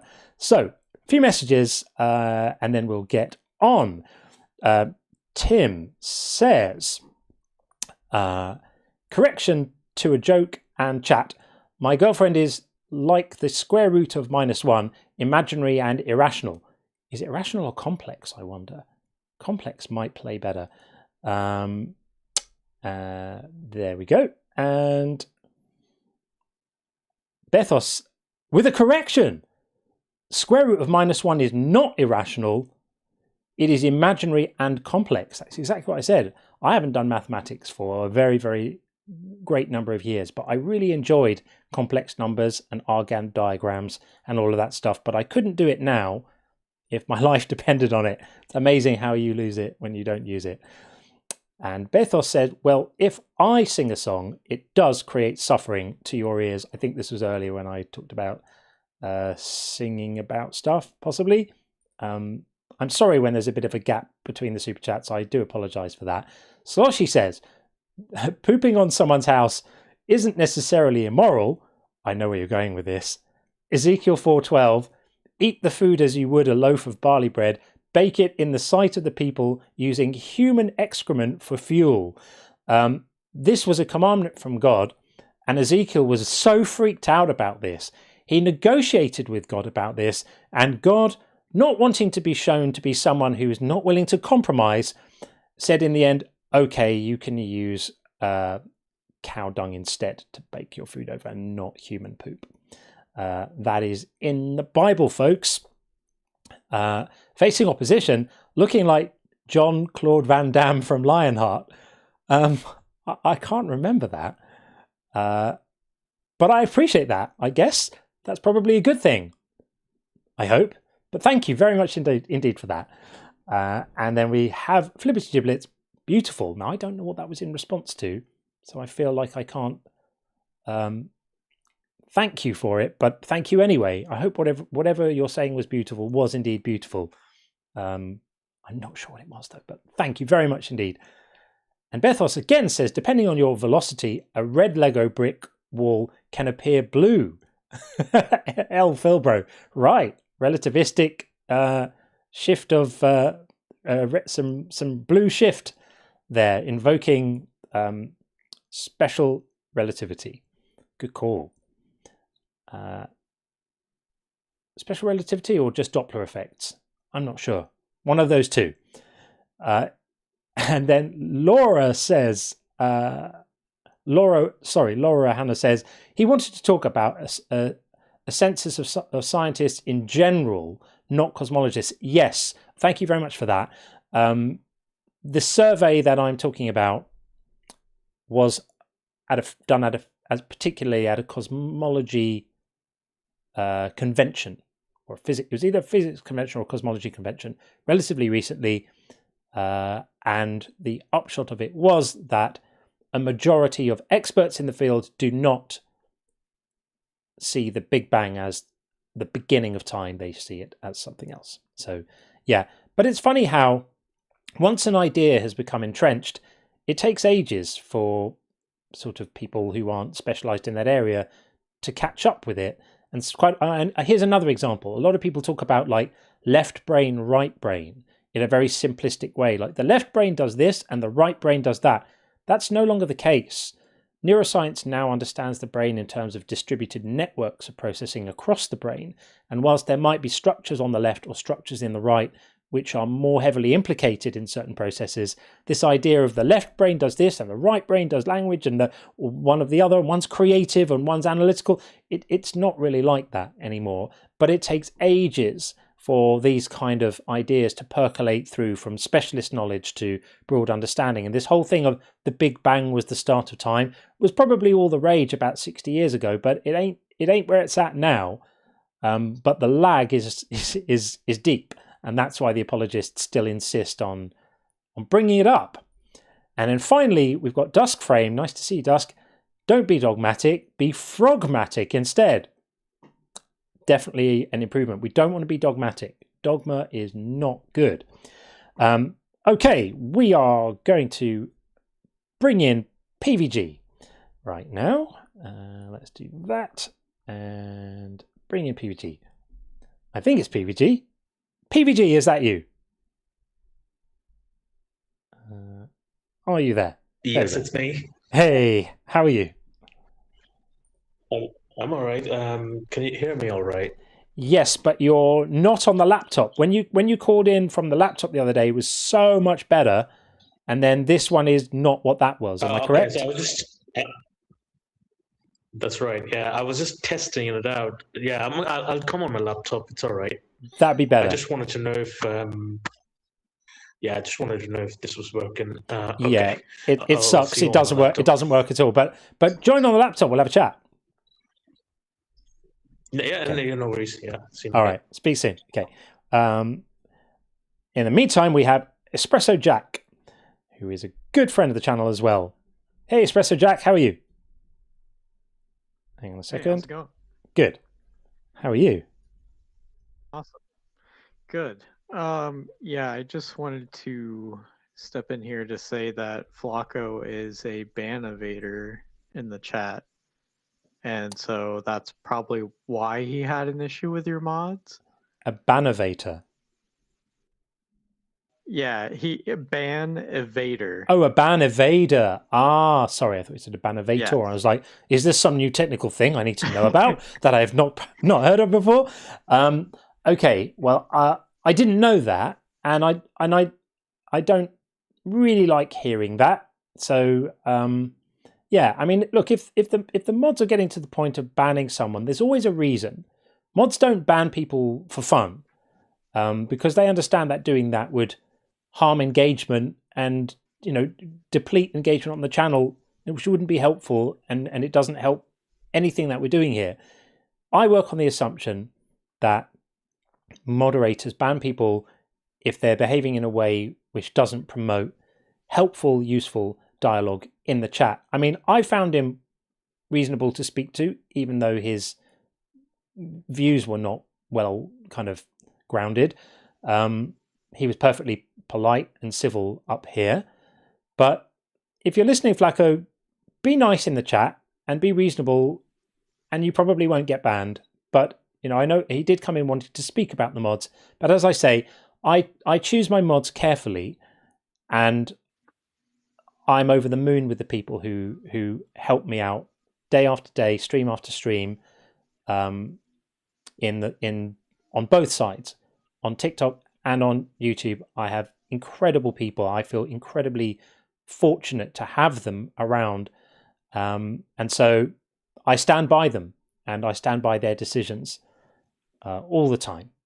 So yeah, thanks for letting me know that, Espresso. I appreciate it. It definitely throws a bit of nuance and understanding on the exchange. I appreciate that.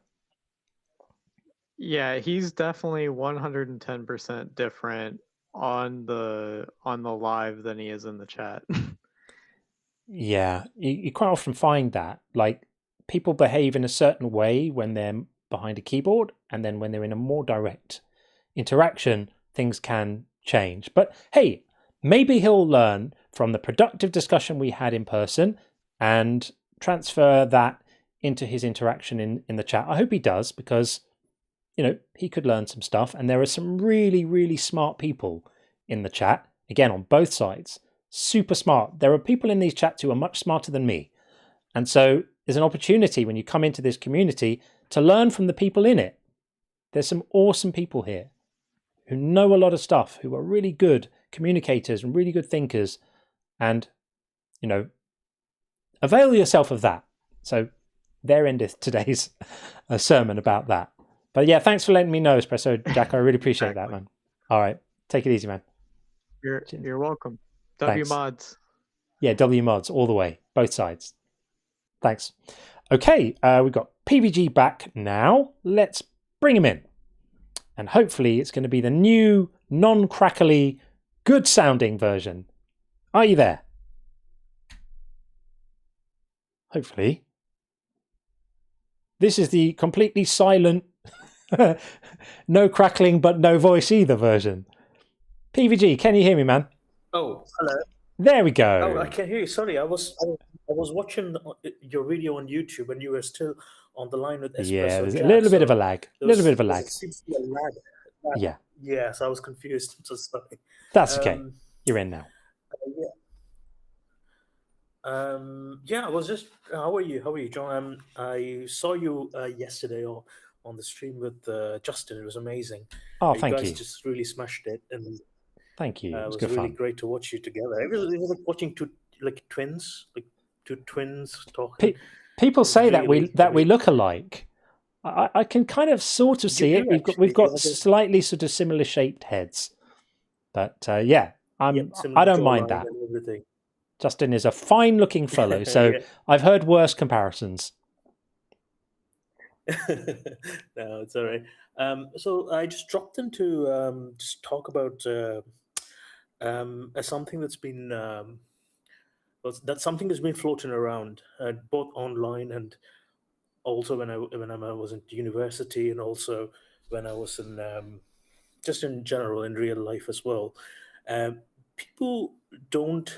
There is this misconception about psychology because psychology is a great anchor that you use to convey the truth that belief is not a choice, and there's a lot of neurological, psychological basis for that.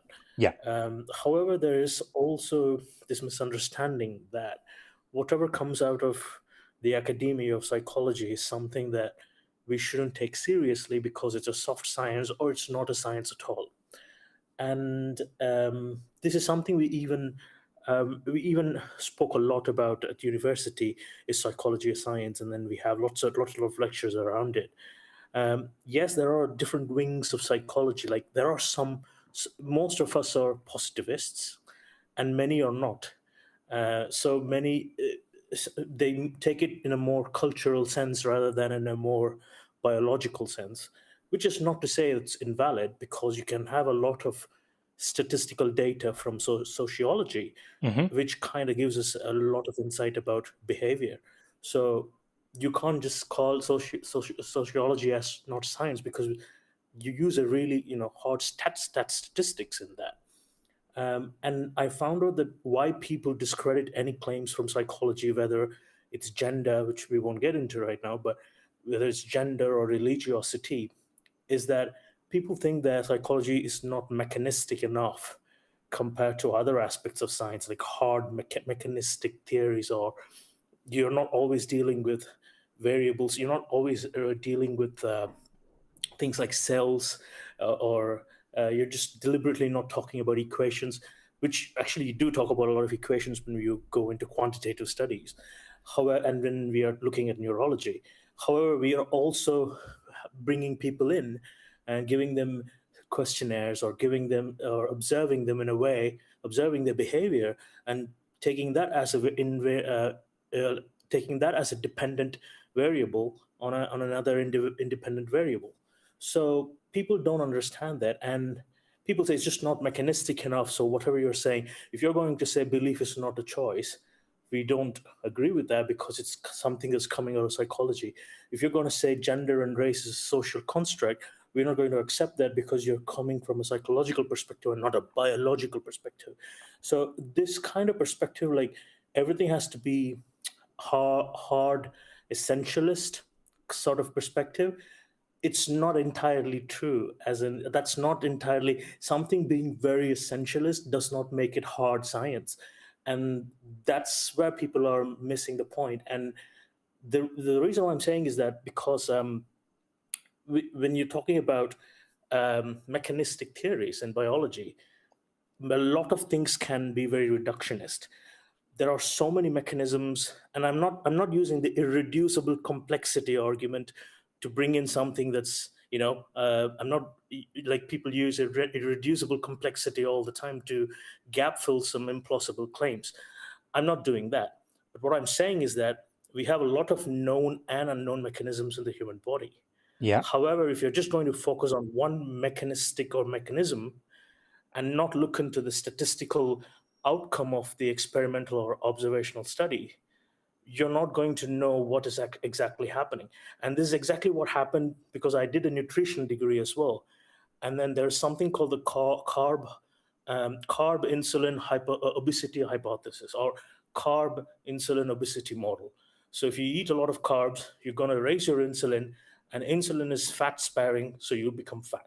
And this led to a huge fad, which was keto, carnivore. People started avoiding carbs altogether. However, this was so reductionist because we have lots of experimental studies replicated, which showed that it doesn't matter if you're eating carbs, it doesn't matter how much unless you're diabetic, it doesn't matter how much your glucose is spiking and how much your insulin is coming in. If your overall calories is manageable, you're not going to go fat. And this is the shortcoming of going purely mechanistic, is that you'll be reductionist and you'll be focusing on one mechanistic theory, and you'll be missing out so many other things that's happening around it. And this is exactly what psychology does, is that it doesn't get caught up in one mechanistic theory, and it's aware that the body has a lot of complex mechanisms, and sometimes we use statistics and we observe behavior in real society where a lot of things can happen. So when people say that to me, like psychology is not a science, any claim coming from psychology is not legit, whether you're saying belief is not a choice or gender and race is not a social construct, I say that you're really missing the point. So I just wanted to hear your thought of that, if you have ever faced anything like, because you're really, even though you say you're not smart enough, I'm telling you, you're smarter than about 90% of the people on Earth, and I think you're too humble. So well, thanks, PUG. Yeah, I think. To hear your perspective on that. Okay, yeah. I mean, I just think that the point is I don't rely on any one particular strand to make the case I make. So I don't lean into biology. I don't lean into the neuroscience too much. I'll invoke those things as supportive of my position. Really, I come at this just from like the experience of having lived it and realizing myself that I can't decide to find something convincing, and neither can anyone else. So I don't let myself get bogged down in discussions about whether biological essentialism is justified, and all that stuff. I don't care. I really don't. I don't lean on that stuff. I don't need it. It was gratifying to hear that there is a sort of there's support for the idea. I say I came up with it. It's not like doxastic involuntarism hadn't been discussed before, but it hadn't been framed in quite the way I framed it, in terms of tying it directly to a moral argument about salvation in one kind of thing. And it was gratifying to hear that the idea was supported by people who are experts in the relevant areas of psychology and neuroscience. But I don't lean on them to make the argument. I don't say I believe this because the neuroscience says something. They just, they're data points that support something that I just intuitively knew was true just from thinking about it and realizing it about myself and how we work. Because that's what it means to believe something, is to have been convinced by it. If you're not convinced, you ain't believing. And so the question then is always just been like, can you just decide to, if you are a person who can, on a whim, decide to be convinced of something, what does that say about your reasons for holding the view? What does that say about what kind of cognition you're actually doing in that moment? It strikes me as would be very, very problematic. It would mean that you're not making any kind of psychologically normal evaluations about what's actually true or not. You're just on a whim. You're just like almost like psychopathic. You're just picking things and then deciding to think that they believe they're really true. That sounds like a mind gone rogue to me, and most people just aren't like that. Most mentally healthy people. So to answer your question, I just don't get bogged down in it at all. I mean, the last thing you mentioned, that people just throw things on the wall and hope that something sticks. That is something we call the Bayesian brain, in which your brain is constantly, calculating heuristics, and it's making prediction based on what information it already has, both consciously and subconsciously. And that is really what Bayes' theorem is. But then it kind of is what your brain is kind of do subconsciously, executing the Bayes' theorem pretty much. But what happens is that when people do that, people don't necessarily check whether the prediction is going to be true or not, whether the hypothesis or whether what they're predicting or what they're trying to believe in is plausible and valid and evidential or not. So that is, I wouldn't blame people for doing that. Even the fact that some people, come to conclusions on a whim or adopt beliefs on a whim, even that is it's out of their control.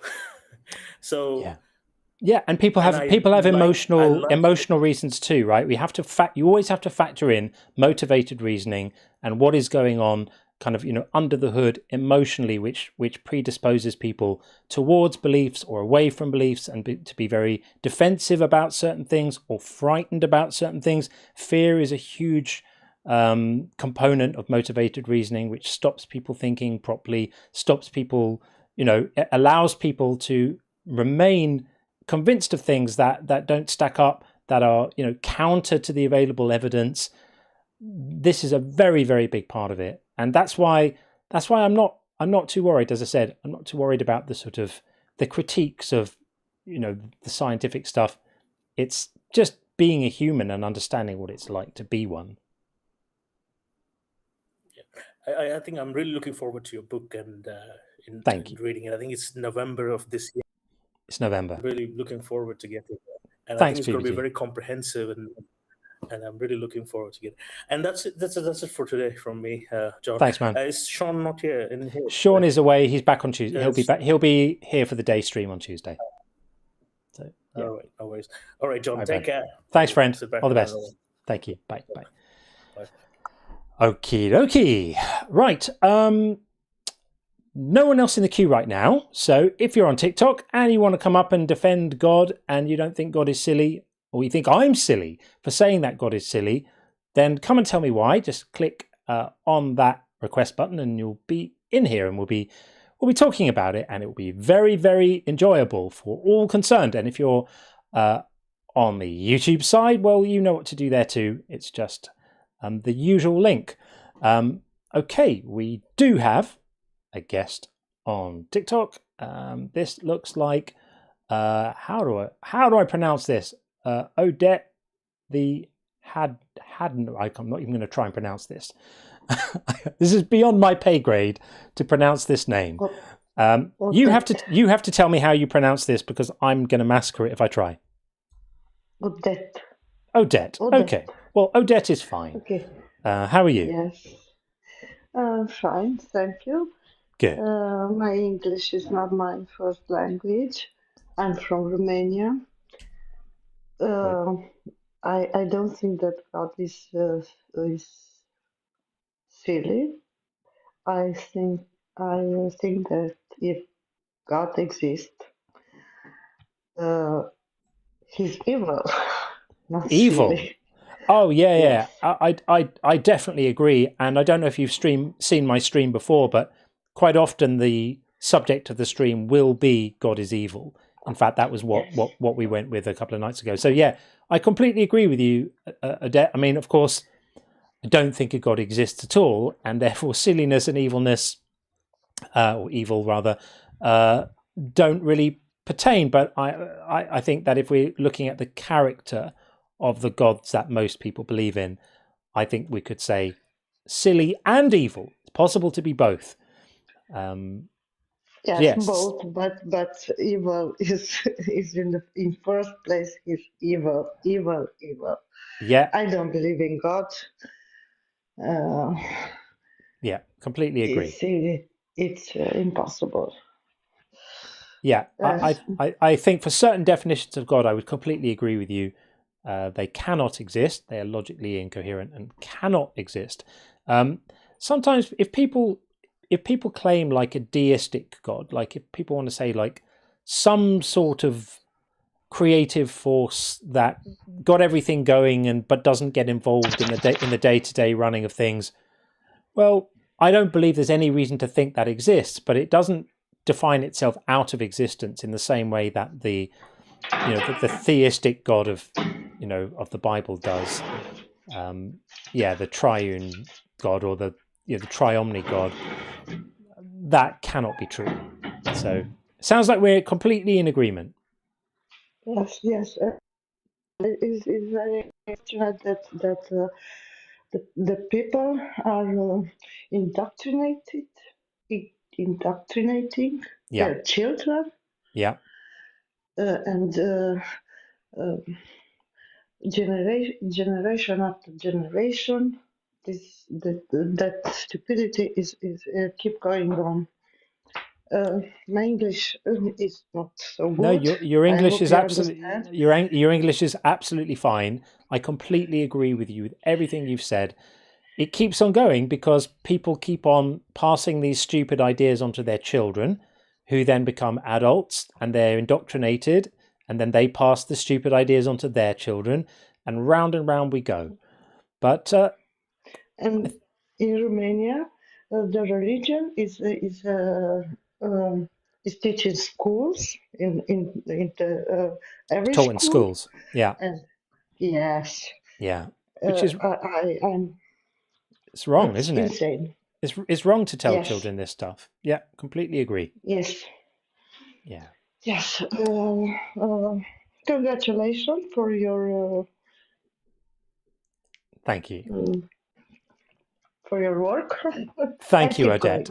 Thank you, Odette. I really appreciate you coming up and trying out your excellent English on us, which is much better than. If I tried to speak Romanian, it wouldn't be good. So thank you very much indeed. I really appreciate you coming up. Thanks for coming up to say hi. Bye. Take care. Bye. Okay. There we go. Right. I think it might be time. Let me just double check quickly to see. We do have. It looks like.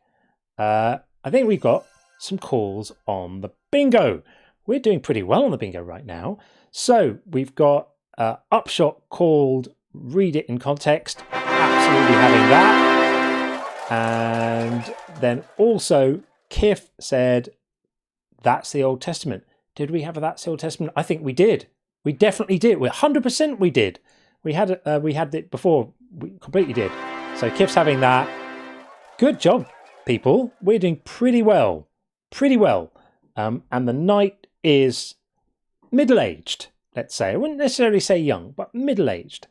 Okay, couple of messages. We are going to go like that. And we've got Johnny says, when I was little, there was a DVD in the church library that said the universe exploded out of nothing. A cheesy, low-budget animation showing a giant explosion of fire and debris spewing randomly. Oh God, that's so cringe, isn't it? It's amazing how some people think they conceptualize the Big Bang as like an explosion, like a thing exploding, rather than just a rapid outward expansion. I think my aha moment when I was first able to really visualize like what sort of explosion the Big Bang might have meant was, I think I read it in it might have been a Paul Davies book on physics, but the idea was, think of a balloon with dots on the balloon, and the dots represent the things in space and even space itself. And as you blow into the balloon, every dot just gets further away from every other dot, and the territory available just expands. And that was the way that I was able to think about it. And it was like, imagine that, but very, very quickly. And then it was like, oh, okay. It's not like an explosion like a firework. It's amazing. That DVD must have been pretty nuts. And I wonder what you thought about that when you saw that. Were you like, oh, okay?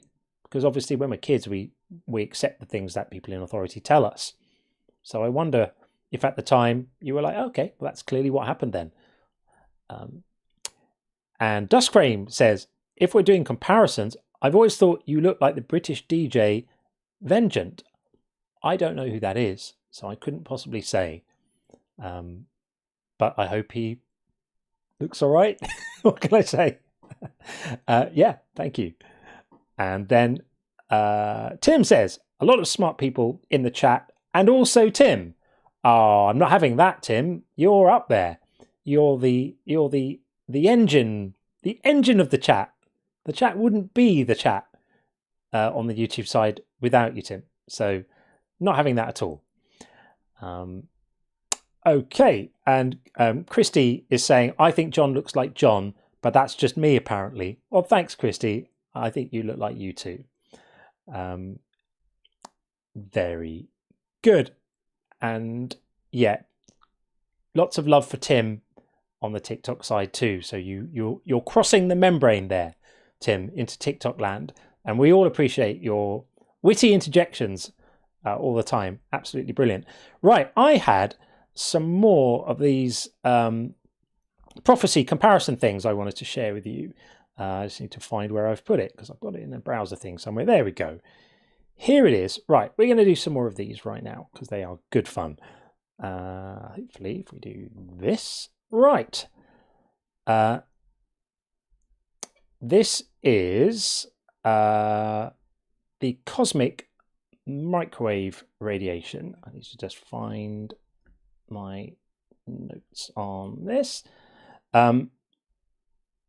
So, yeah, in 1948, Ralph Alpha and Robert Herman predicted that the Big Bang should have left behind a faint radiation, like an echo of the original Big Bang, like a signature of the event happening, which would permeate the entire universe. And they were really, really precise about what the characteristics of this would be. This was in 1940. What did I say? Yeah, 48. Yeah, and that it would be at a very specific temperature, about around 5 Kelvin, is exactly what the characteristic of this kind of radiation would be. And then in 1965, two guys, Penzias and Wilson, they were working at one of these big radio telescope arrays where they were training the telescopes on outer space and listening for signals and all of that stuff. And they basically heard some interference, and they couldn't figure out what the interference was being picked up on these radio telescopes, and they thought it was birds roosting and all sorts of things that were causing this problem. They tried to investigate it, and in the end they realized this was everywhere. This was being picked up everywhere by all the radio telescope arrays, and it was exactly the thing that Alpha and Herman had predicted exactly. And the universe kind of had the receipt, if you like, of this prediction, of this proof of the Big Bang. So now we look at the Bible equivalent of a prediction is, they will destroy the walls of Tyre and pull down her towers. She will become a bare rock and will never be rebuilt. I think it was in Ezekiel, it was going to be a place for casting nets, and nothing would ever be built there ever, ever, ever, ever again. And of course, we see here now, Tyre is the 4th largest city in Lebanon. It has a permanent population of 100,000 people. When there aren't wars going on, it has a thriving tourist industry. And that's an example of a pretty crappy Bible prediction. Let's do another sciencey one. So this is Neptune we're looking at. And literally, the story of Neptune is pretty wild, because the existence of Neptune was predicted before it was found using only Newton's laws.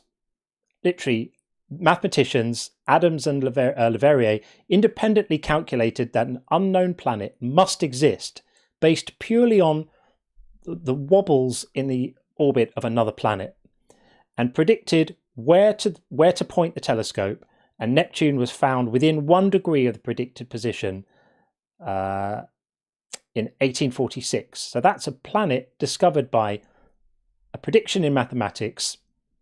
And then the Bible gives us, nation will rise against nation and kingdom against kingdom. A prediction so vague and asinine that it's hard to imagine any period of human history where this might not apply. This is the geopolitical equivalent of predicting that it will sometimes rain. Complete nonsense. Total rubbish. So we can have some more of these a little bit later.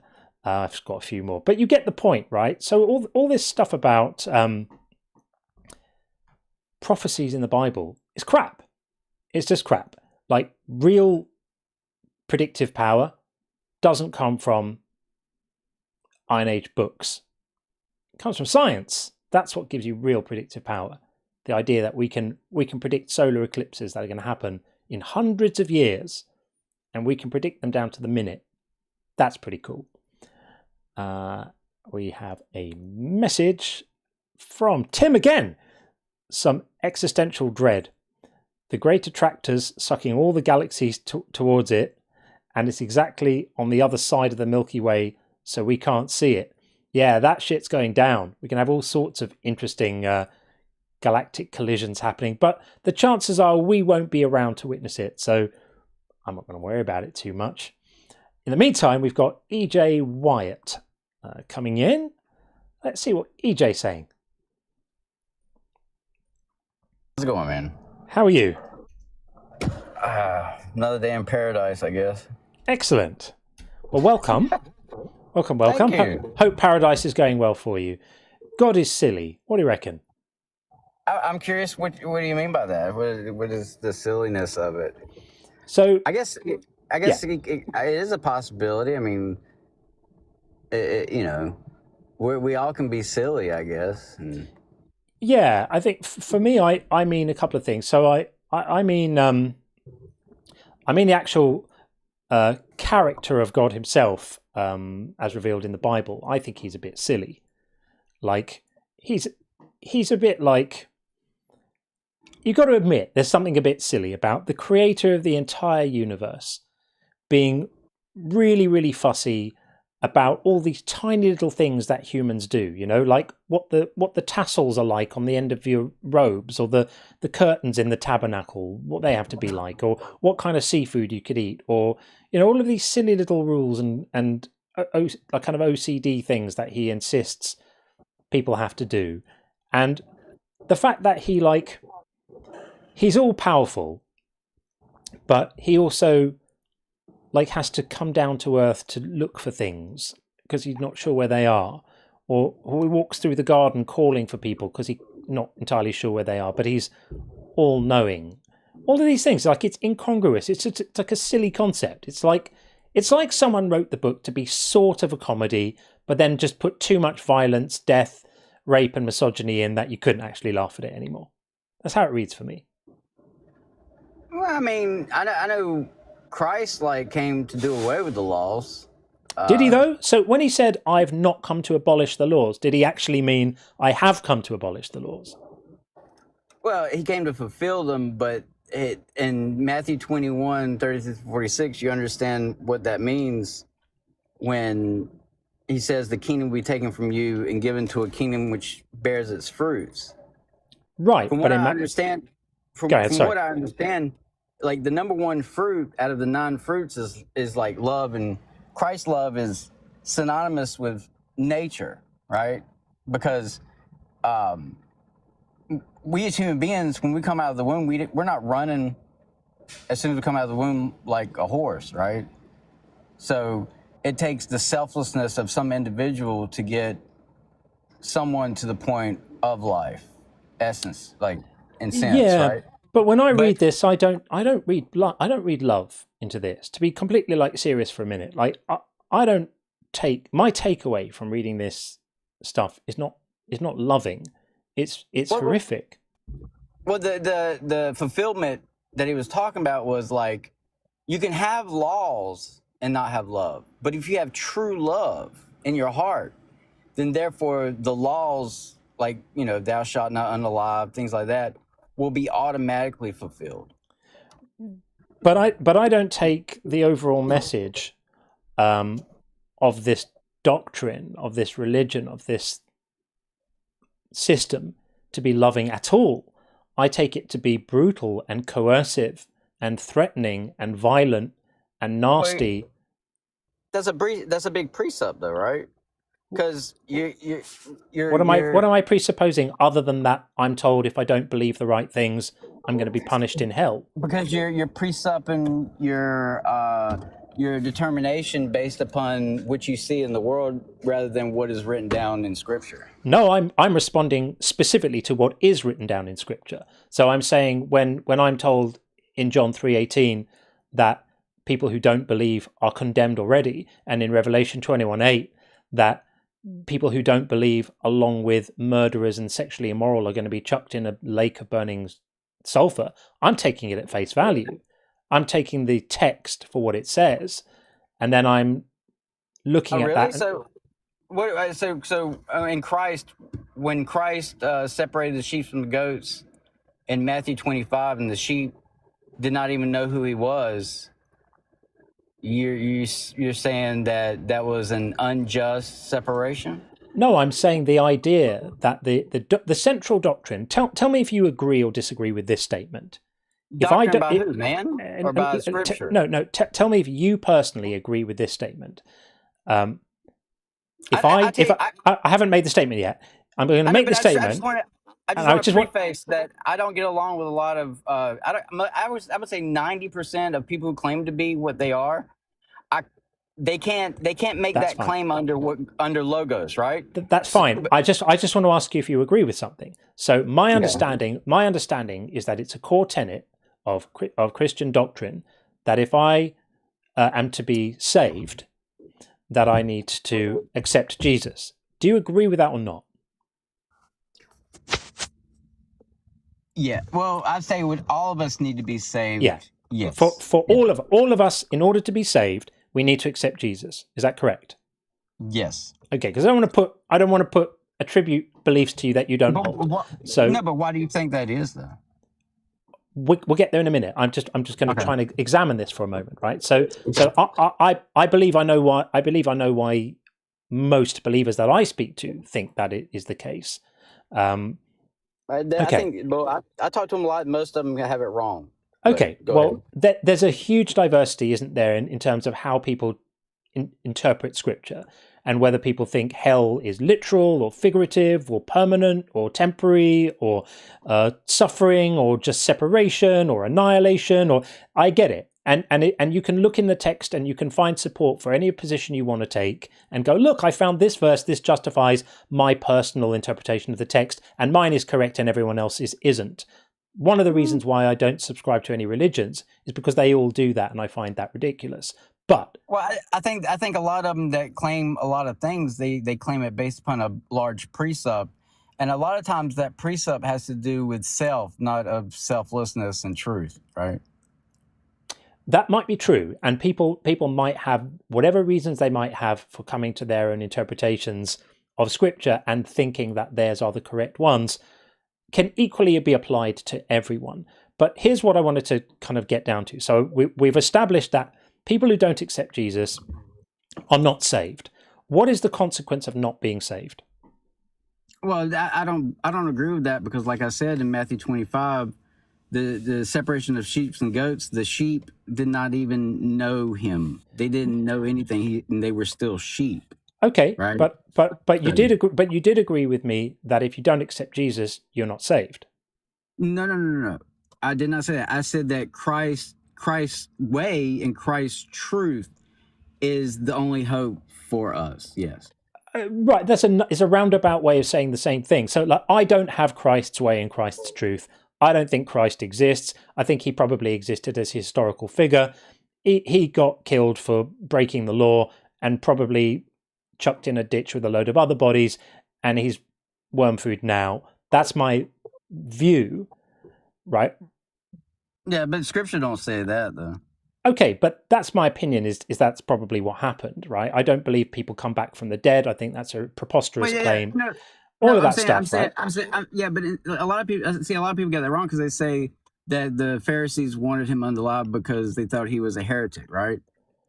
Scripture says that they knew he was at least a prophet. Like they knew whatever that the he wasn't reasons, a heretic. Yeah. whatever. I don't necessarily stick by what Scripture says about him. I don't particularly care. Like whatever the reasons, dude got killed, right? And he, in my view, stayed that way. That's my opinion, because I haven't seen sufficient evidence to justify the claim that occasionally dead people come back to life. I don't think that's a thing that has ever happened. I don't think it's a thing that's going to ever happen. I think dead means dead. And so where does that leave me in terms of the theology in your interpretation? Let's assume you have the correct interpretation. Other people have it wrong, but you have it right. Where does that leave me? Well, that would have to, let's see. Is it possible to be alive but not have yourself? Is it possible to be alive but not have? I didn't hear what you said. Repeat, please. Yeah, is it possible to be alive and not have yourself? Not have yourself, did you say? Yes. I don't think I understand what not having yourself means. I mean, a lot of people are here, but a lot of people are not within themselves, right? Yeah, I mean, people can have brain injuries and not be themselves. You can or shackled. Or dude, I'm just trying to pin you down at the moment to what you think happens to people who don't accept Jesus, because I want to engage with that morally. So this is where I'm coming from here. So I just want you to either say to me nothing bad happens to people who don't believe in Jesus and accept Jesus, or there is some consequence and it's this. Well, how about if I give you what Jesus said? I just want to know what you think. You can base it on what Jesus said. Yeah, so this is what Jesus says, and this is what I think, right? He said, you can blaspheme me and be saved. You can blaspheme anything, even talking about the Father, and be saved. The only thing you can't be blaspheming the Holy Spirit. I understand this. Blaspheming the Holy Spirit. I try to do it at least once a day before breakfast, but I'm asking about people who don't accept Jesus. Is it not a core tenet? I'm just trying to establish whether you've got your own kind of individual version of Christianity, which is different to the one I normally engage with.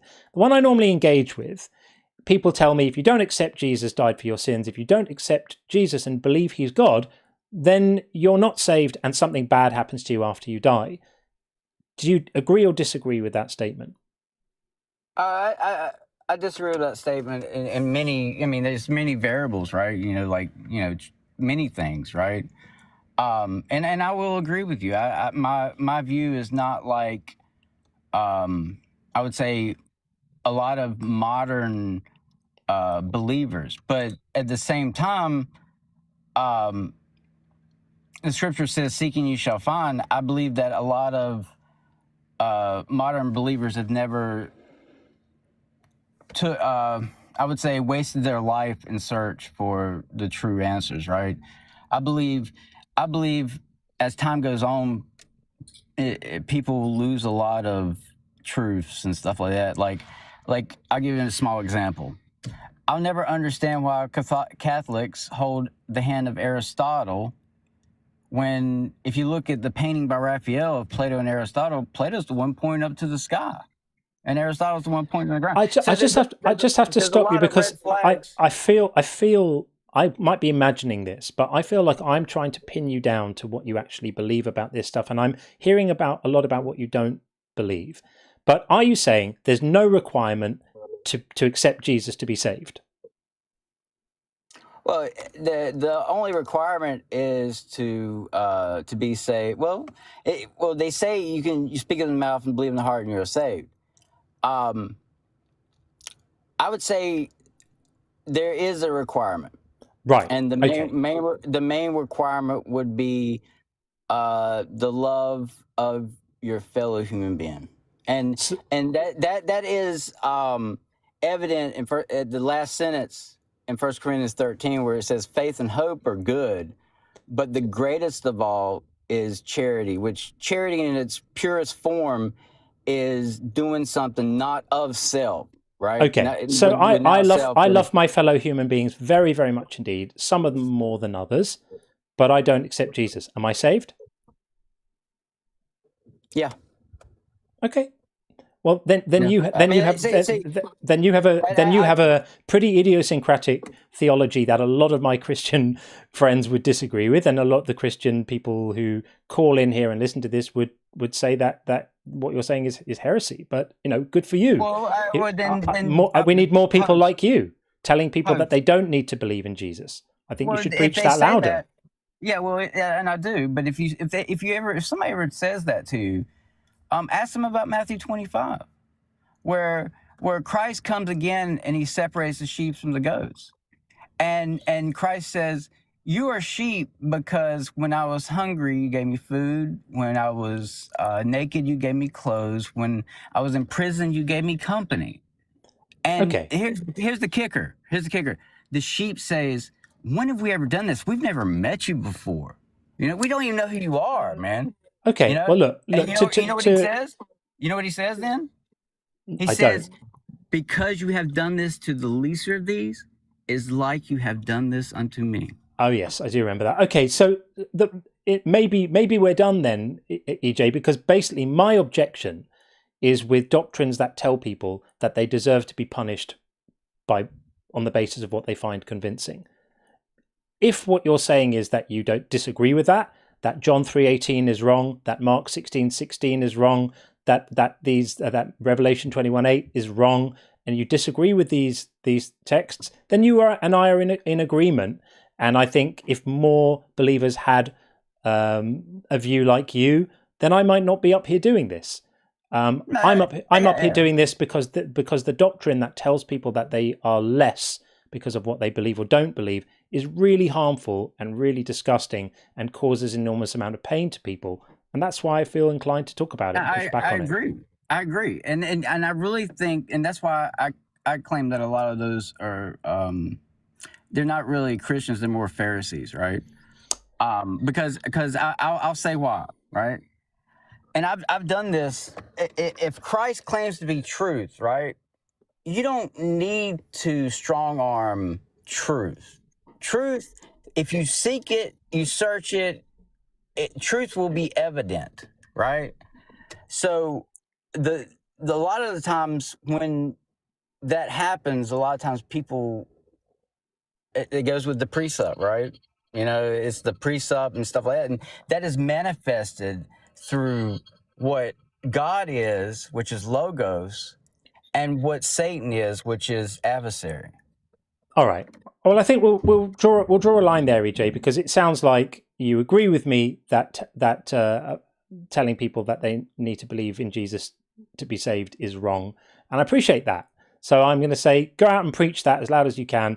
Set those Christians right who are promoting this toxic bullshit to people.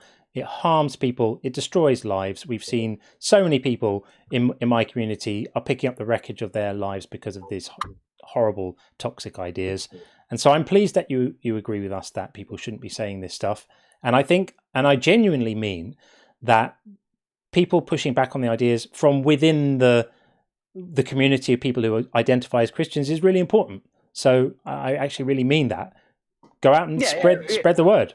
Appreciate it. Yeah, I mean, people can identify in anything, but if that identification does not match with Scripture, that they're not that which they identify as, right? So. Fair enough. Well, thanks for coming in to say hi. I appreciate it. No problem, man. Thanks. Be well. Bye-bye. Okay. That was an idiosyncratic view, if ever I've heard one. We are going to bring in, it looks like Otangelo on the YouTube side. Let's see if we can do this. Otangelo, are you there? Yes, can you hear me? I can hear you, and I'm going to try and put you on the screen as well. There we are. We can hear you and we can see you. How are you doing? Cool, I'm fine, thanks. And you? Very well indeed, thank you. Thanks for joining. What would you like to say? You can comment on God's silliness or any related subject if you like. You don't have to stick to the silliness of God. Yeah, so first of all, just for, what's your name, please? John. Oh, John, okay. So I am an evangelical Christian. Okay. I'd say very orthodox in my beliefs. Yeah. And I debate atheists for a long time already. And usually my approach is to use a cumulative argument for God's existence, okay? So I don't usually start with the Christian God, but I start with there is a God or there is no God, and I define God with very reduced, simple terms. I would say the God which I propose is eternal, powerful, conscious, and intelligent. And if an atheist claims that this proposition is less plausible, I'm not talking about proofs. I'm just talking about what is more likely true. And if an atheist claims that no such entity probably exists, then I think that it is also the burden of proof of a non-believer in a deity to back up how we could exist without a creator whatsoever. I'm not making the claim that a God doesn't exist. I'm saying that the burden is on you, if you think a God exists, to first, as you say, define its properties, and then give me a reason why I should be persuaded that such a thing is true and not just a bedtime story. Yeah, I think it goes both ways. Okay, so I don't think that it is just the believer's burden of proof, but if someone claims deity most likely does not exist, then the non-believer also has the burden to back up how that proposition makes more sense than a deity with the simple descriptions I'm not making that proposition. I'm not saying a God doesn't exist. I'm saying the time to believe a God exists is when there's evidence for it. What's the evidence? Let's hear it. And I say exactly the same, John. I say, if the proposition there is no deity necessary to explain our existence, if such evidence exists, atheists also have the burden of proof to back that up. I'm not making the claim that there is no deity. That's what that our existence is explained by a magical God is one of a number of hypotheses. Amongst those hypotheses are simulation theory, that we could be brains in a vat. There's all sorts of possible stories, some of which are very entertaining, that would explain our existence. But we don't cleave to any of them until there's a reason to do so. So what's the reason to believe in your magic friend? Yeah, I mean, I started with a clear dichotomy. I said either a deity exists or it does not exist. So everything we can put in one of these two categories. And I say, in my understanding, an eternal, powerful, conscious creator is a more plausible explanation for our existence than no cause whatsoever for the existence of the universe, life, consciousness, and whatever we know that exists in the physical universe. Why? Well, first of all, if we suppose that there is no cause of the physical universe, then you have basically two possibilities. One is that absolutely nothing created the universe, which is absurd because absolutely nothing is the inexistence of anything, and inexistence cannot create something, or maybe something cannot come from nothing. And then you have the second option is that I'm just going to interrupt you for a moment. I'm just going to interrupt you. I'm just going to interrupt you for a moment. Forgive me, but I asked you a very specific question, which was, what is the reason for believing that your magic friend is responsible for creating the universe? And you immediately pivoted to looking at the ramifications of other explanations. I'm not worried about the other explanations. I want to hear the evidence for yours. What is the evidence that your magic friend created the universe? You don't get to say that if you rule out somebody else's explanation, you rule out somebody else's explanations, yours is the only one left. We've established that there are millions. It could have been fucking pixies. Who cares? What's the explanation for your magic friend having created the universe? Please provide the evidence now. Well, I would say that even if we would suppose magic pixies, which would be agents, would be more rational to claim that no magic pixies or nothing whatsoever caused the physical universe to existence. Wild. But the other option would be that the physical universe would have no cause but always existed. Yeah. And there are severe problems with this proposition as well. And one would be the second law of thermodynamics, another would be philosophy of time, and the third would be Big Bang cosmology. None of those are problems for an eternal universe, and you know it. Come on, come up with something better. Let's have the evidence for your magic friend. I would say you are wrong, because the second law of thermodynamics says that the universe goes from a state of low to high entropy and ends with the heat death. That means anything can happen when it is in that state of heat death, and that will be the end of this universe. That means in the past it could not have been eternal, because otherwise we would now already be in that state of heat death. Do you think that physicists who understand the second law of thermodynamics better than you do find that argument convincing?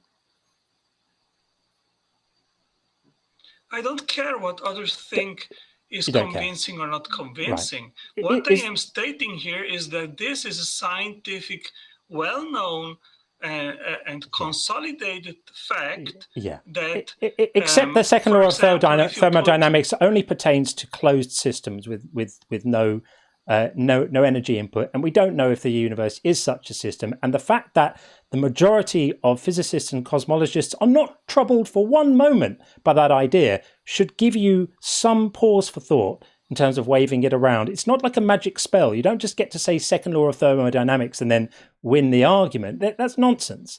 Absolute nonsense. Now let's go back again. Give me the evidence for your special magic friend. Dying to hear it. Yeah, so the universe is actually a closed system, and we know that because the universe involves everything that we know that exists. It is not endless, and the second law of thermodynamics is... We just don't know if it is. We don't know if it's open or closed. If you can ascertain that, your Nobel awaits. I want a 20% cut of the money, but I will put you forward to the committee myself. You want me to do it? I'll put the application in tomorrow, if you've got the evidence. Well, as I said, this is a well-established fact. Demonstrate that the universe is a closed system for us. Demonstrate that. The observable universe. I don't need to demonstrate. There are so many scientific things which we do not need to demonstrate, but which we can infer from what we know. So I don't have to demonstrate all the time certain things. You do if you're going. You do if you're going to build an argument on them. You have to demonstrate them rather than just assert them. All I'm hearing from you is assertions. You need to actually demonstrate the things you're saying. You don't get to just award yourself these points and claim you've earned them. You have to do the work, dude. So the universe itself is a closed system, so the total amount of energy in existence has always been the same. The forms that energy takes, however, are constantly changing. Right. And the second law also predicts that the end of the universe, according to Boston University, it implies that the universe will end in a heat death, in which everything is at the same temperature. This is the ultimate level of disorder. That's one of the models, isn't it? At the same one of the temperature, models. No work can be done, and all the energy will end up with at random. That's one of the models. Another model is that gravity is going to pull the universe back in on itself, and you have an endless cycle of contractions and expansions. How have you ruled that one out? Yeah, the cyclic universe proposal has also been abandoned. You're reading a script, aren't you? You're reading off a screen, aren't you? No, I'm don't not. read. Just be a human being and have a conversation. You don't need to chat GPT it or read it off a document somewhere. Just read it. Give us the evidence for your special magic friend. Tell us about how Jesus of Nazareth made the universe. I'm dying to hear it. Go on. Well, tell me how nothing made the universe. I'm not making any claims. I'm not making any claims. I'm not making any claims. I think it's plausible that the universe could be eternal. I don't think there's any problems with that whatsoever. I think you declaring that there are problems with it is just you declaring that you've not made yourself familiar with the models that don't have a problem with it. That's fine. You don't have to read the relative ideas. If you want to remain unaware of them, that's completely okay with me. But you don't get to just rule them out because you personally don't like them.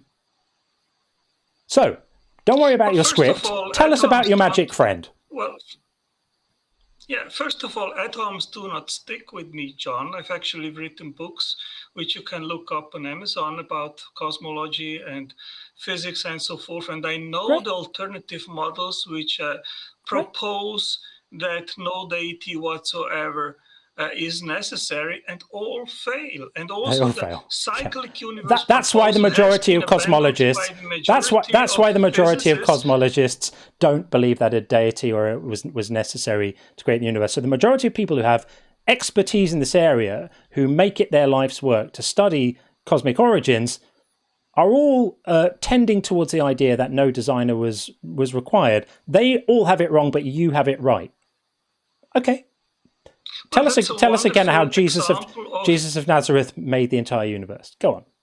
You know you want to. Yeah, so this is a wonderful example of argument of ad populum. It's not argument ad populum. Because the majority says X. It's not argument ad populum. Because the majority claims something, it must be true. Okay. I tell you something, John. Don't worry. It's all going to be fine. Don't worry. Argument ad populum is when you literally just look at the number of people who believe something, and on the basis just of the raw numbers, you make a conclusion. This is not that. This is looking at the experts in the field who actually understand this stuff better than you and saying that they are not convinced by the things that you're convinced of, and you should take pause from that. You can't make a claim that these facts about physics point undeniably to a creator, because if they did, the people who are better acquainted with those facts, the people who wrote the books that made you acquainted of those facts, would not come to different conclusions. They would be persuaded like you are. What else have you got? First of all, John, I understand that the belief in God isn't essentially about mind, but it's about the heart. Okay. It's not. The heart pumps blood. Or physicist, the heart pumps blood. It's got nothing to do with your heart. Or a physicist, you interrupt me constantly when I'm talking. I mean, occasionally. I try to have a conversation with I'm you. I'm clarifying. And you don't let me speak. I'm just trying to clarify that hearts have got nothing to do with what you think about cosmology. It's brains. That's not what I claimed. What I am saying is that belief in God has nothing to do primarily with knowledge, but with the heart. Okay. With emotions. Secondly, if the majority of cosmologists believe in God or not, has nothing to do with the quest if the universe had a beginning or not. It does when it does when hang on. It does when you're leaning on cosmology to make your case. I'm not saying it for fun. I'm saying it because you invoked cosmological arguments in order to make your case, and I'm telling you that the people who give us the information on which you're building your argument have not come to the same conclusion. Therefore, it's fallacious to use that information to back up your case. And whether people are using their hearts to think about things or their brains is a complete non sequitur, and you know it. So tell us about your magic friend. Come on, out with it. How did Jesus of Nazareth create the universe? Let's have it. Okay, so if we go with what you are saying, then 100 years ago, the majority of cosmologists and physicists, they Still want to talk believed about that cosmologists the and universe physicists. was eternal.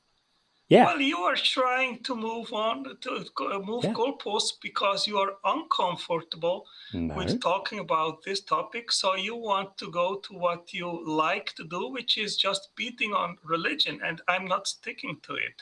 Well, I put you on the wall and I'm telling you, if you have a case, a positive case for the no God hypothesis, hey, bring it, because just beating on religion, that won't stick it, you know. Right. Of course, I've already told you I'm not making the no-God hypothesis. I'm not the one advancing a positive claim here.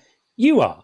I'm not the one saying no gods. You're the one saying that the creator of the universe is a friend of yours. That's a fucking wild claim to make. You've got to evidence it or you're going to get laughed out of here, dude. So keep on going back to cosmology all you want. But until you can prove that your good friend Jesus designed everything, including me, you've got a lot of work to do. You've not done any so far.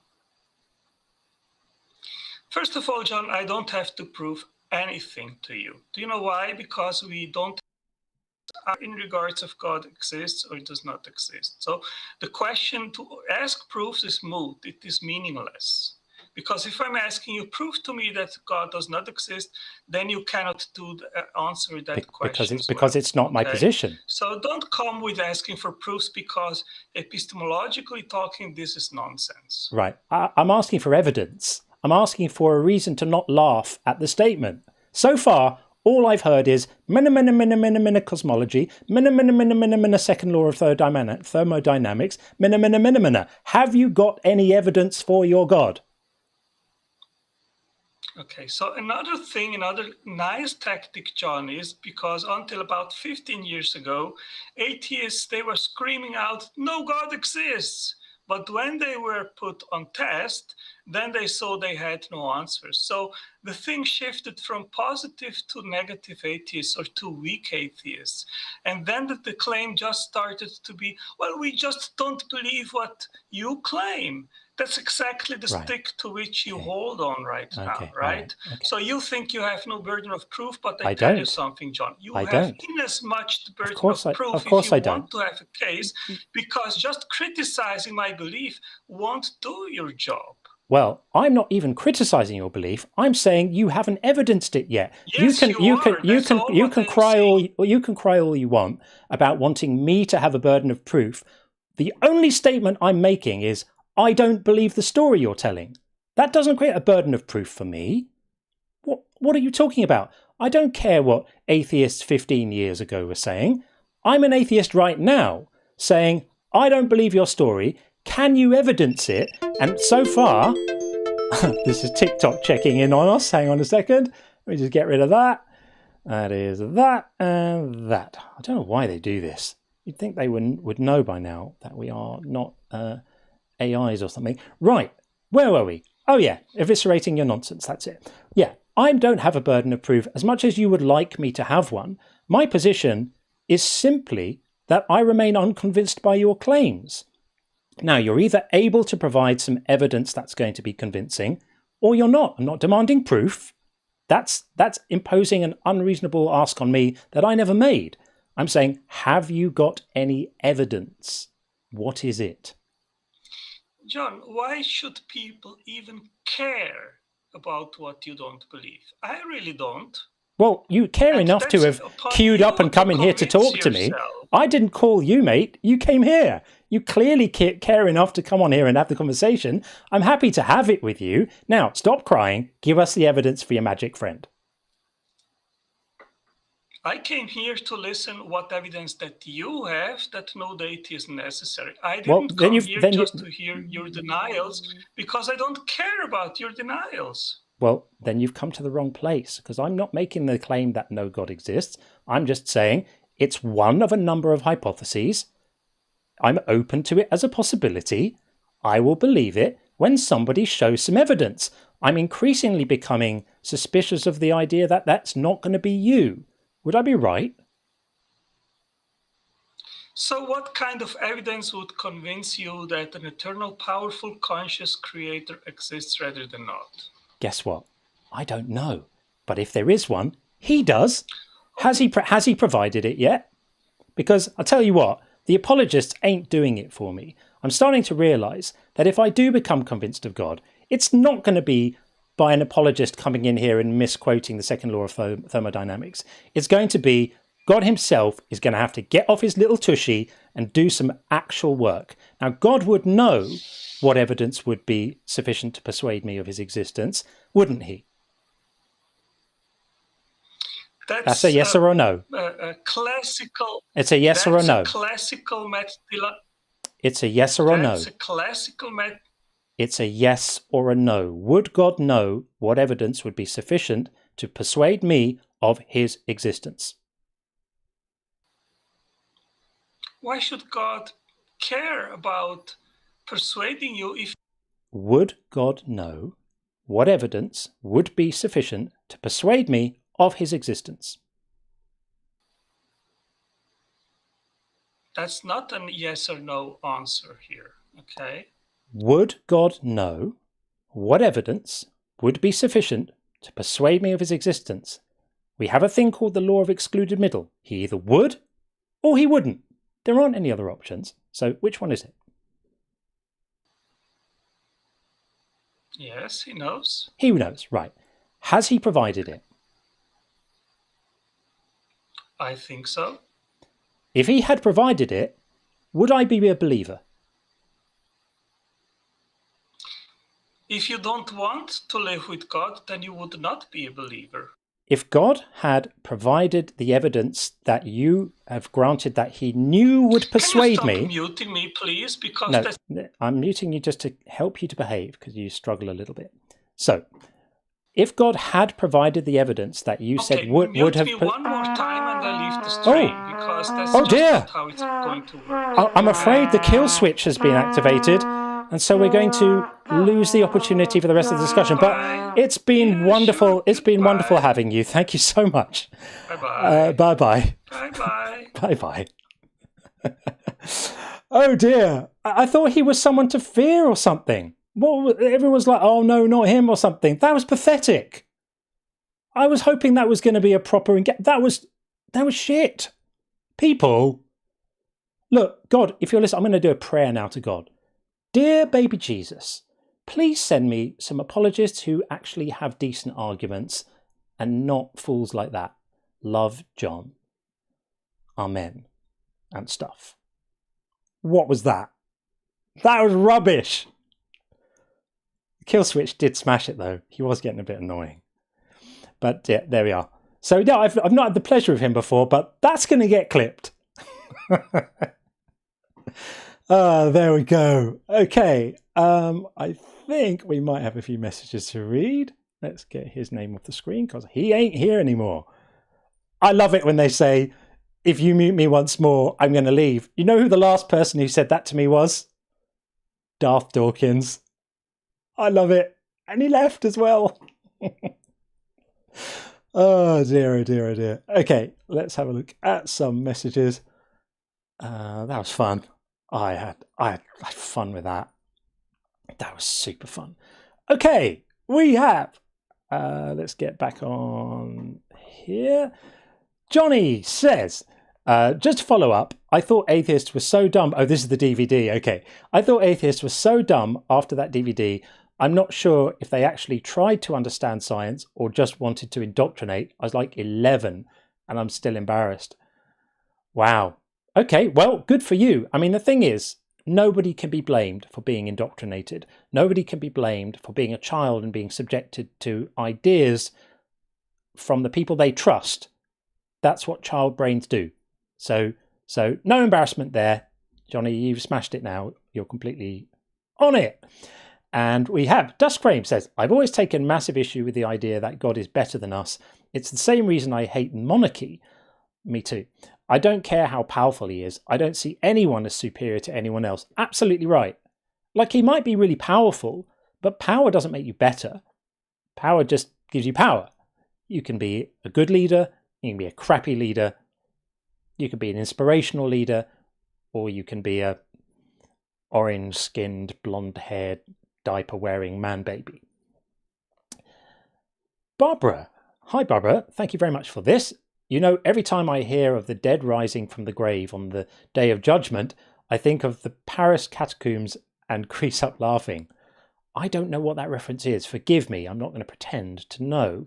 You're obviously familiar with something I'm not familiar with.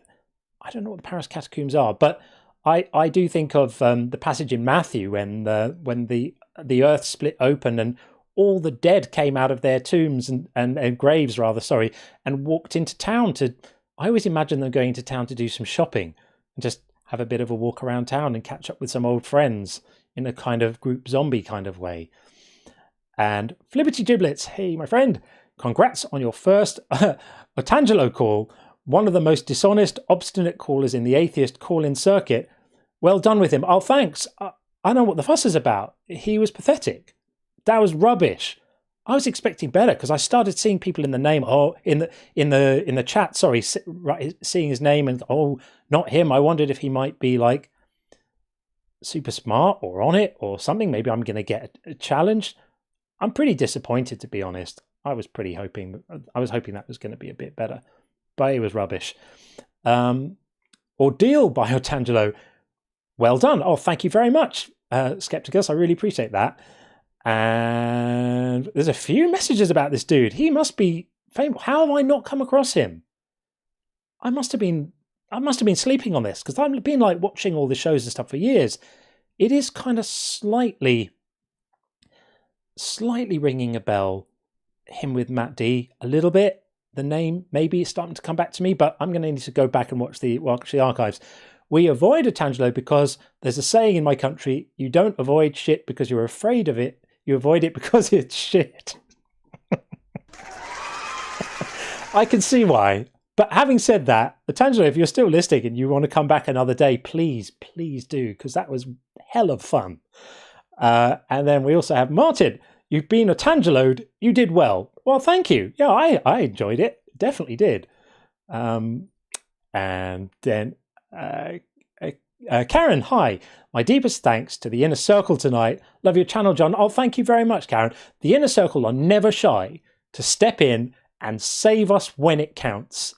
It's one of the better things I've done is instituting this. It is seeming to work really well, and I think the secret is that the members of the Inner Circle are just brilliant people. They really are.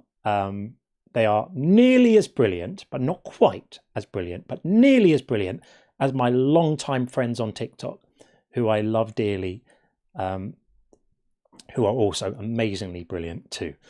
I don't want my TikTok friends to think that Inner Circle are going to get too big for their boots. That's why I said that. And then we have Facing Opposition again. Hello. Would love to see you question Frank Turek. Frank Turek is full of crap as well. I find all of these apologists so rubbish. All of them, Cliff Connectual, whatever his name is, Turek, all of those guys. Back in the day, I used to listen to like Dr. Dino, right? Kent Hovind. And I understand their shtick. It's just like they come up with their sort of little lines and they chuck them out there and then they gish gallop and they go through all of this stuff hoping that you won't have an adequate response to it. It's just pathetic. Just give us the evidence for your special magic friend. They never can. They never, ever can. I'm feeling quite invigorated now. I really enjoyed that. That was super fun. Okay, we are going to bring in, we got some friends in the TikTok queue. We're going to bring in Mythic Realist. Next. Hey, how you doing? Hey, good. Thank you. How are you? Fabulous. Thank you. Welcome. Thank you. Floor is yours. Oh, okay. God is silly. Prove me wrong. Okay. Well, I watched a little bit of your live, and then I've watched your videos, and I really find it interesting that you, while I would agree with everything you say about decision making, but I think it's very interesting that we agree that you can put yourself into habits that make it easier for you to connect with reality and make and believe things that correspond to your environment. And so so while we don't have the power moment to moment in order to decide to believe things, it's a bit like skiing or like snowboarding, where the further you are up the mountain, the more likely you are to be able to avoid a tree. But if you're 3 inches from the tree, it's too late. And so you talk about healthy, subjecting yourself to both sides of an argument, having healthy dialogues without being dismissive. So I wanted to explore what you think of not the requirement of belief moment to moment, but the requirement that you place yourself in those good habits.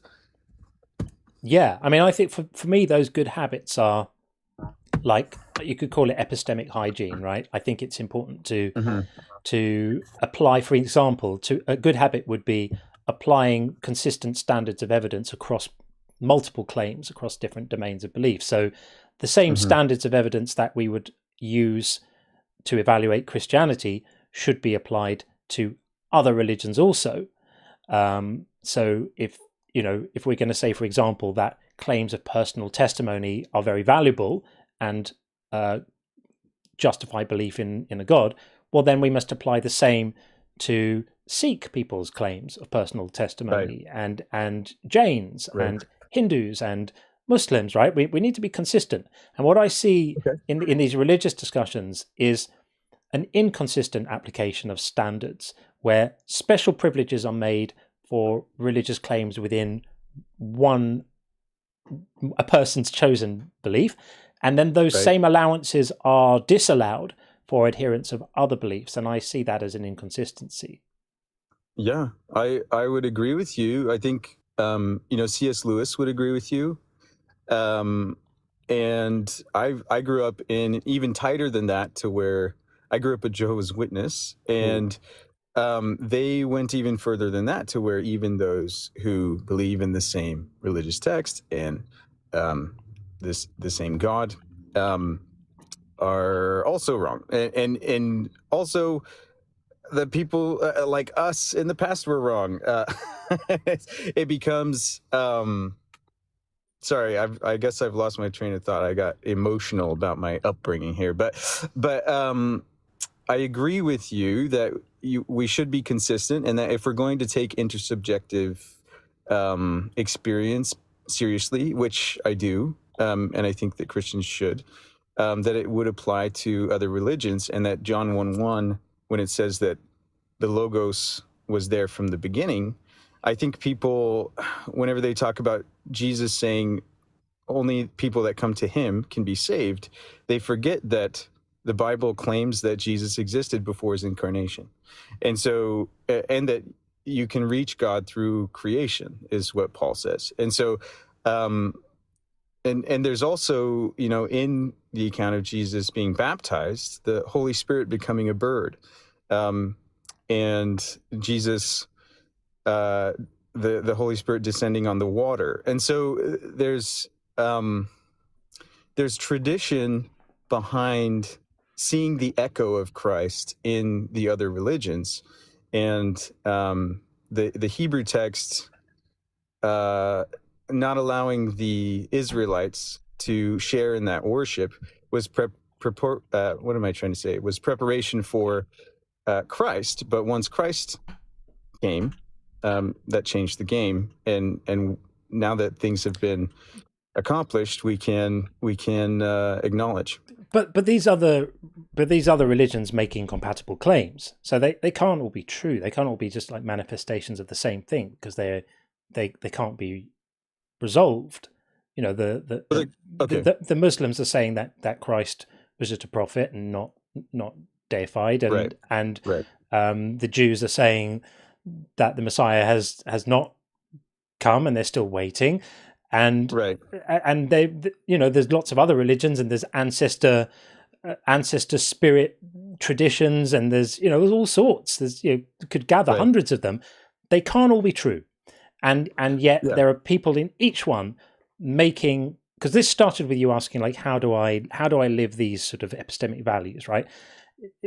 All these different religions, all these different frameworks of interpreting reality and looking at the world, all make incompatible claims, and yet they all basically cite and provide the same kind of evidence, which is personal testimonies, claims about the infallibility of their texts or traditions, all of these things, and they discount the very same things they are claiming themselves are discounted for everyone else. And I just think that is it's not sound, it's not fair, it's not reasonable. And so when I see people doing it, it just sticks out to me a mile. My religious experiences count as evidence, but the religious experiences of all of those people don't count as evidence. And if you are going to count them as evidence, then you have to grant credence to their beliefs too, which clash with yours. So I don't know. It's a tricky one. Right. I prefer to say it's all nonsense. Is there overlap? Okay, so you're under the impression that there's no meaningful overlap between world traditions and subjective religious experience. Not that there's no overlap, but there's enough. There's enough discordance. There's enough contradiction to say that they can't all be true. It cannot be true that that God sent Muhammad as his final messenger, who said that Jesus isn't God, and also that Jesus is God. Those two statements cannot both be true. So if people are having what they call transcendent experiences and communing with the divine and speaking to God and having relationships with God that are telling them things that are mutually exclusive, then at least one of them has to be wrong. They can't both be right. And if at least one of them is wrong, it could be that both of them are wrong. They can't both be right, but they could both be wrong. And so to me, it's just like, I always come back to, this is better ways we've got of dealing with the challenges we face. And I find all of this religious stuff like sort of unhelpful noise. We face so many challenges at the moment. We've got global instability, we've got climate change, lots of uncertainty about lots of things. And to me, the fact that people are focusing on these doctrines and these silly ideas and killing each other over what name to use for their imaginary friend, it's horrendous. And I just think we'd be better off without it. And that's before I get to the level of all my friends that I've made in my community who have just been so harmed by these ideas, so brutalized by being told that because they don't believe the right things, they're destined for punishment and that it's righteous and good. That's an element to all of this stuff that I hadn't really factored in until I started doing this work, and it motivates me so strongly. So that's what drives me. There's a couple things you brought up that I'd like to talk about, and I do think that, honestly, I think that we agree that intersubjective experience should be treated fairly, and that it's not exhaustive of what we need, but it also there might be an overlap that's helpful. I'm leaning more toward valuing it as part of the dialogue. I don't know if that's where you land. It seems like maybe you land of we should. It's more harm than help, and we should get rid of the intersubjective experience type dialogue. But you mentioned the pragmatic case for leaving religion behind, and I think that pragmatism is what keeps me with Christianity. And so I'd like to get more on where you think pragmatic benefits fall, anthropocentric utilitarian benefits of things fall, as opposed to worrying about some corresponding objective truth, and which is more important to you, of the pragmatic benefit of things or the objective truth correspondence? I hear you. So I would never make an argument that my that belief or disbelief in anything should be based on pragmatism, right? On utility. That's a silly argument, and I critique religious believers who come in and say, "But my life is so much better since I started doing this." That's a utility argument for religion, and it's fallacious, and I wouldn't make the inverse, right? I wouldn't say that it's beneficial to not believe in this stuff, therefore it's an argument against it. What I say is that the reason I make the utility argument, or rather the reason I start talking about benefit and as you say, did you say pragmatism? Was that what you called it? Yeah. Is because I don't think it's true. It's not the other way around, right? I'm not saying I don't think it's true because it's not pragmatic to believe it. I'm saying it's not pragmatic to believe it because I don't think it's true. That's really important to get that. Do you have faith or certainty that those align, that the overall benefit to humanity would align with what is most true in the objective corresponding sense? I think so, because history tells us that we do better when our beliefs align with reality, right? It's generally, you're better off thinking straight and not being delusional than living in dreamland. And that's not to say that there aren't some benefits to comforting thoughts, but if everyone just worked on the basis of comforting thoughts, then we probably wouldn't have antibiotics. You know what I mean? Like we progress when we test our ideas against reality, and we keep the good ones. And just a quick word, Damien. It's great to see you, Damien, in the queue. Please don't go, because it would be great to speak to you. Not spoken to you in a while. It's just for a friend in the TikTok queue. But so I'm not saying that there are no benefits ever to be gained from religious faith. But I just think overall, I think that right now, these ideas are an unhelpful distraction on a global level. Yes, a particular individual person might feel that they benefit personally from, having faith and having these ideas. But I just think about how many problems in the world we wouldn't have if we just got rid of all of this nonsense, both on a global scale and an individual scale. Yeah, well, I think again we agree more than it seems like you're letting on. So when I say pragmatism, I'm thinking of William James, and so he has a very robust meaning behind what's good for humanity. So it would be over generations, it would be according to the whole, and not as short-sighted or narrow-minded as what you're describing with good for one person or it benefited them. But I think both of us are not willing to divorce what's objectively true from what is good overall for humanity. Is that right? Yeah. I mean, we can just hold to the principle that collectively, when our beliefs track reality, things are likely to go better, right? They're not going to go worse. Yeah. And so with that connection, I just feel like Christianity, and obviously we're going to argue about this, but from my perspective and people that I've talked to who feel differently haven't been able to convince me otherwise, is that Christianity as a tradition, as a living, breathing tradition, has brought about all the good change that we as secular people cherish, and they haven't gone as far as we want them to. All the change? No, not all the change. I apologize. Okay.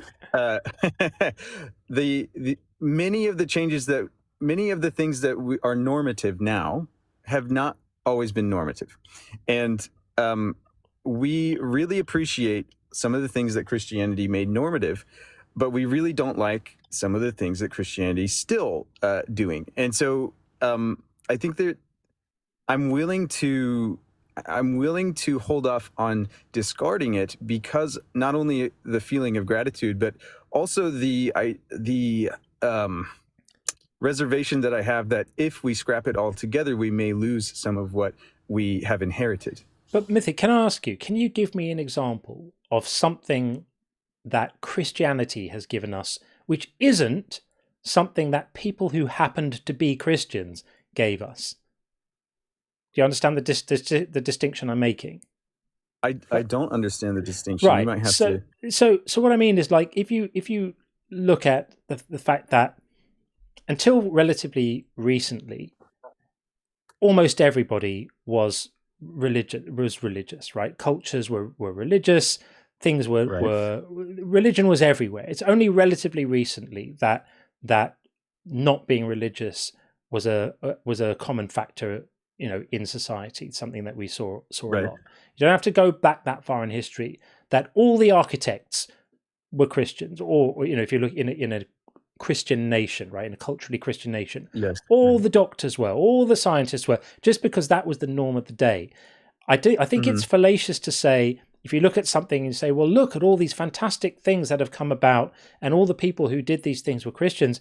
Yeah, but they didn't do these things because they were Christians. They did these things because those are the things they did. They just happened to be Christians. To some extent, you would have to weigh what they said their motives were and what we project back onto them, and also you would have other areas and other religions to compare them to. Granted, there are so many factors that it's not a hard science, because because of it could have been the economy in the West rather than the religion, but I think that we're not dealing with a hard science, and so it is a gamble either way you take. But you made a big claim. You made a big claim, and I need you to evidence it. Go ahead. So your claim was that so much of what we consider normative we've got from Christianity. I don't accept that. Give me an example of one thing. I would say hospitals as an institution. But there are cultures that don't have any Christianity, and they have hospitals. I don't think Christianity gave us hospitals. I think people wanting to look after each other gave us hospitals. This is the point I was making. People's inclinations towards compassion and altruism gave us hospitals. But I don't think that the inclination toward altruism was intense in not only the ancient world, but contemporaries amongst Christians.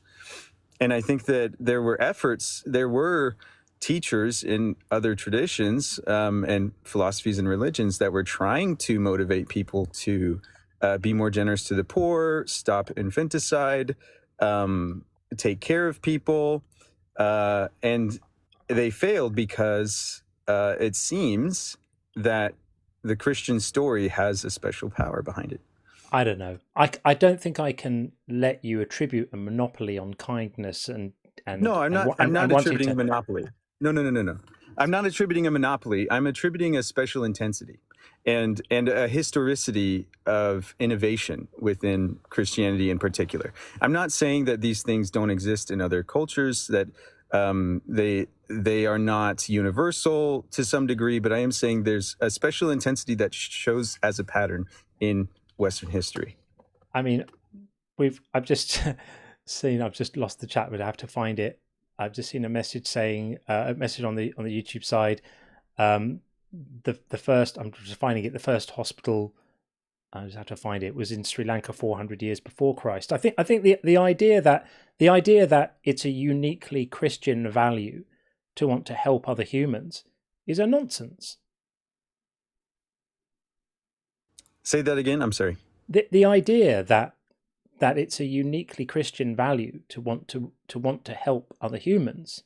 Right. That's not my claim. My claim is much more modest. So my claim is that Christian culture gave a stronger emphasis on things that are universal, but that throughout history, accomplishment after accomplishment in humanitarian goals came from Christians uniquely rather than other traditions.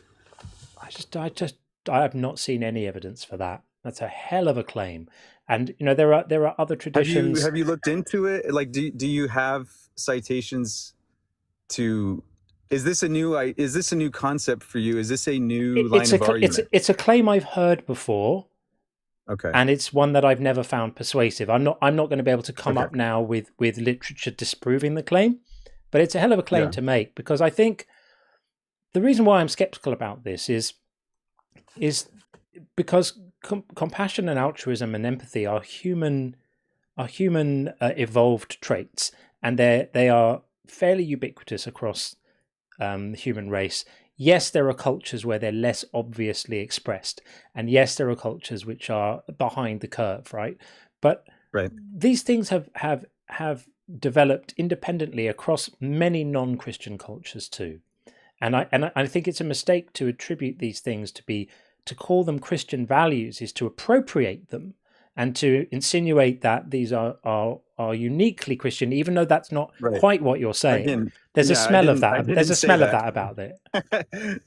So yeah, I would just say when I look at history, and you and I would agree, it just happens that people who claim to be Christians were the ones who did things historically. Lots of good stuff, and including the abolition of slavery. And so, like, hang on. I can't let you have that one because you know what the Baptist Convention was, right?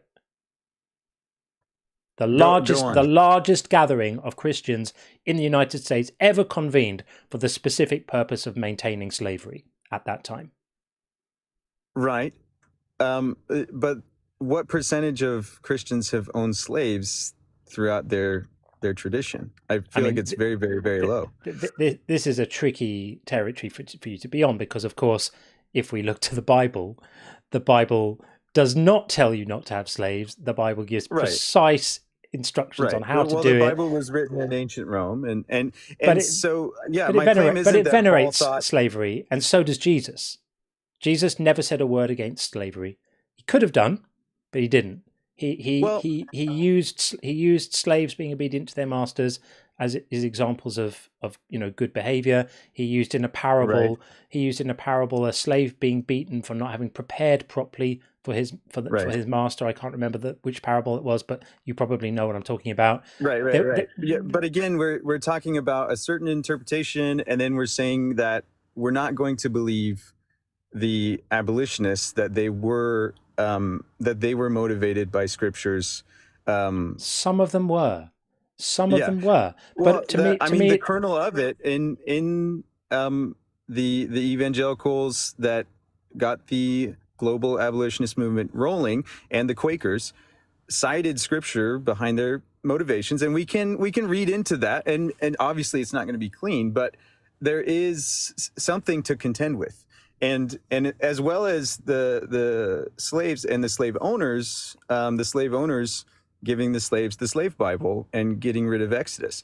And so I think that there is a theme in the Bible, and even Paul talks about the eschaton, and in the ideal, there wouldn't be slave. I know that he says in the present, there should be slave, and slaves should behave this way. But this is sorry to interrupt you, but this is just picking out the bits you like and ignoring the bits you don't like. Come on. Well, I didn't do it. The global abolitionists did it. But you're kind of doing it now, because like the Bible is absolutely clear about the morality of slavery. Absolutely no problem with it whatsoever. So that is but that's a Christian value. It is a Christian value that slavery is fine. It is a Christian. I don't think the Bible's obvious. Yeah, I don't think the Bible can interpret itself. It's a text. It's obvious, dude. It's obvious as hell. It gives instructions on how to do it. Come on, it's right there. Find me a verse in the Bible that argues against the institution of slavery. Just one. You can't. Yeah, my argument is not that it argued against the institution of slavery at that day. My argument is that the ethics that it. That's the text, though. Yeah, but the text also points to an ideal where that relationship wouldn't be the case. And Christians, whenever they got rid of it on earth in history, cited those verses. And so I'm not saying this is my interpretation of the text. I'm saying history gave us this because those people interpreted the text this way. You're saying some other people did backflips and somersaults and tap danced their way into being able to squint just right to make the horrible text more in line with their own moral intuitions, which were much better than anything that was in the original book. I agree.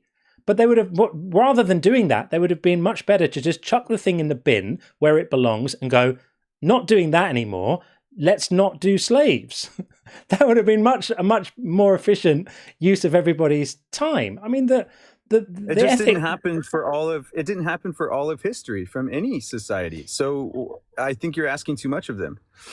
Well, I think that you know, the moral zeitgeist changes and we move on and progress happens. And I think that holding on to these old texts hinders us and stops us from moving on, because people are cleaving to these ancient texts. But it hasn't for no benefit. Because we have become a much a larger secular thinking society, and the secular thinking that we have was from a framework from Christians, from deists like John Locke. And so I feel like we haven't stopped progressing. So why are you afraid that we will? No, I'm not afraid that we will. This is why I said I never make the claim that why do you that think religion that will stop us. I just think it hinders us. It feels like a ball and chain round one ankle. Let's just kick it off and forget about it. What do we need it for? View it as a hindrance. But what do we need it for? Seriously, why do we need this stuff? I think the emotional tagging of the same conduct code that you could put in a list of rules, if you put it in the narrative that the Bible has with Jesus, it's much more powerful. But you don't need any of that stuff. Put the Bible in the bin, pick up the UN Charter of Human Rights or something like that, which is going to be a much better behavior code if you need one. I think that you're not accounting for change, because right now, while it's normative to look at that code and to immediately resonate with it, I think that if you were to get rid of all narratives and all myths and all quasi-mytho history that narrates examples of heroes in humanitarian efforts, then you're not going to have the same emotional resonance as if you kept them. And so I think stories are very important. And that's why whenever people give speeches, they don't just give the data, they give a story along with the data. And so I don't see why progress has to be hindered by a narrative of somebody who, whether you agree with it or not, Christians believe stand for many secular ethics. All right. Well, that's a line to draw on the conversation. We're going to move it on for now, but good to speak to you again. I know we spoke before; it was a while ago, but good to see you again. I think we've got a pretty different opinion on this, but I'm going to move it on because time is marching on. Waits for no man. Thanks for having me. But yeah, nice to speak again. Take care, everything. Take care. Okie dokie. A couple of friends to bring in next. Some clarification from Barbara on the Paris catacombs, which stretch for miles, stores the skeletons of thousands of people, not by individuals, but by bone type, femurs, skulls, etc. That's pretty grim. I didn't know that.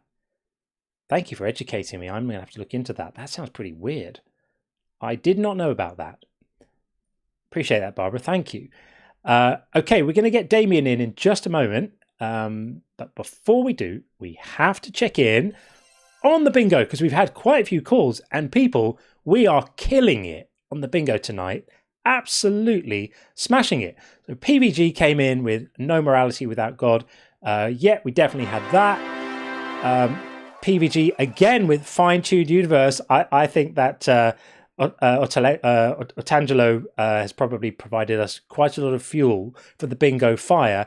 Fine-tuned universe, yeah, we had that, and it gets us a bingo line as well. And then PVG, look at the trees. Did we get a look at the trees? I'm allowing it anyway because reasons. And then we finally had Boogie with nothing comes from nothing. We definitely had that as well. Look at this, people. We are so close to an absolutely full board. We just need someone to come in and drop evolution is just a theory. I'm not feeling that that's going to happen in the time we have remaining.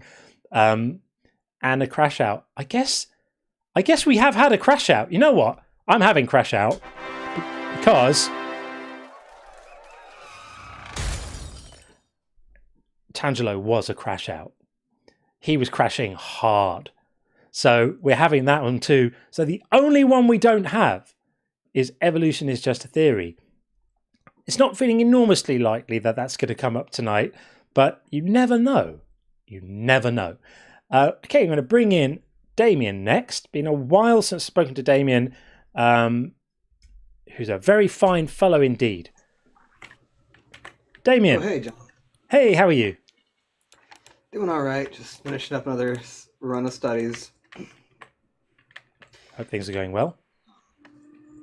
I'm moving out again. I'm heading out to the West Coast. I'm bored here, so. Fair enough. Fair enough. To what do we owe the pleasure? I just hadn't talked in a while. I figured I'd come in and say hey and say I truthfully don't understand how you have these debates because just listening gives me a migraine sometimes.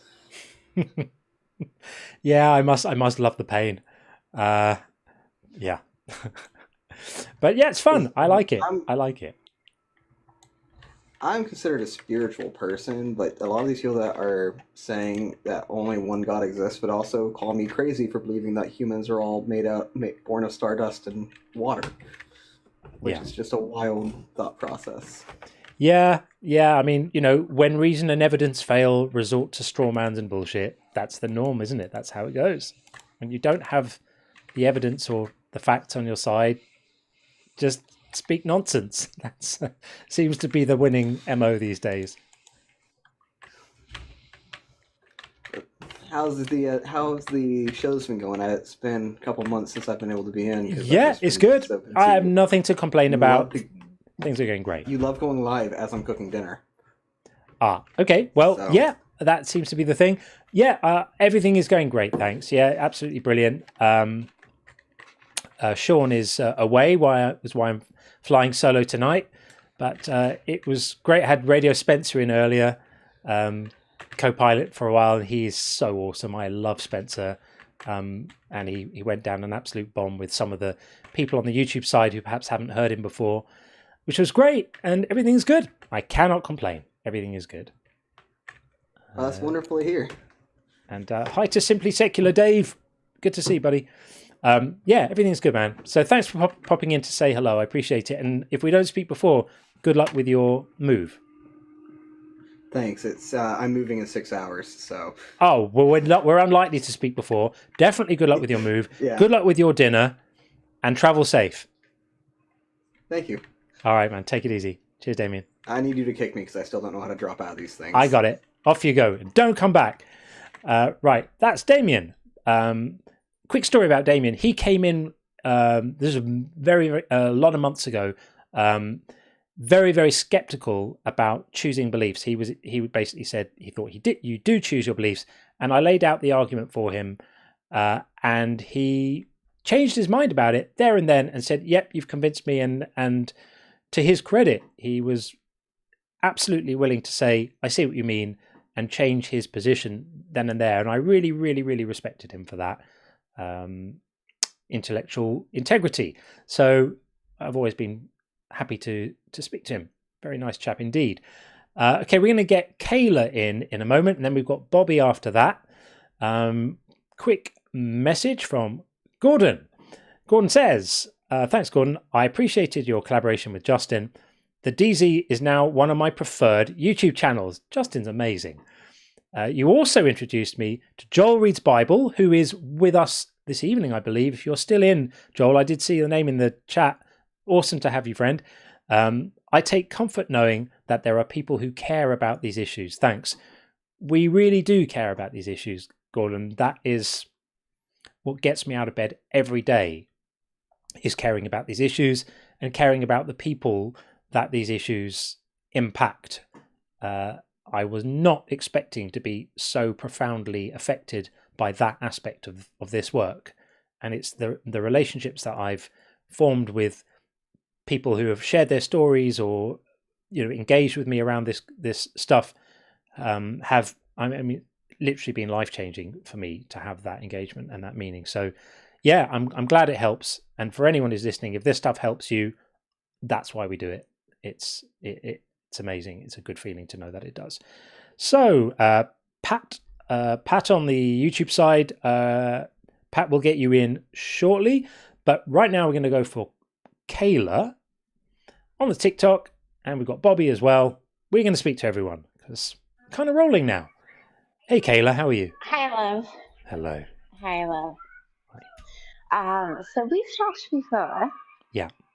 I don't know if you remember me. I can't quite remember, but I'm sure I will once we start talking.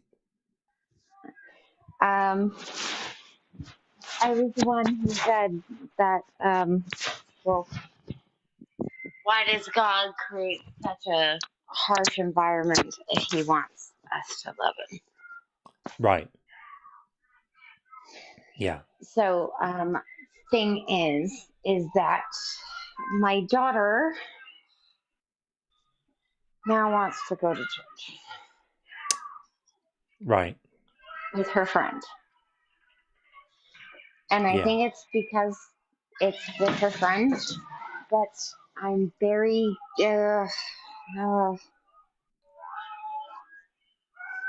see, I'm Catholic, okay? And I don't ever put my Catholicism on my family. That's mine and mine alone. I have Catholicism because my grandmother gave that to me, and it was a thing that I still have to deal with, regardless of whether I believe or not. Do you mean you need to go along with the rituals and the stuff and the actions and the practices? Oh, well, since I was a child, yes. Okay. And Catholicism was a very hard church to live in. And that's why I don't bring religion into my home. Okay. They know not to touch my crosses. I have a cross that I wear. They know that that's sacred to me. I have my own personal rituals.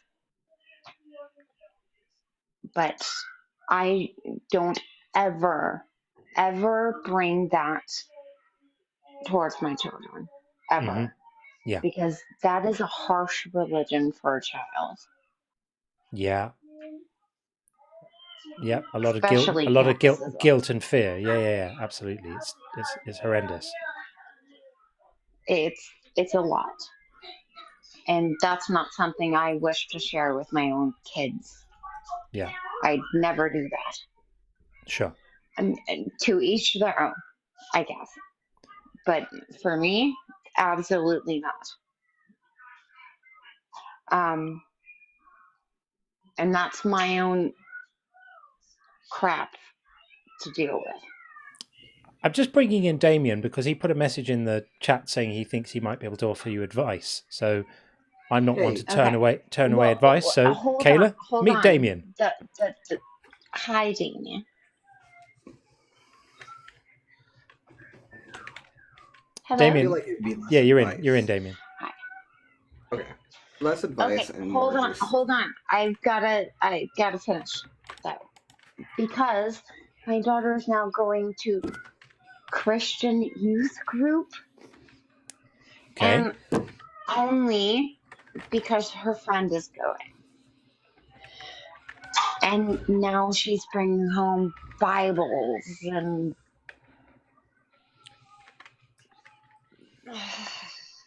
So to try and bring this to a sort of point of focus, Kayla, how can I help, and what do you need? I know she's mostly doing this for her friends, but also I don't want to discourage her if she actually wants to believe. But how do I do that when I don't even believe in that? I mean, I have my own issues with my Catholicism. Yeah, that sounds very, very complex. Christianity. Yeah. Let alone Christianity. How old is your daughter? My daughter is 12. 12. Okay, yeah, it's a tricky age because they.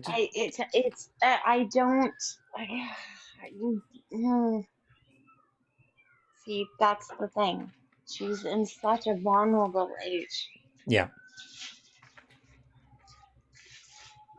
Yeah, it's a tricky one. You are entitled to say you're entitled to say to her, you can go to church when you're a little bit older, and better able to sort of judge your own ideas. But for now, I'd prefer you not to. You could do that. But would I be being a bad parent by doing that? Like not giving So her the opportunity? I don't think so. Go ahead, Damien. I grew up in a very, very hardcore Southern Baptist family, Southern Baptist everything, church every Sunday, Wednesday, Thursday. I don't think there's anything inherently wrong with her wanting to learn, and I think encouraging that's a good thing, because I've spent most of my adult life now studying every religion I can get my hands on. And I understand your fear, because I have the same fear towards people I care about, that it does seem to be a very toxic environment. You know about all the religions at least. Yeah, I mean, it's about what you feel comfortable with. There isn't an intrinsic reason to not let her go to church. It's, the most important thing is to keep the dialogue going and to have no ideas off limits. So she can go to church and you can talk to her about it. Say, hey, what did you speak about in church today? Talk about the ideas. Brainstorm the ideas. No ideas should ever be off the table. I'm not saying that you shouldn't let her go. I'm just saying if it troubles you, it's within your remit as a parent of a 12-year-old to say, I'd prefer you to wait until you're a bit older before you do these things. But if it doesn't trouble you, then let her go. It does trouble me though, because I know what they tell us at 12 years old. You could also just talk to her about how... I know what they tell girls at 12 years old. Yeah. I used to work in a church in the youth wing. I understand the fear. So did I in Texas as a Catholic, unfortunately. Memphis, Tennessee. So. Oh, yeah. That's rough. Bible belt, Bible buckle. Oh man, that's rough. Kayla, in the interest of time and wanting to just kind of move things along a little bit, I think that you are the mother of a 12-year-old girl. Whatever your instincts are, you should follow them. If you feel uncomfortable, it's like what kind of church is it? Who is she going with? What are the people? These are all things that you have to judge. Am I wrong though for just holding off a little bit longer? No, I don't think you're wrong. I don't think you're wrong. She's only 12 years old. I think you can trust your own instincts as a mother. And there's plenty of time for her to discover stuff later. The other thing is you could offer to go with her.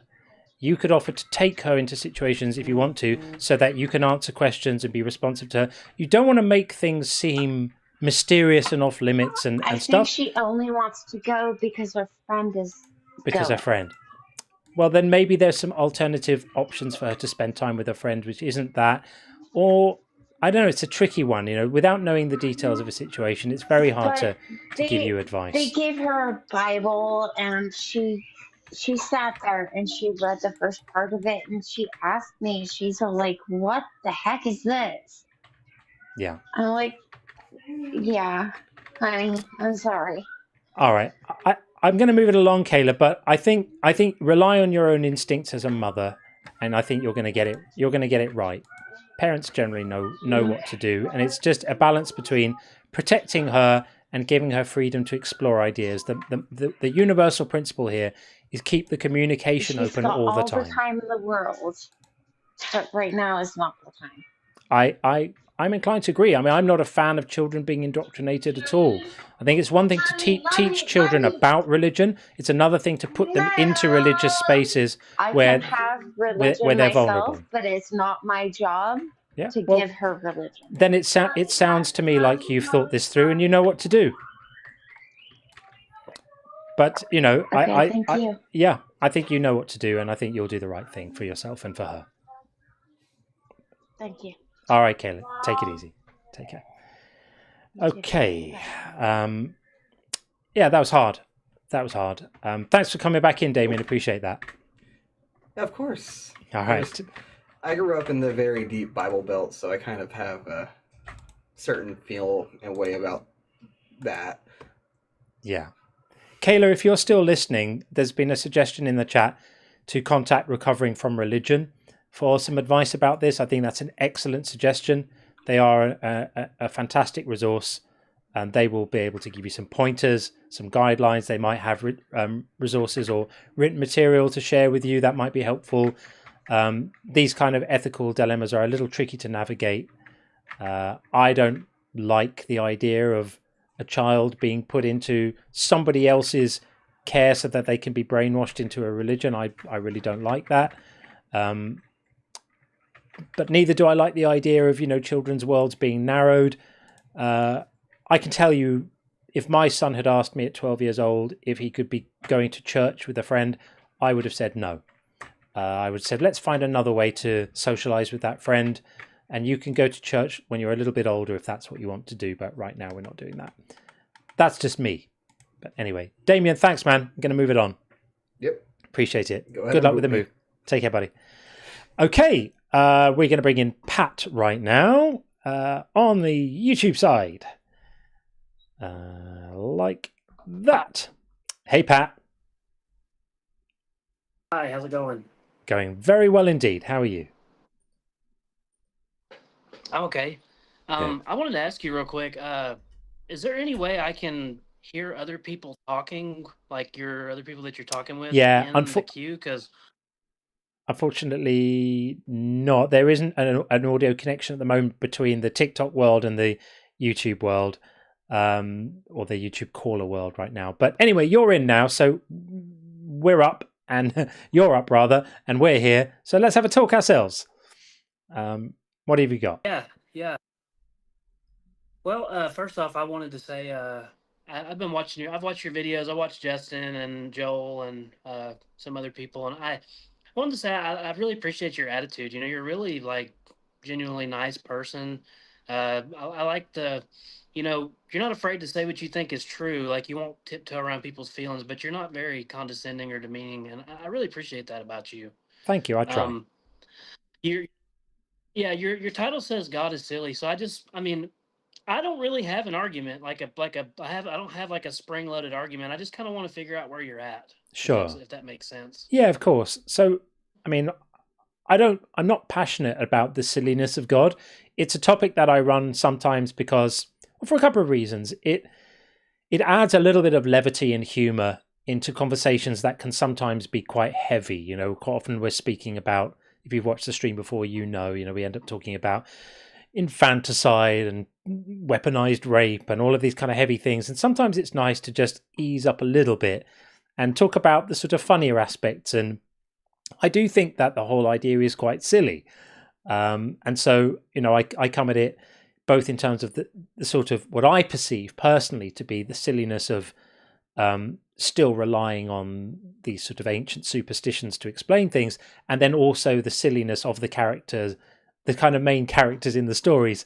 I just find the whole thing quite silly. So it occurred to me one day to try it out as a topic rather than, God is evil or, all the sort of serious stuff that we quite often do.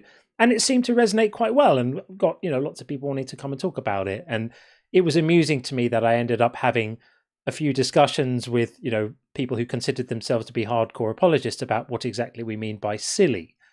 That was amusing to me. Yeah. So, but with all of that said, I'm not sort of desperately wed to talking about the silliness of God as a really important concept. It's not something I spend lots of time thinking about. For me, it's more about my project is legitimizing non-belief. So part of legitimizing non-belief is looking at the beliefs and being able to chuckle at them and laugh at them and not be too weighed down in the heaviness of it all. Does that make sense? It does.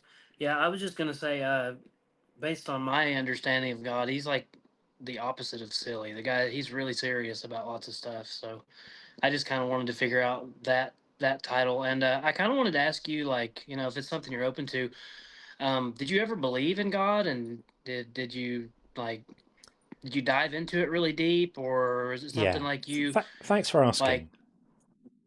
I appreciate the question. So people who know me will know that I never have been a believer, not for one day of my life ever. But there is an additional layer to this that I haven't really spoken about very much. And I was actually speaking to my mother about this a few days ago, and she thought that it might be appropriate for me to share this with the community, because there's some stuff that people don't know about my background. So I was born into what you would call a traditional but non-religious Jewish family, right? So we were never religious. I think both my parents were atheists, are atheists. I think they were still at the time, is what I mean. And we kind of observed some of the Jewish traditions by way of a sort of nod to where we had come from culturally, but there was never a religious overlay to any of it. And as such, my parents had to take credit for the fact that we were never indoctrinated into any kind of religious thinking at all. But what's quite interesting is I've learned recently that my grandfather, who came from a very, very orthodox religious background, orthodox Jewish background, he actually suffered from real religious trauma himself. And I didn't know this about him until my mother spoke to me about it recently. And that created a bit of a connection for me to my family history, because I actually come from quite a long line of fairly prestigious rabbinical scholars, some of whom have books written about them today, and they all believe bullshit as far as I'm concerned. But my grandfather was the kind of turning point, and he came from this very orthodox background but lost his belief in faith and suffered from religious trauma because of some of the stuff that was going around him.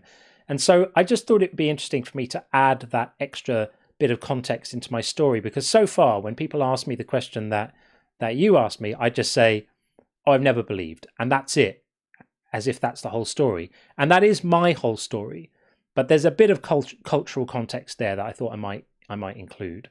So yeah, it's not like I was a believer and then I fell out of love with God or anything like that. We just never dated. It just never happened. Okay. Have you ever tried? Have you ever tried to bully? Is that something that you've ever been open to, or did you just like, this doesn't make sense, and then that's the end of it for me?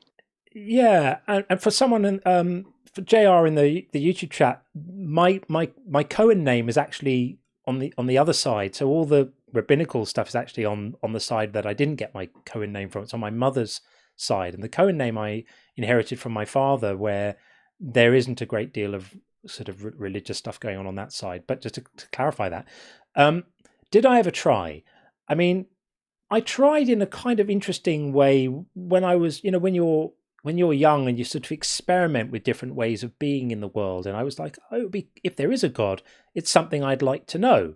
So yeah, I have tried. I've prayed and I've said, if you're there, give me a sign. And I don't see you now, but I'm open. And I still maintain now that if there is a God, that would represent a deeply, deeply important truth about reality that I wouldn't want to be hidden from me, right? I'd want to know about it. If there is a God, I'd love to know. I wouldn't want to be in the dark. So I'm still open to it. I've just seen zero evidence, and all I've ever heard are poor arguments. And if there is a God, I think it's extremely unlikely to be the God of the Bible, and particularly not Jesus, because there's a break between the theological landscape of the Old Testament and the expectations it sets up for a Messiah, and then this dude who comes along in the New Testament claiming to be that guy, but not fulfilling any of the requirements for him, and all the callbacks and the supposed fulfillments of prophecy that we hear about in the New Testament. When you look into them, they're actually not fulfillments of prophecy. They're little snippets of Old Testament text taken out of context and reframed and relabeled as prophecies. And so that whole system is kind of broken to me. So I don't think that any of it is likely to be true, but I'm open-minded. If there's a God, I'm ready to know about him or her. Thanks, man. That's kind of exactly what I was asking for. I have faith. I'm a believer, right? But I don't disagree with you in a lot of ways. Like for example, look at the trees. Any God could say I made the world, right? But I mean, that doesn't prove anything. So I can totally understand why somebody would read Paul and think, well, I mean, that, I mean, well, I do agree with some people's arguments. Well, if there's a watch, there had to be a watchmaker. Uh, just because somebody said they're the one that made the watch doesn't mean they actually did, right? So, and Yeah. I do know. Sorry, I didn't mean to interrupt you. Go ahead. Okay, it's okay. Yeah, I'm not the interrupting, talking over people type. We can I talk. We hate can when I all watch tell. those people like. We can all tell. You're good. Yeah. With Justin, man, he gets some people, and it really bothers me. Like, I don't know how you can't really get a point across either way if everybody's just talking over each other. So, but anyway, yeah, like I know in Matthew it talks about he will be a Nazarene, and that's not a prophecy, and uh, there are some things that it says so the scriptures will be fulfilled. Where if you go back and look at it, it's something totally different. So I agree with that. I guess where like a little bit about my background. Sure. I always just believed in God. From the time I was young until I turned 18. I just didn't know what that meant. Right? It's just like, yeah, I have a belief there's a God, but I don't know who He is. I didn't really think about it much because I didn't live in a Christian home. Me and my dad. It was just me and my dad, and we just played video games, listened to music. I was a big skater. But when I turned 18, me and my dad got in a big fight, and he kicked me out, and I ended up moving in with some people, and I got a new boss at this job, and he introduced me to his pastor, and I talked with him, and he asked me if I believe in God, and I was like, well, yeah, I believe in God, and he was like, well, do you know what it means? Do you know what it means to follow Jesus, etc.? And he taught me about baptism and all that stuff. So I did all that, and so for me, at that point in my life, when I met my pastor, his name's Greg. I didn't realize it at the time, but I actually just wanted, like, everything I was doing was just to be approved by him, because my dad's a good guy, but he wasn't never really a father to me. He was more like a friend that fed me kind of deal, And at that point, it became really important to me to please my pastor. I wanted to be, I looked up to him like a father. So when things between me and him eventually, we got into a fight. Um, and then we kind of split ways. I kind of walked away from the faith for a while, which I guess if you believe in God and in Jesus and stuff, doing things to gain the favor of another person isn't the right motive anyway. So I guess that was a good thing. But fast forward to around the time I met my wife. I was what you'd call like I guess a lukewarm Christian. Like, I believed in Jesus, but I didn't really do anything like that He requires of you, like self denial and following Him and preaching the gospel, etc. But when I met my wife, we got married, and she's a Christian, I was a Christian. We met on a Christian dating app, and one day I just said, Jesus, I want to know you, right? Pat, forgive me So for after that, interjecting. Forgive me for interjecting. What we generally don't do here is like long testimony stories. So let's talk rather. Forgive me for stopping you. Like, it's interesting to get the background, and I appreciate it.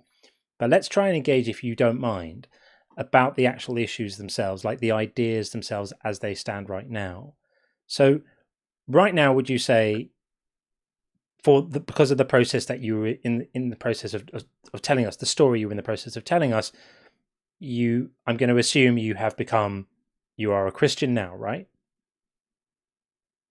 correct. And so to get to the actual sort of where the value in the discussion is contrasting what you believe is true and what I believe is true, and seeing how they sort of connect to each other or don't, right? So do you believe that when the Bible says in John 3:18 that those who don't believe are condemned already, do you think that's true?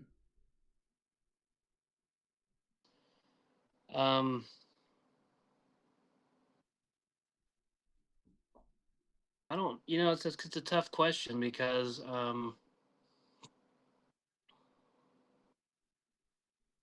I've met and I've been somebody who didn't believe and then came to belief. So it's like a I don't know how to answer that. I Sure. guess at that time that they not to believe, then yes, but then if they did come to belief later, then no.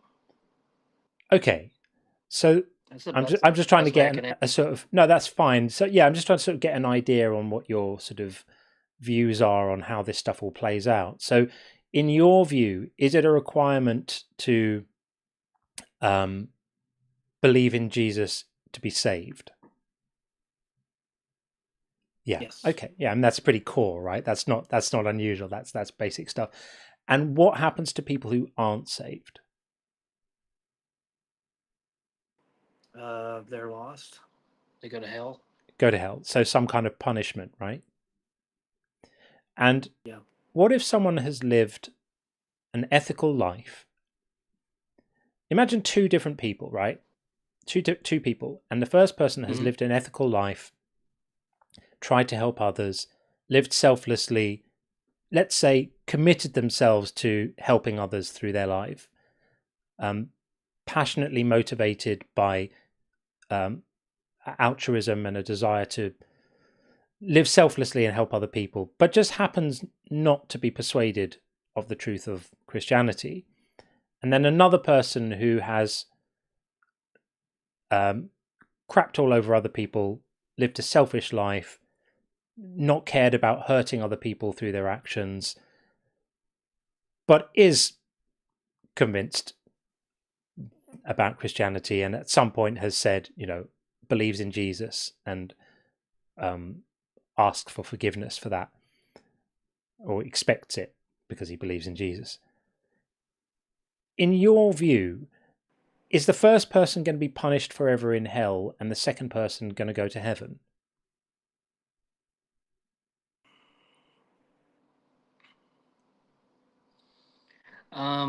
Well, I mean, if you just believe black and white, then yeah, I would believe both of those things. However, I'm just curious. Do you think that it's possible for somebody without God to commit their lives to selflessness and I do. Yeah, I know people. actually? I know people who have. But let's just stick with this for a moment. So let's assume that what you've said is true. Do you think that's good? So is it good for the first person who's lived this, lived the selfless life, charity worker, or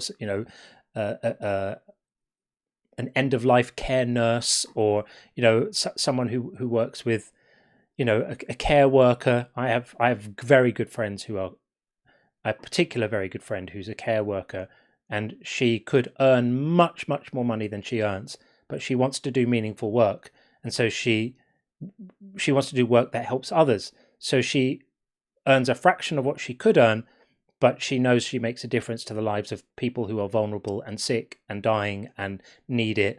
And that's how she finds meaning and purpose in her life, is by acts of service to other people who need it, right? But she happens to be a non-believer. So in your framework, she's going to be tortured forever in hell.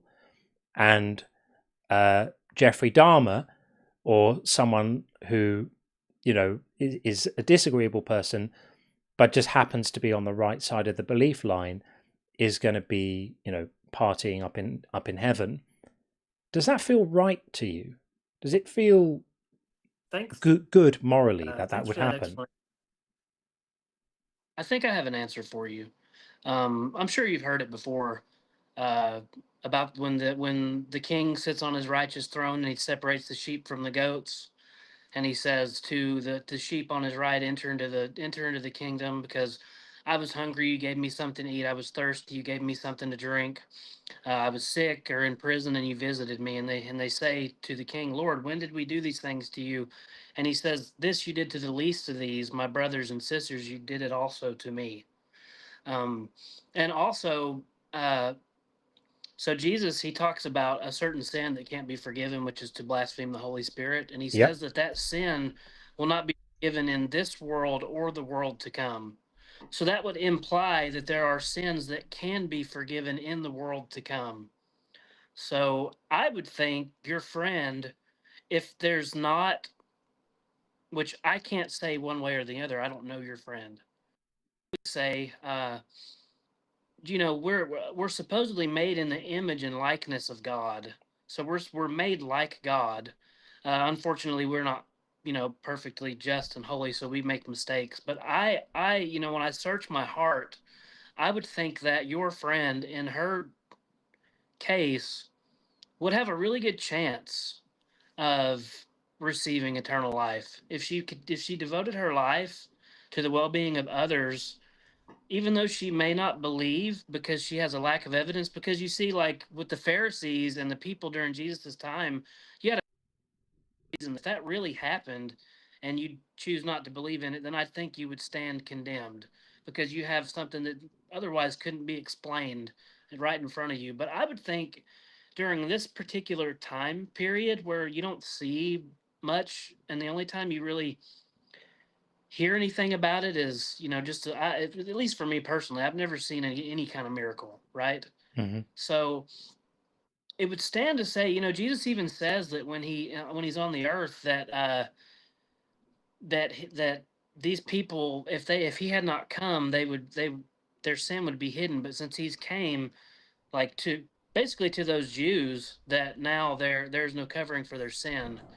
But anyway, my point is, I kind of get off track sometimes. Yeah, but It's really but easy then for me why? to But do. then why the requirement to believe? If what you're saying is true, then why those verses? Why verses where you're not saved by works but by faith, and it's not the good things you do.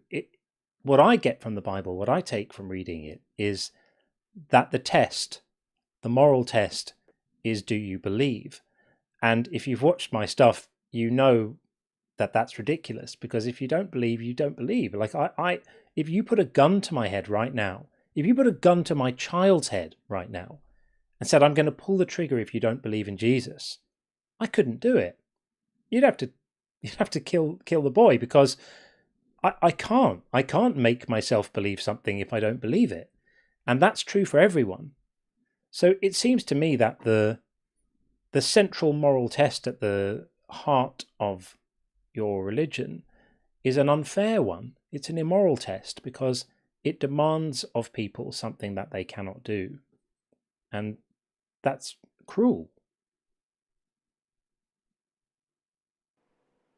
I can't argue with you. I personally think it was unfair when Jesus came. At least in the book of Mark, he says that he taught in parables so that they wouldn't turn and be healed. On the surface, that seems unfair. But I don't know. I respect you for being honest in your answer. I do.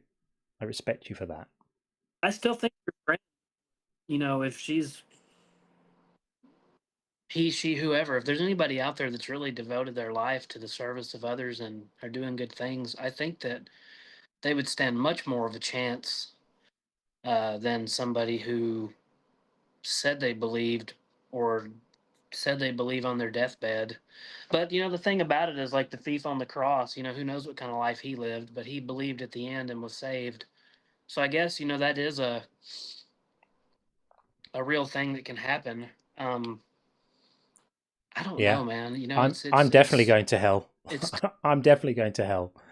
Like, no question. If it exists. I obviously don't think it does, right? Which is why I lose precisely zero sleep over it, because I'm no more worried about the Christian hell than I am about the Islamic hell or anyone else's hell. I think the whole thing is a bit silly, as I said. But I'm I'm definitely going there, and I've blasphemed the Holy Spirit. I've done the whole lot, like multiple times, sometimes many times in one day.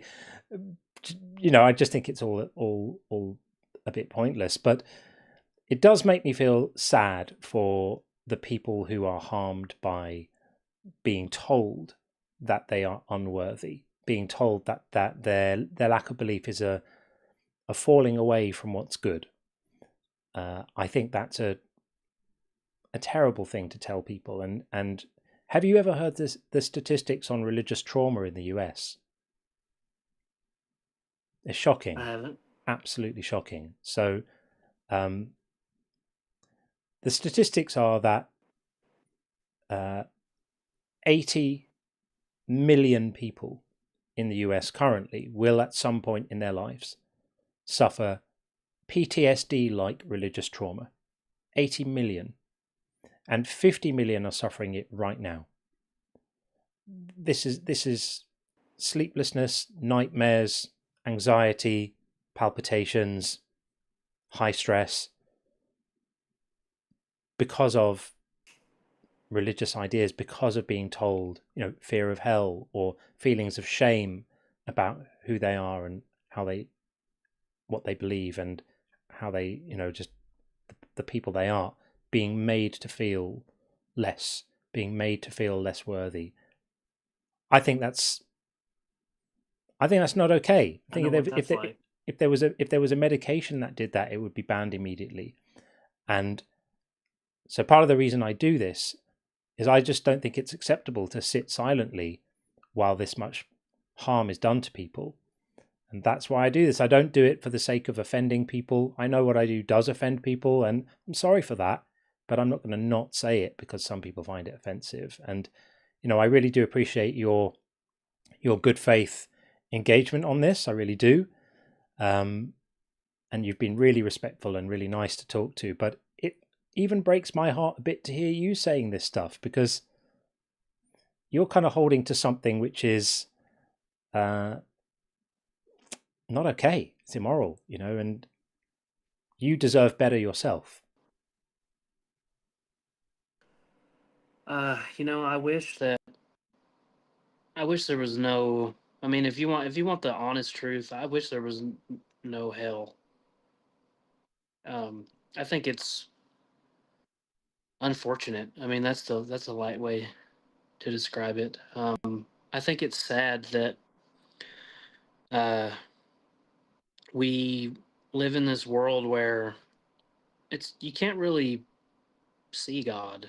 You only kind of know what was written about him, but like, for example, in the law of Moses, you can write a receipt for divorce, right? Yeah. But Jesus taught when he came that you shouldn't get divorced. It was because of the hardness of your heart. And so it kind of leaves you at this thing where it's like, well, what else was accepted because of the hardness of the people's hearts, right? And but anyway, my point is like, no, I hate to say it, but it just doesn't. It sucks. I wish that life could just be good and that there wasn't, we could just be happy and love each other and take care of each other. And I'm going to tell you something right now, Pat. You can. There is a way to do that without any of this stress. I'm not trying to talk you out of your religion. I'm just letting you know that there's another way to live that doesn't have any of this tension. There's a way to live where you're not having to negotiate with yourself about holding beliefs and holding to things that are awful or cruel or unacceptable or harming good people. And you don't have to do the work of constantly having to make it make sense to yourself. There is a way of being like that and still being a good person and still having all the values that you have around empathy and compassion and wanting to help others and be a decent person. I can feel your decency in you. We all can. Everyone here right now can feel the tension in you between the part of you that knows what I'm saying is right and the part of you that is holding on to the religious identity that you have. And no one is expecting you to cast that off, but I just want you to know there is a way to live without that tension. And it's not the easiest thing to go from where you are now to the thing I'm talking about, but many people do. And if you find yourself being one of those people, come back and lean on us and we will help you through it. And I will always be here to listen to what you have to say, because I'm hurting for you right now, and I'm feeling compassion for you because you're having to hold these ideas and they're hard to hold. So that's my offering to you.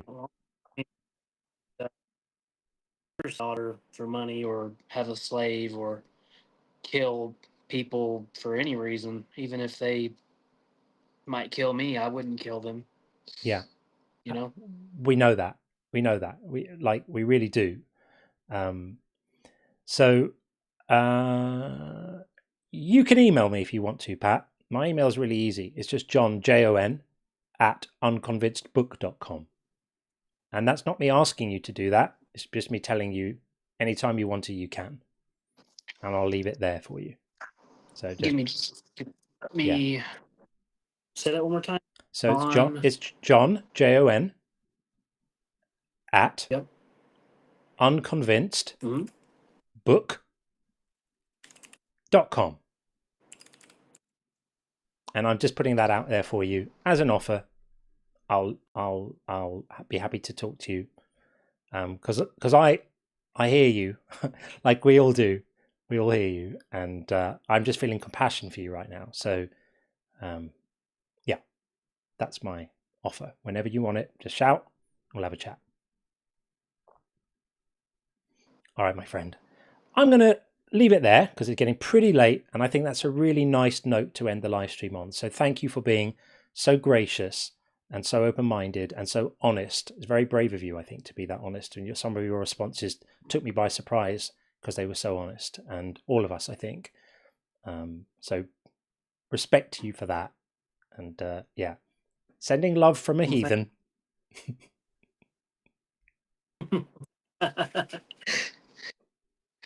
It's all right, man. I am too. I just try every day to be better, but I'll never be perfect. I've tried, and I get up every day and I make an effort to be better, but like, dude, not in this body. Well, sounds like you're doing all right to me. You're doing all right. Trust me. Like, I've got a good eye for these things. You're doing all right. So just keep on going with what you're doing. And yeah, if you want to talk about stuff, give me a shout. And if you want to come back and say hi again on the show, do that. You'll always be welcome here, Pat. So take it easy, friend. All right, man. Good night. All right. Good night. Take care. Take care. Okay. That feels like a good point to end the live on.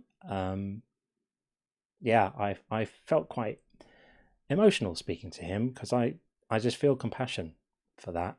He is a victim, and especially talking about like needing to relate to a pastor at a vulnerable time. A lot of people fall to religion under those circumstances, and yeah, he's a good guy. We could all tell that he is a good guy. Okay, a few more messages before we put a lid on it.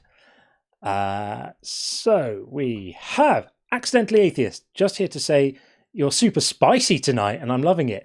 Yeah, the spice got a bit watered down on the last call there, but I have had such a good time tonight. It's a slightly different flavour without Sean here, and of course I love Sean and we all love Sean, and it'll be fantastic to have him back on Tuesday. But I've had real fun tonight. Thank you all for staying with me, and I did enjoy being a bit spicy tonight.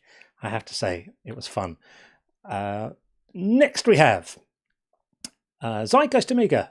Lovely to see you again. My tithe for being late again. Work late on Saturdays, unfortunately. Well, I never expect that people will be here. I'm just grateful when you are. I have zero expectations and a huge load of gratitude. So, of course, it's wonderful that you're here. I really appreciate it very, very much.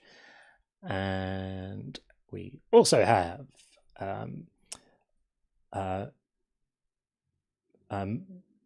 Milans Vankara. I just want to thank you for being calm and emotionally mature.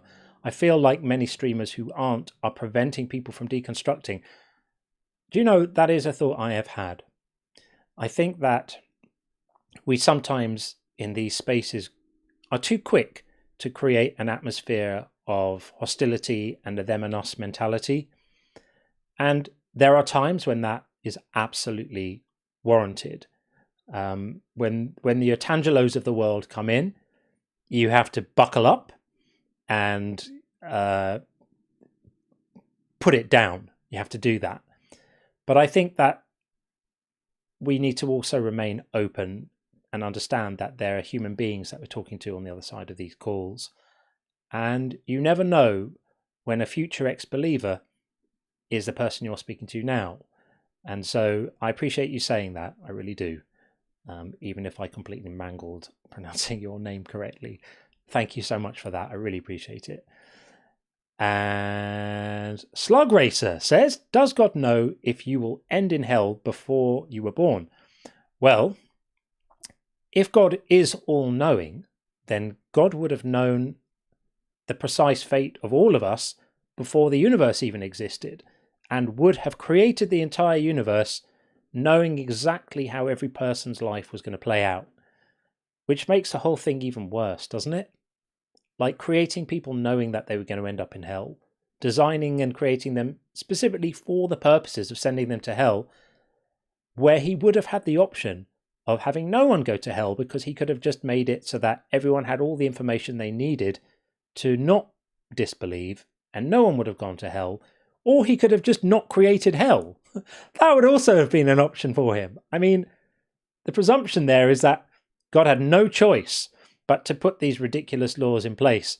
If he is truly sovereign, then he set up the whole thing, and he could have done it differently and chose not to. So you've got to wonder why. He must have a thing for hell, I reckon. Dano says, if the atheist movement has a heart, it's you, John. I really appreciate that. Thank you so much. That's such a lovely thing to say. If anyone has not seen Daniel Green, he streams on TikTok. Check out Daniel Green. He's absolutely amazing. He also is a wonderful human being who's wonderful. But I really appreciate comments like that.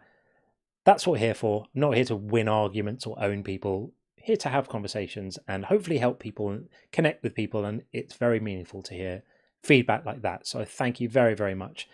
And then the final super chat of the night is from the amazing Real Jiffy Cones, friend and mod extraordinaire.